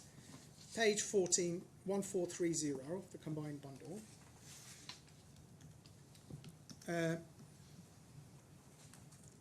The contractor of 16.1 is obliged within 10 days of receipt of the contractor's written instructions to do so, or at such other time as may be agreed in Annex 3, the subcontractor shall enter upon the site and commence the execution of the subcontract works, and shall thereafter proceed with the same with due diligence and without any delay.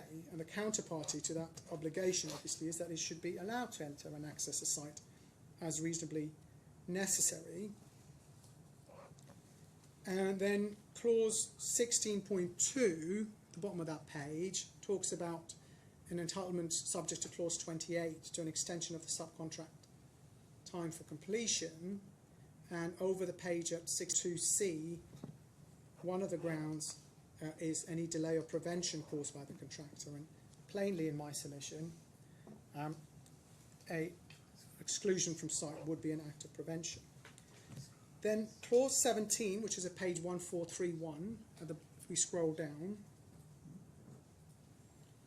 deals with taking over. And taking over in this contract is very clearly a taking over by the engineer on completion.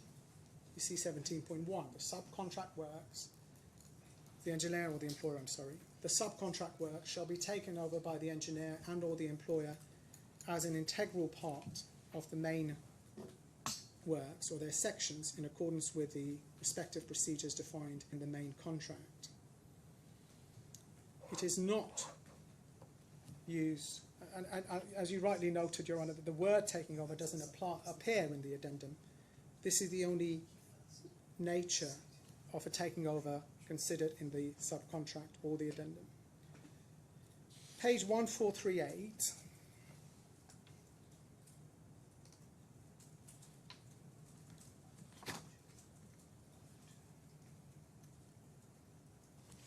Is if you scroll down, paragraph clause 26 is the termination by the contractor clause. It is rightly conceded that this was never operated. Your Honour will be aware that UAE law permits a contractual termination clause and will honour it, but it was never operated. So then, what is the, I'll come to when I'm looking at D1's case, that somehow damages for a breach of contract can encompass the costs of carrying out work going forward, and I say that's simply not correct. But in terms of whether they had the right to take over or not, take over, let's just be clear what we're talking about taking over. By taking over, we're talking about forcibly restricting access of D1's management to their own facilities. Takeover, in our very sanitized way of reflecting that reality, it was very much done using the security that was on the site. If we look at how the case is pleaded, if we go to page 22 of the combined bundle,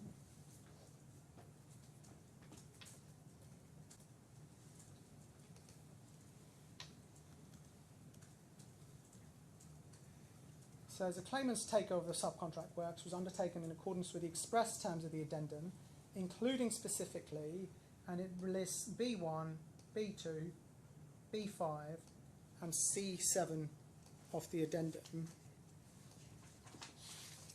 And there are two questions here. Do these clauses permit the exclusion of D1's management from the site and the conduct that the claimant displayed? And if so, does that mean that D1 has to pay for the costs of the facade over and above contract price? And I say in both cases the answer is no. So if we turn to the subcontract addendum, which is at combined bundle 1965,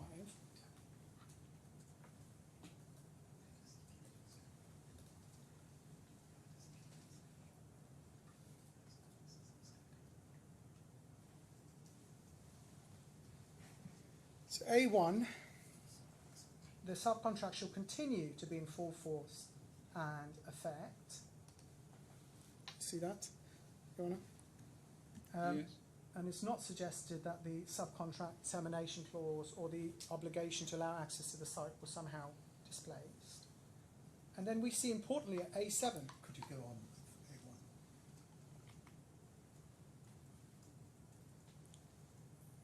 If we look at A7, I think my learned friend wants to raise something in reply. I'm sure he will this time. A7. It is understood that the contractor has no right to approach or hire any of the subcontractor's employees. Just bear in mind, Your Honour, that where D1's management was forcibly removed from its own facilities, BAM paid its employees directly. it did something in my submission that was expressly prohibited. And if we look at it's actually claiming that money back. Any provision of this addendum shall be upon the subcontractor breaching any provision of this addendum as notified in writing by the contractor. If I rely on the first sentence, and then if you look at A12 over the page, 1966,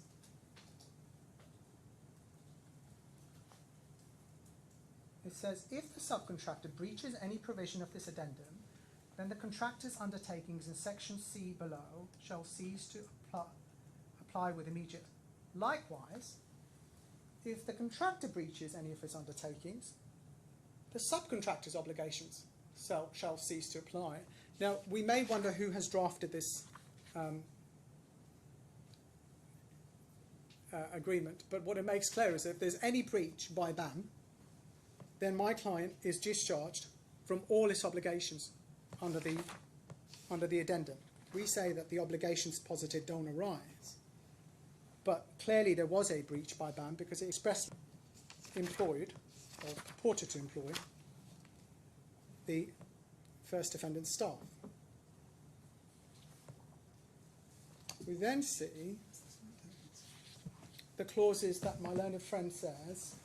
Ron, I'm sorry to rise, but my learned friend has said on several occasions that BAM's staff, that Affan's staff were forcibly excluded by BAM, that BAM hired Affan's staff. He also said they paid for them, which is right, but there is no evidence that BAM hired Affan's staff. There's no evidence of forcible exclusion. There's plenty of evidence of BAM seeking to get Affan's staff back on site, and they already had, under the addendum, the right to have full use of Affan's staff in order to complete the contract works. And there's no evidence to support these contentions about forcible exclusion or about hiring the staff. Well, no doubt this will be investigated in the evidence. Running it. You will see, and the quantum experts have looked at the figures, BAM did not pay Affan for the staff, it paid the staff directly. And that's on its own claim. We then look at item B1. The subcontractor will allow the contractor full unimpeded access and use of the subcontractor's staff, labour, equipment, documentation, and any other things required for the fabrication of the subcontract works, as completed and not installed, partially fabricated, in the factories as stock, ordered and to be delivered and to be determined the resources, and to the factories and facilities that are required for the fabrication, dispatch and installation of the subcontract works. And then it gives the plots. My learned friend wants you to read this to mean, the words unimpeded access and use to mean, BAM has a right to remove the first defendant's management from the first defendant's facilities and recover any costs going forward above the subcontract price. That is not what this says. The clearest of words would be required to do that. When he was pressed, my learned friend said, because this doesn't operate on breach, that actually this could be operated any time. The suggestion that the parties agreed such a unilateral right with no restrictions would need the clearest wording, and what this is talking about is that as a quid pro quo for getting money, there would be access to inspect the facilities, and the facilities would be focused on working for this project. It certainly doesn't have the words that my learned friend seeks to insert into it. And the two steps I must keep emphasising. The right to exclude D1's management, and then the right to be paid whatever costs go above the 125 million. It doesn't say that. Now, I don't need to go through each item in B, but what I will invite you to, what I will submit to you is that none of these clauses say that, or anything that would allow you to imply that. But we also see a B5 where it says the contractor shall control the facilities and put in place its own security measures together with the subcontractor's measures, including its own security guards. We see the vital sentence, practical arrangement for access shall be permitted for the subcontractor's operations. This is not a vehicle to prevent the subcontractor access, because it includes a positive obligation, a mandatory obligation. Practical arrangement for access shall be permitted for the subcontractor's operations. Well, there's also the second recital. You're ahead of me, Your Honour.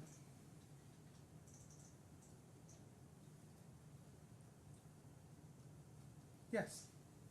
Subcontractor has. Is it the subcontractor has agreed to execute and complete certain subcontract works? Is that what you're talking about? Yeah. Yes, of course. I'm grateful.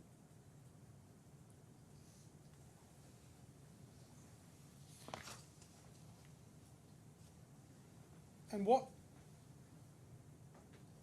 B8, I mean, what is really important about this is the reason for the payment, and we'll see this in the chronology, is because this is when production had started, the first 100 panels won, and apparent to everyone that this was going to cost a lot more because of the changes. And that's why B8 says the subcontractor shall employ at his own expense a claims specialist, quantity surveyor. This is 1967. Sorry, 1967, I'm so sorry. To work on substantiation of entitlement for variations and change to the subcontract works on an intensive and continuous basis, thereby seeking to secure payment for such changes and variations as have been instructed by the contractor or employer on the project. This again goes to the unreality of the position taken now. Well, what variation? There was never a variation.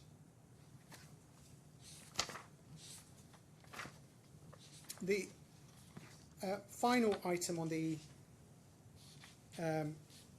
contract, Your Honour, is to do with the variation. Turn to the subcontract.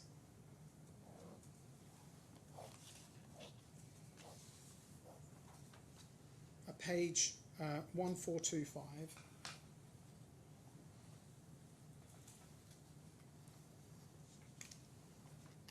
If I can look at subclause 3.1. The contractor and or his designated representative shall have the authority to give instructions in relation to the subcontract works, and the subcontractor shall comply therewith. The subcontractor shall, in relation to the subcontract works, comply with all instructions and determinations of the employer, the engineer, and the engineer's representative under the main contract, which are notified to him in writing by the contractor, irrespective of whether such instructions and determinations were validly given under the main contract. So the duty is to comply with an instruction. We then go to clause 20, 1435.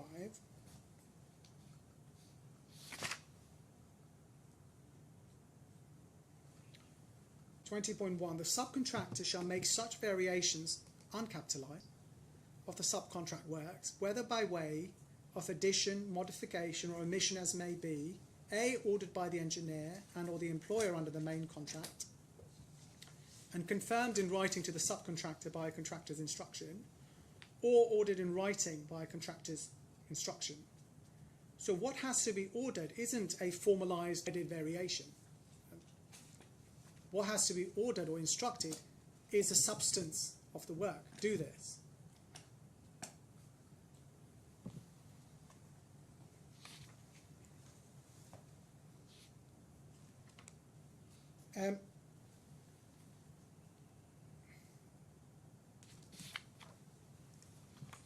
I think from my learned friends opening this morning, it's not being suggested, it's not being suggested that there is a pay when paid clause. So I'm not going to take time on that. You have my skeleton. It is not determinative if the employer rejects the variation. However, if we go to 28.4, page 1441,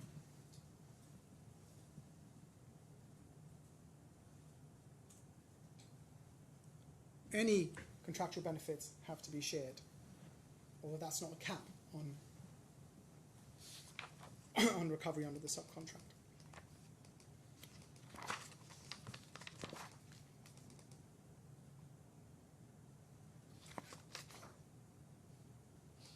Clause 28.3 at page 1440 is the subcontractor's notice requirements, and I'll come to that when I'm looking at the VO. So, Your Honour, just that concludes the section on the subcontract, and I want to talk about the variations.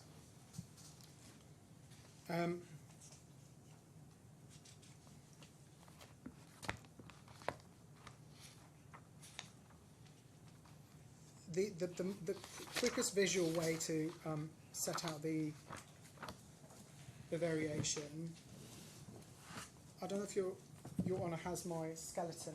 There's a drawing that's appended to the skeleton, which is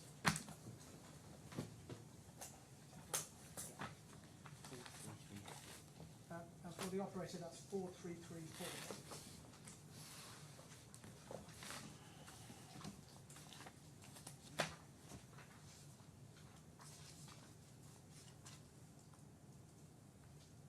Appendix 1 to the skeleton. If we go to the next page, please, 4335, looking at the larger variation, 4335 of the combined bundle.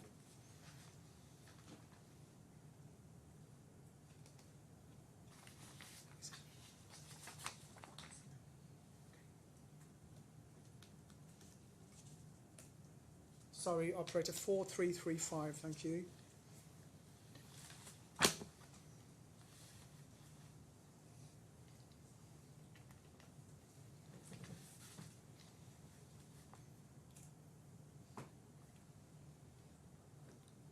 Four, 335. Thank you. So this is, in a nutshell, the variation that is the first defendant alleges. The increase in the size of the panels and the consequent increase in costs. Now, I want to look at firstly what was the information in the tender, and then what formed the basis of the proposal. So if we start with, Your Honour, I'm going to have, it may be, I'll assist you with the soft copies, but it may be quicker to use the two files that I've sent you, I've given you, and my learned friend. So this is Exhibit RAS 10, which is an I5330. I think it's tab 4 of the file you're on.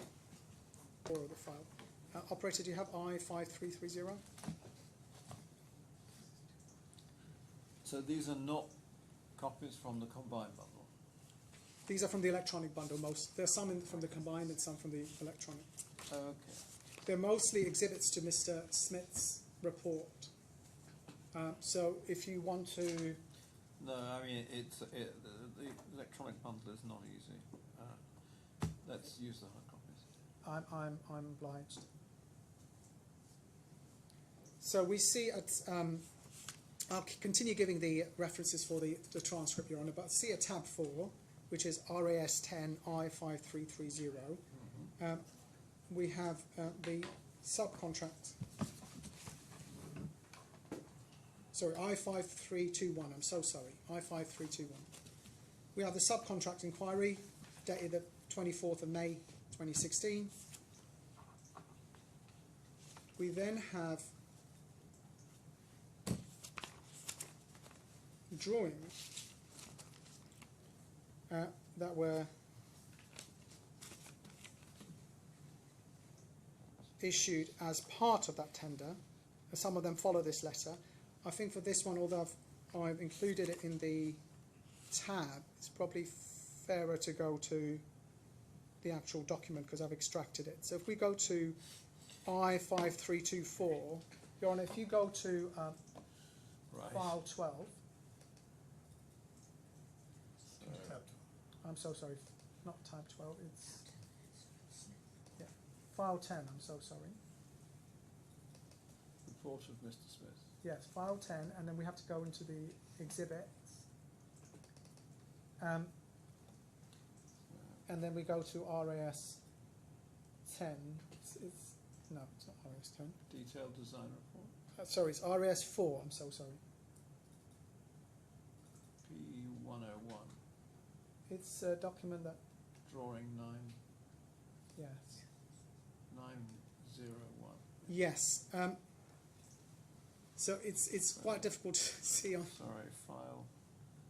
Forgive me, I could take this whole thing down. File 10. And then this is 10 exhibit. Yeah. And this is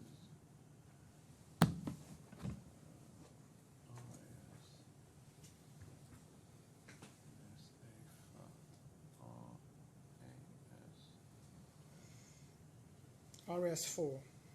4 or 5, sorry. 4, Your Honour. Okay. 4. Right.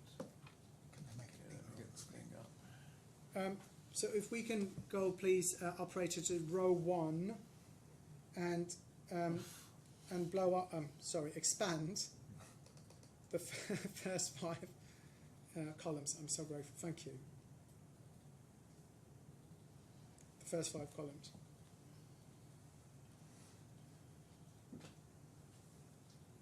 Just bear with me, Your Honour.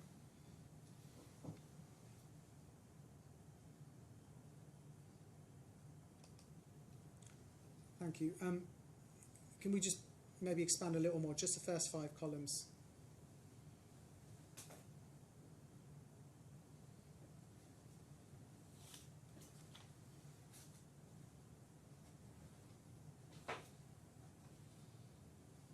Thank you. Just waiting for the. Do you only need the first 5 columns? Yes. So up to external finishes. Is that Typical module. right? Okay. All right. I'll lower it up. Is that visible for you, Your Honour? It is for me. Yes, I've lowered. Oh, there you go. I think even on the shared screen, it's quite easy to see now. So we see EWS designation, EWS 01. This is what D1 bid for. Composite GFRP panels with stainless steel cladding. And there's a description there. And we see the typical module, 2.5 metres by 4.5 metres, or 9 metres by 3 metres, vertical span, 4.5 or 9 metres typically, to preferred contractor module, panel depth 300 metres. Now, I think my learned friend suggested that the remaining types were also relevant. The understanding is that the rain screen panels were not the basis of my client's bid, but even to the extent the other types were relevant, I don't understand they were, apart from 2B, which relates to localised areas. Where did you read from a moment ago? So I was trying to follow. Typical module, Your Honour, EWS 01. So we said this is okay. This is what applies to my client's tender. Can you have the date of this? You need to check.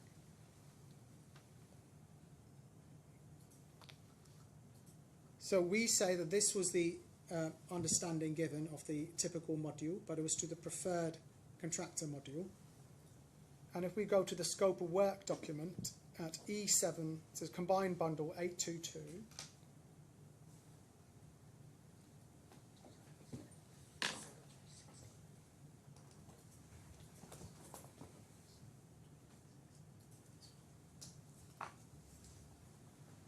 what happened to the drawing next to your skeleton? You've given up. No, I'm going back. This is just one I missed out from the file. I will take you back to Your Honour. This is just a nice one in the combined bundle, so it's easy for you to get to. A22. Right. So this is the scope of work commitment, and you'll see it says the contractor is responsible for the design and coordination of the following: individual facade element composite panels to be contractor's design, and facade panelization subject to contractor's preference. So in our submission, the tender was these are the module sizing was thought to be either 4.5 or 9 meters in height, but was subject to the contractor, and in our case, the subcontractor's preference.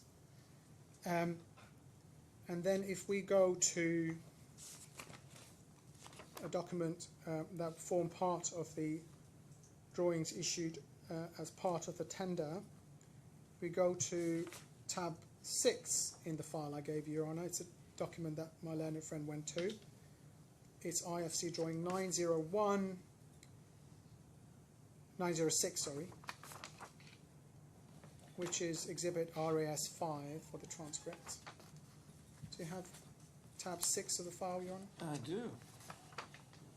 So we see, again, an optimal size is shown of 9 by 300, or 4,500. Where do I see the optimal size? So if you see the illustration under item 5, extract or model showing curvature, Yes. under that, you'll see GFRP potential module sizes options dependent on contractor design. Yes. And we see the optimal height is 900, Okay, yes. or it's that, 4,500. yes. and again dependent on the contractor design. And then we see panelization process steps. It says preliminary subdivision of facade surface along horizontal diagrid members. And then it's item 3, panels are single curved with limited areas of minimal double curvature. So again, this is a statement of two things. A 900 metre height is described as optimal, and also sizing is to be a contractor's preference. So this is a document you say that was tendered against? Yes, because it predates the proposal, but also it was actually sent to us prior to the price being tendered. The reason I say that is because there's at least one important document, which is the killer module, which was not sent to us. Model, sorry, not module, before the pricing. And I'll come to that. And similarly, if we go to tab 7, we see drawing 934.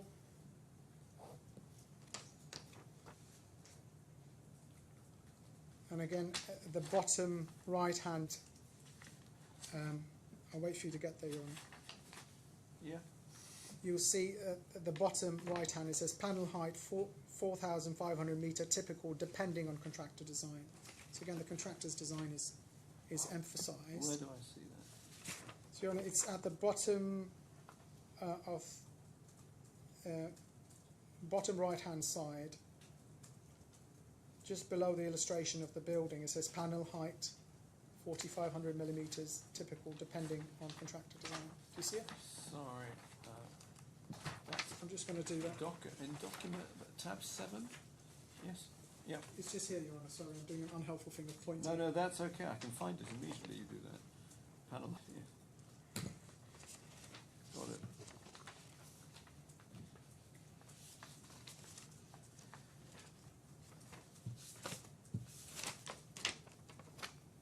So this is also a tender document.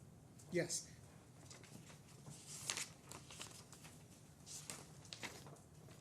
And so if we just go back to drawing 906 at tab 6, what's also relevant, and this is my understanding from Mr. Smith, having spoken to him, I don't profess to have counted these, but if you look at this, this does show the circa 3,000 panels that Mr. Doyle also says was the initial design.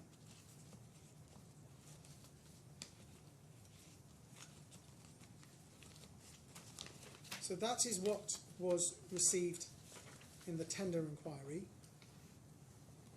Optimal size 900 to 2.2, subject to contractor's preference. We then see the price, what was priced for. So if we go to tab 8, this is a document of the combined bundle. So if we go to combined bundle. So you say this shows 3,000 panels? The 906, yes, that's my understanding. Yes. Understanding from Mr. Which is similar to what Mr. Doyle says. I'll give you the reference in a moment.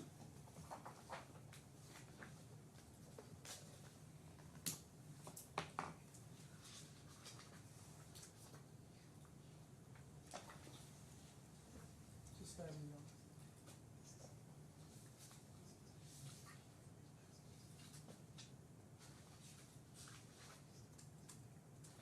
We go to combined bundle 615.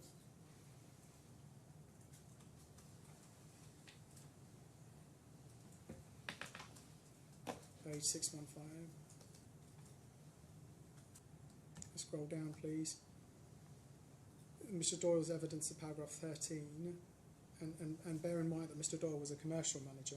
We'll explore the basis for his evidence tomorrow. But he says, whereas a client's initial concept design had approximately 3,000 small panels to be faceted on the building structure, my learned friend suggested that the word faceted was somehow unfamiliar or unwarranted in the variation claim.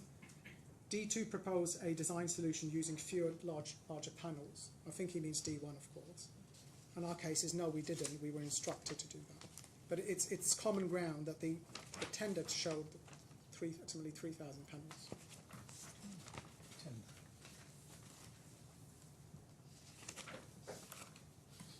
Sorry, the subcontract inquiry showed. Yes, I mean, these are in the way of employers' requirements. This is what we fabricate price. and build. Yes. We then go to the proposal. So this is tab 8. Yes. It's combined bundle 859. If you want to mark it up, Your Honour, it's easy. It's one of those that's easy to get. I can see the number in top right hand corner. 859. Just note the date, 25th of January 2017. Then 862. This is the commercial proposal. And it says EWS 01234, advanced structural composite facade panels, double curved, nominal size, 9,000 times 2200. That's the sizing. And then we see... Sorry, said 862, yes. Yes, just under 1.1.1. It refers to composite, advanced structural composite facade panels, double curve, nominal size 9,000 by 2200. Yep.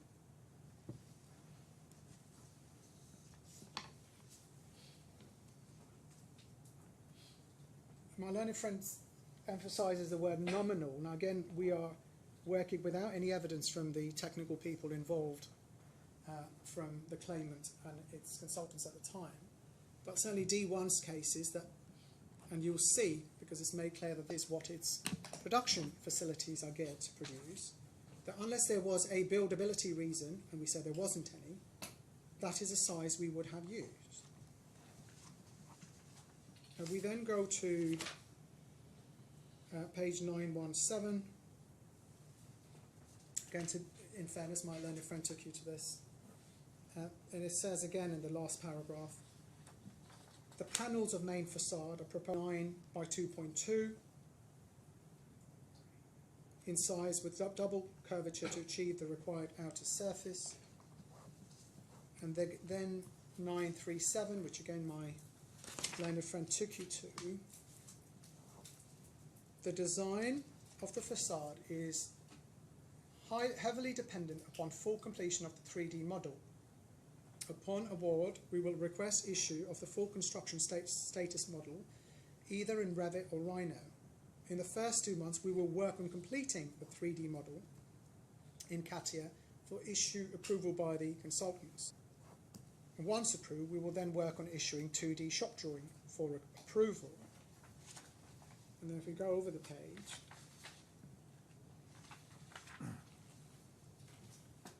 it says,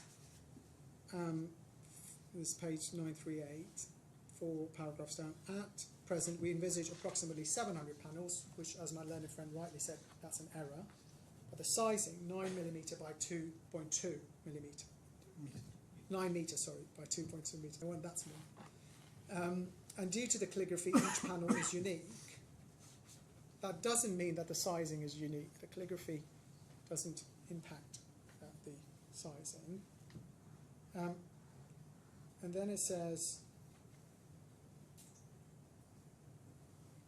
if you look at 938, spare me 1 second.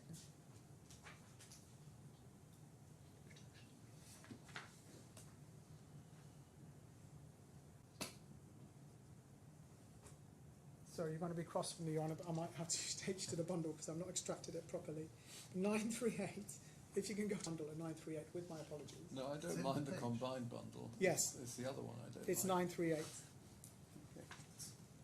Back at 937. So now 938 is the last paragraph. Affan will be implementing a new production line in a new facility specifically designed to suit the production of between 60 to 80 panels per month. And I just wanted to show you 939 of the combined bundle. Mm-hmm. If we turn that over, please, rotate that. And what, I mean, it stands to reason, but the intent and the pricing was based on a certain production rate at a certain size facility. And the moment the panels are instructed to be larger, if they were instructed, which is my case, then those costs will increase and the time will increase. So what I'm saying is that the commercial proposal is not only clear that the sizing is 9 by 2.2, but the pricing then follows.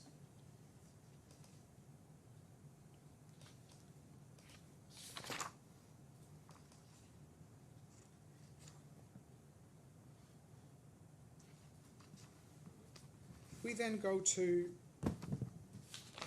tab 9. No, sorry, tab 3, I'm so sorry. Tab 3 of this file.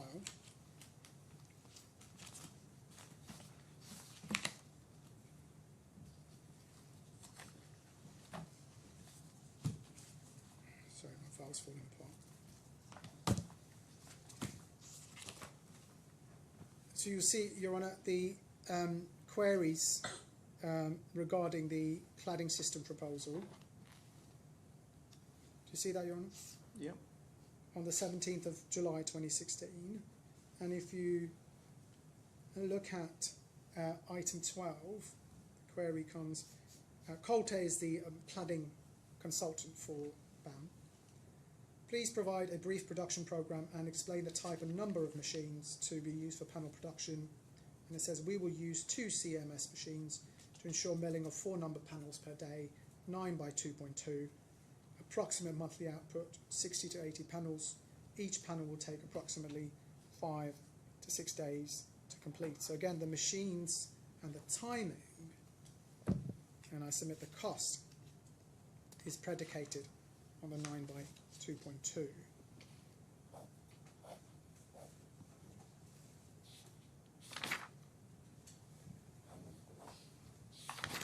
So in my submission, the tender inquiry allowed D1 to size at 9 metres and no larger, or to work according to its preference, and that is how it's sized and priced for its works.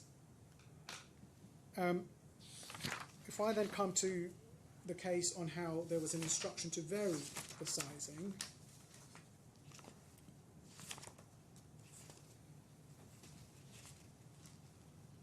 if we can start with, you're on a tab 9 of the file.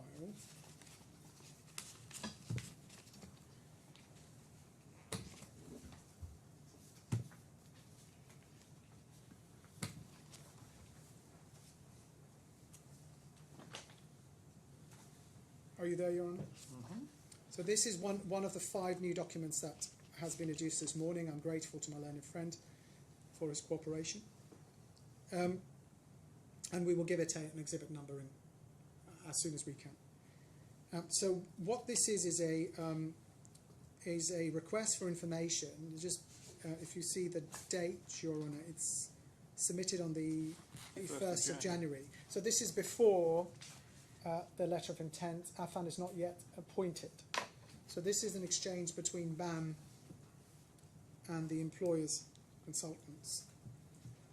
Miras, Bureau Happold, and Killer Design. Killer's the architect, Bureau Happold is the engineer, and Miras is the employer's representative.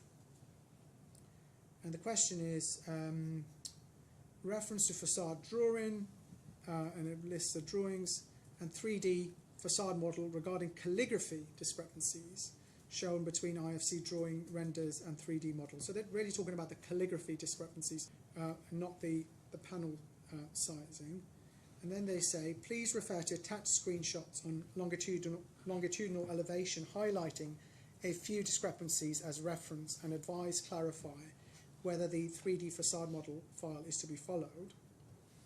And then the response is, note the facade subcontractor, it's not yet been appointed, will be required to determine the final panelization and optimization of the facade glazing based on their preferred manufacturing size. This was our understanding as well of the tender inquiry. But then it says, however, please refer to the Rhino model issued at IFC for generating the locations and extent of all glazing types. Upon appointment of a contractor, Killer is available to meet and clarify any additional points. And what we see in the response to the RFI, even though the RFI is to do with calligraphy, is that at the date of this response, 7th of February, the larger, the 3,000 panels, that's our drawing 906 that appears here. See that on the second page, Aaron? Mm-hmm. Are still in play.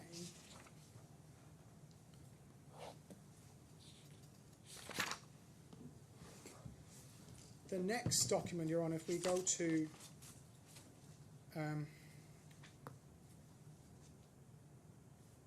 tab 11, I apologise because I've just seen how small the printing is.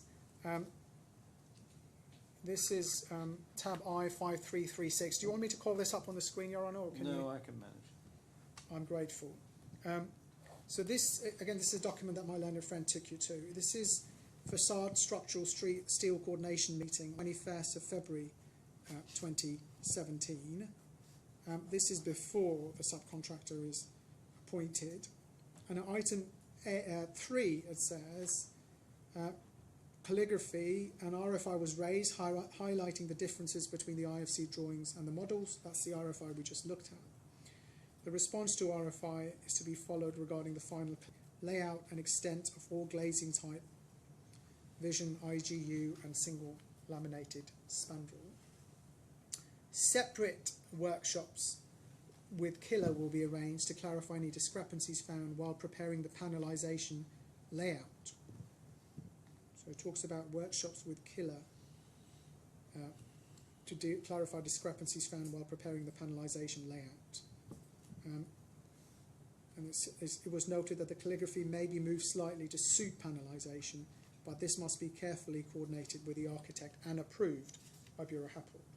So panelization is being discussed with before the letter of intent, and there's reference to a Rhino model. You see that? So Rhino is a form of architectural software. CATIA, I understand, I'm not a spokesperson for CATIA, but is a more refined, it's like the next level of Rhino. We then have a tab 12 of this file, and it's for the transcript is I5337 exhibit RAS 17, the second facade structural steel meeting on the 27th of February 2017. This is again before the letter of intent.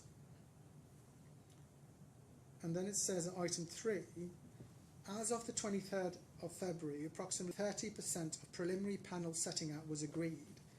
And as of 27th February, some 80% was agreed. The remaining 20% will be worked through by 2nd of March. BAM has emphasized the importance of freezing, agreeing the final layout, as this is critical path on the program. Now again, this is pre Affan being pointed. We then have tab 13. This is combined bundle 1080, just for the date, the letter of intent, dated the 2nd of March 2017.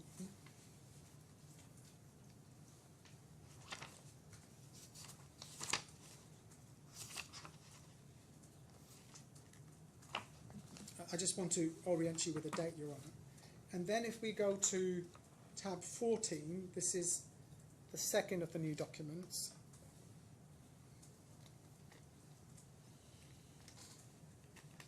On that day, and this is why I said it's important to look at when material was sent, even if it's marked IFC under the main contract. On the 2nd of March, BAM sent an email, and our understanding is that this is because the letter of intent has now been sent. Issued for action. You see, reason issued for action, Your Honour? Yes. And we see the subject at the top in large script, forward, MOTF issued for construction BIM models, volume 4. And then within the several attachments sent, if we go to, just bear with me,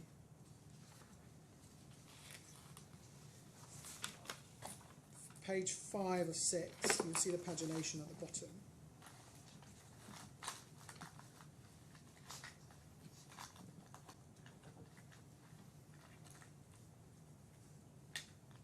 You'll see the second entry. It's 0121 P101 KLD FAC BIM 00001. Apologies to the transcriber. Dash 0003D. 11th December 2016. Architecture, mound, lobby, press room, and ORD Rhino models zip. And then we see an email instruction. We hereby forward the BIM models for your information and action. And if we go then to, so that BIM model, KLD, Your Honour, if we look at that second entry, is killer design. Facade of FAC is clearly the facade. So that's BIM model 3D. A screenshot of that is in that tab 15. So we get this on the 2nd of March to action from BAM. So as you see the document at, the screenshot document at tab 15, Your Honour. And you might be able to make out right at the top the same 0003D. And what we say is that this was when we received the killer's required design with fewer and larger panels. And with some changes for localized areas, this is what was built. And this is how we say, it's been suggested that somehow the first defendant came up with larger panels of his own back. And we say that's wrong. We were sent this Rhino model to action. And just to avoid any confusion about the provenance of this document, tab 16 we've provided the AConnex record for the that screenshot and model, and you'll see that it's created by. Is that a convenient moment? Yes, Your Honour. In case you're feeling worried, I'm still confident that I will finish Mr. Doyle tomorrow. That's so okay. I hope that gives you some reassurance. No. It's we've got some reserve time anyway, so I'm not worried. Thank you. Okay, in which case, just tidy up a bit.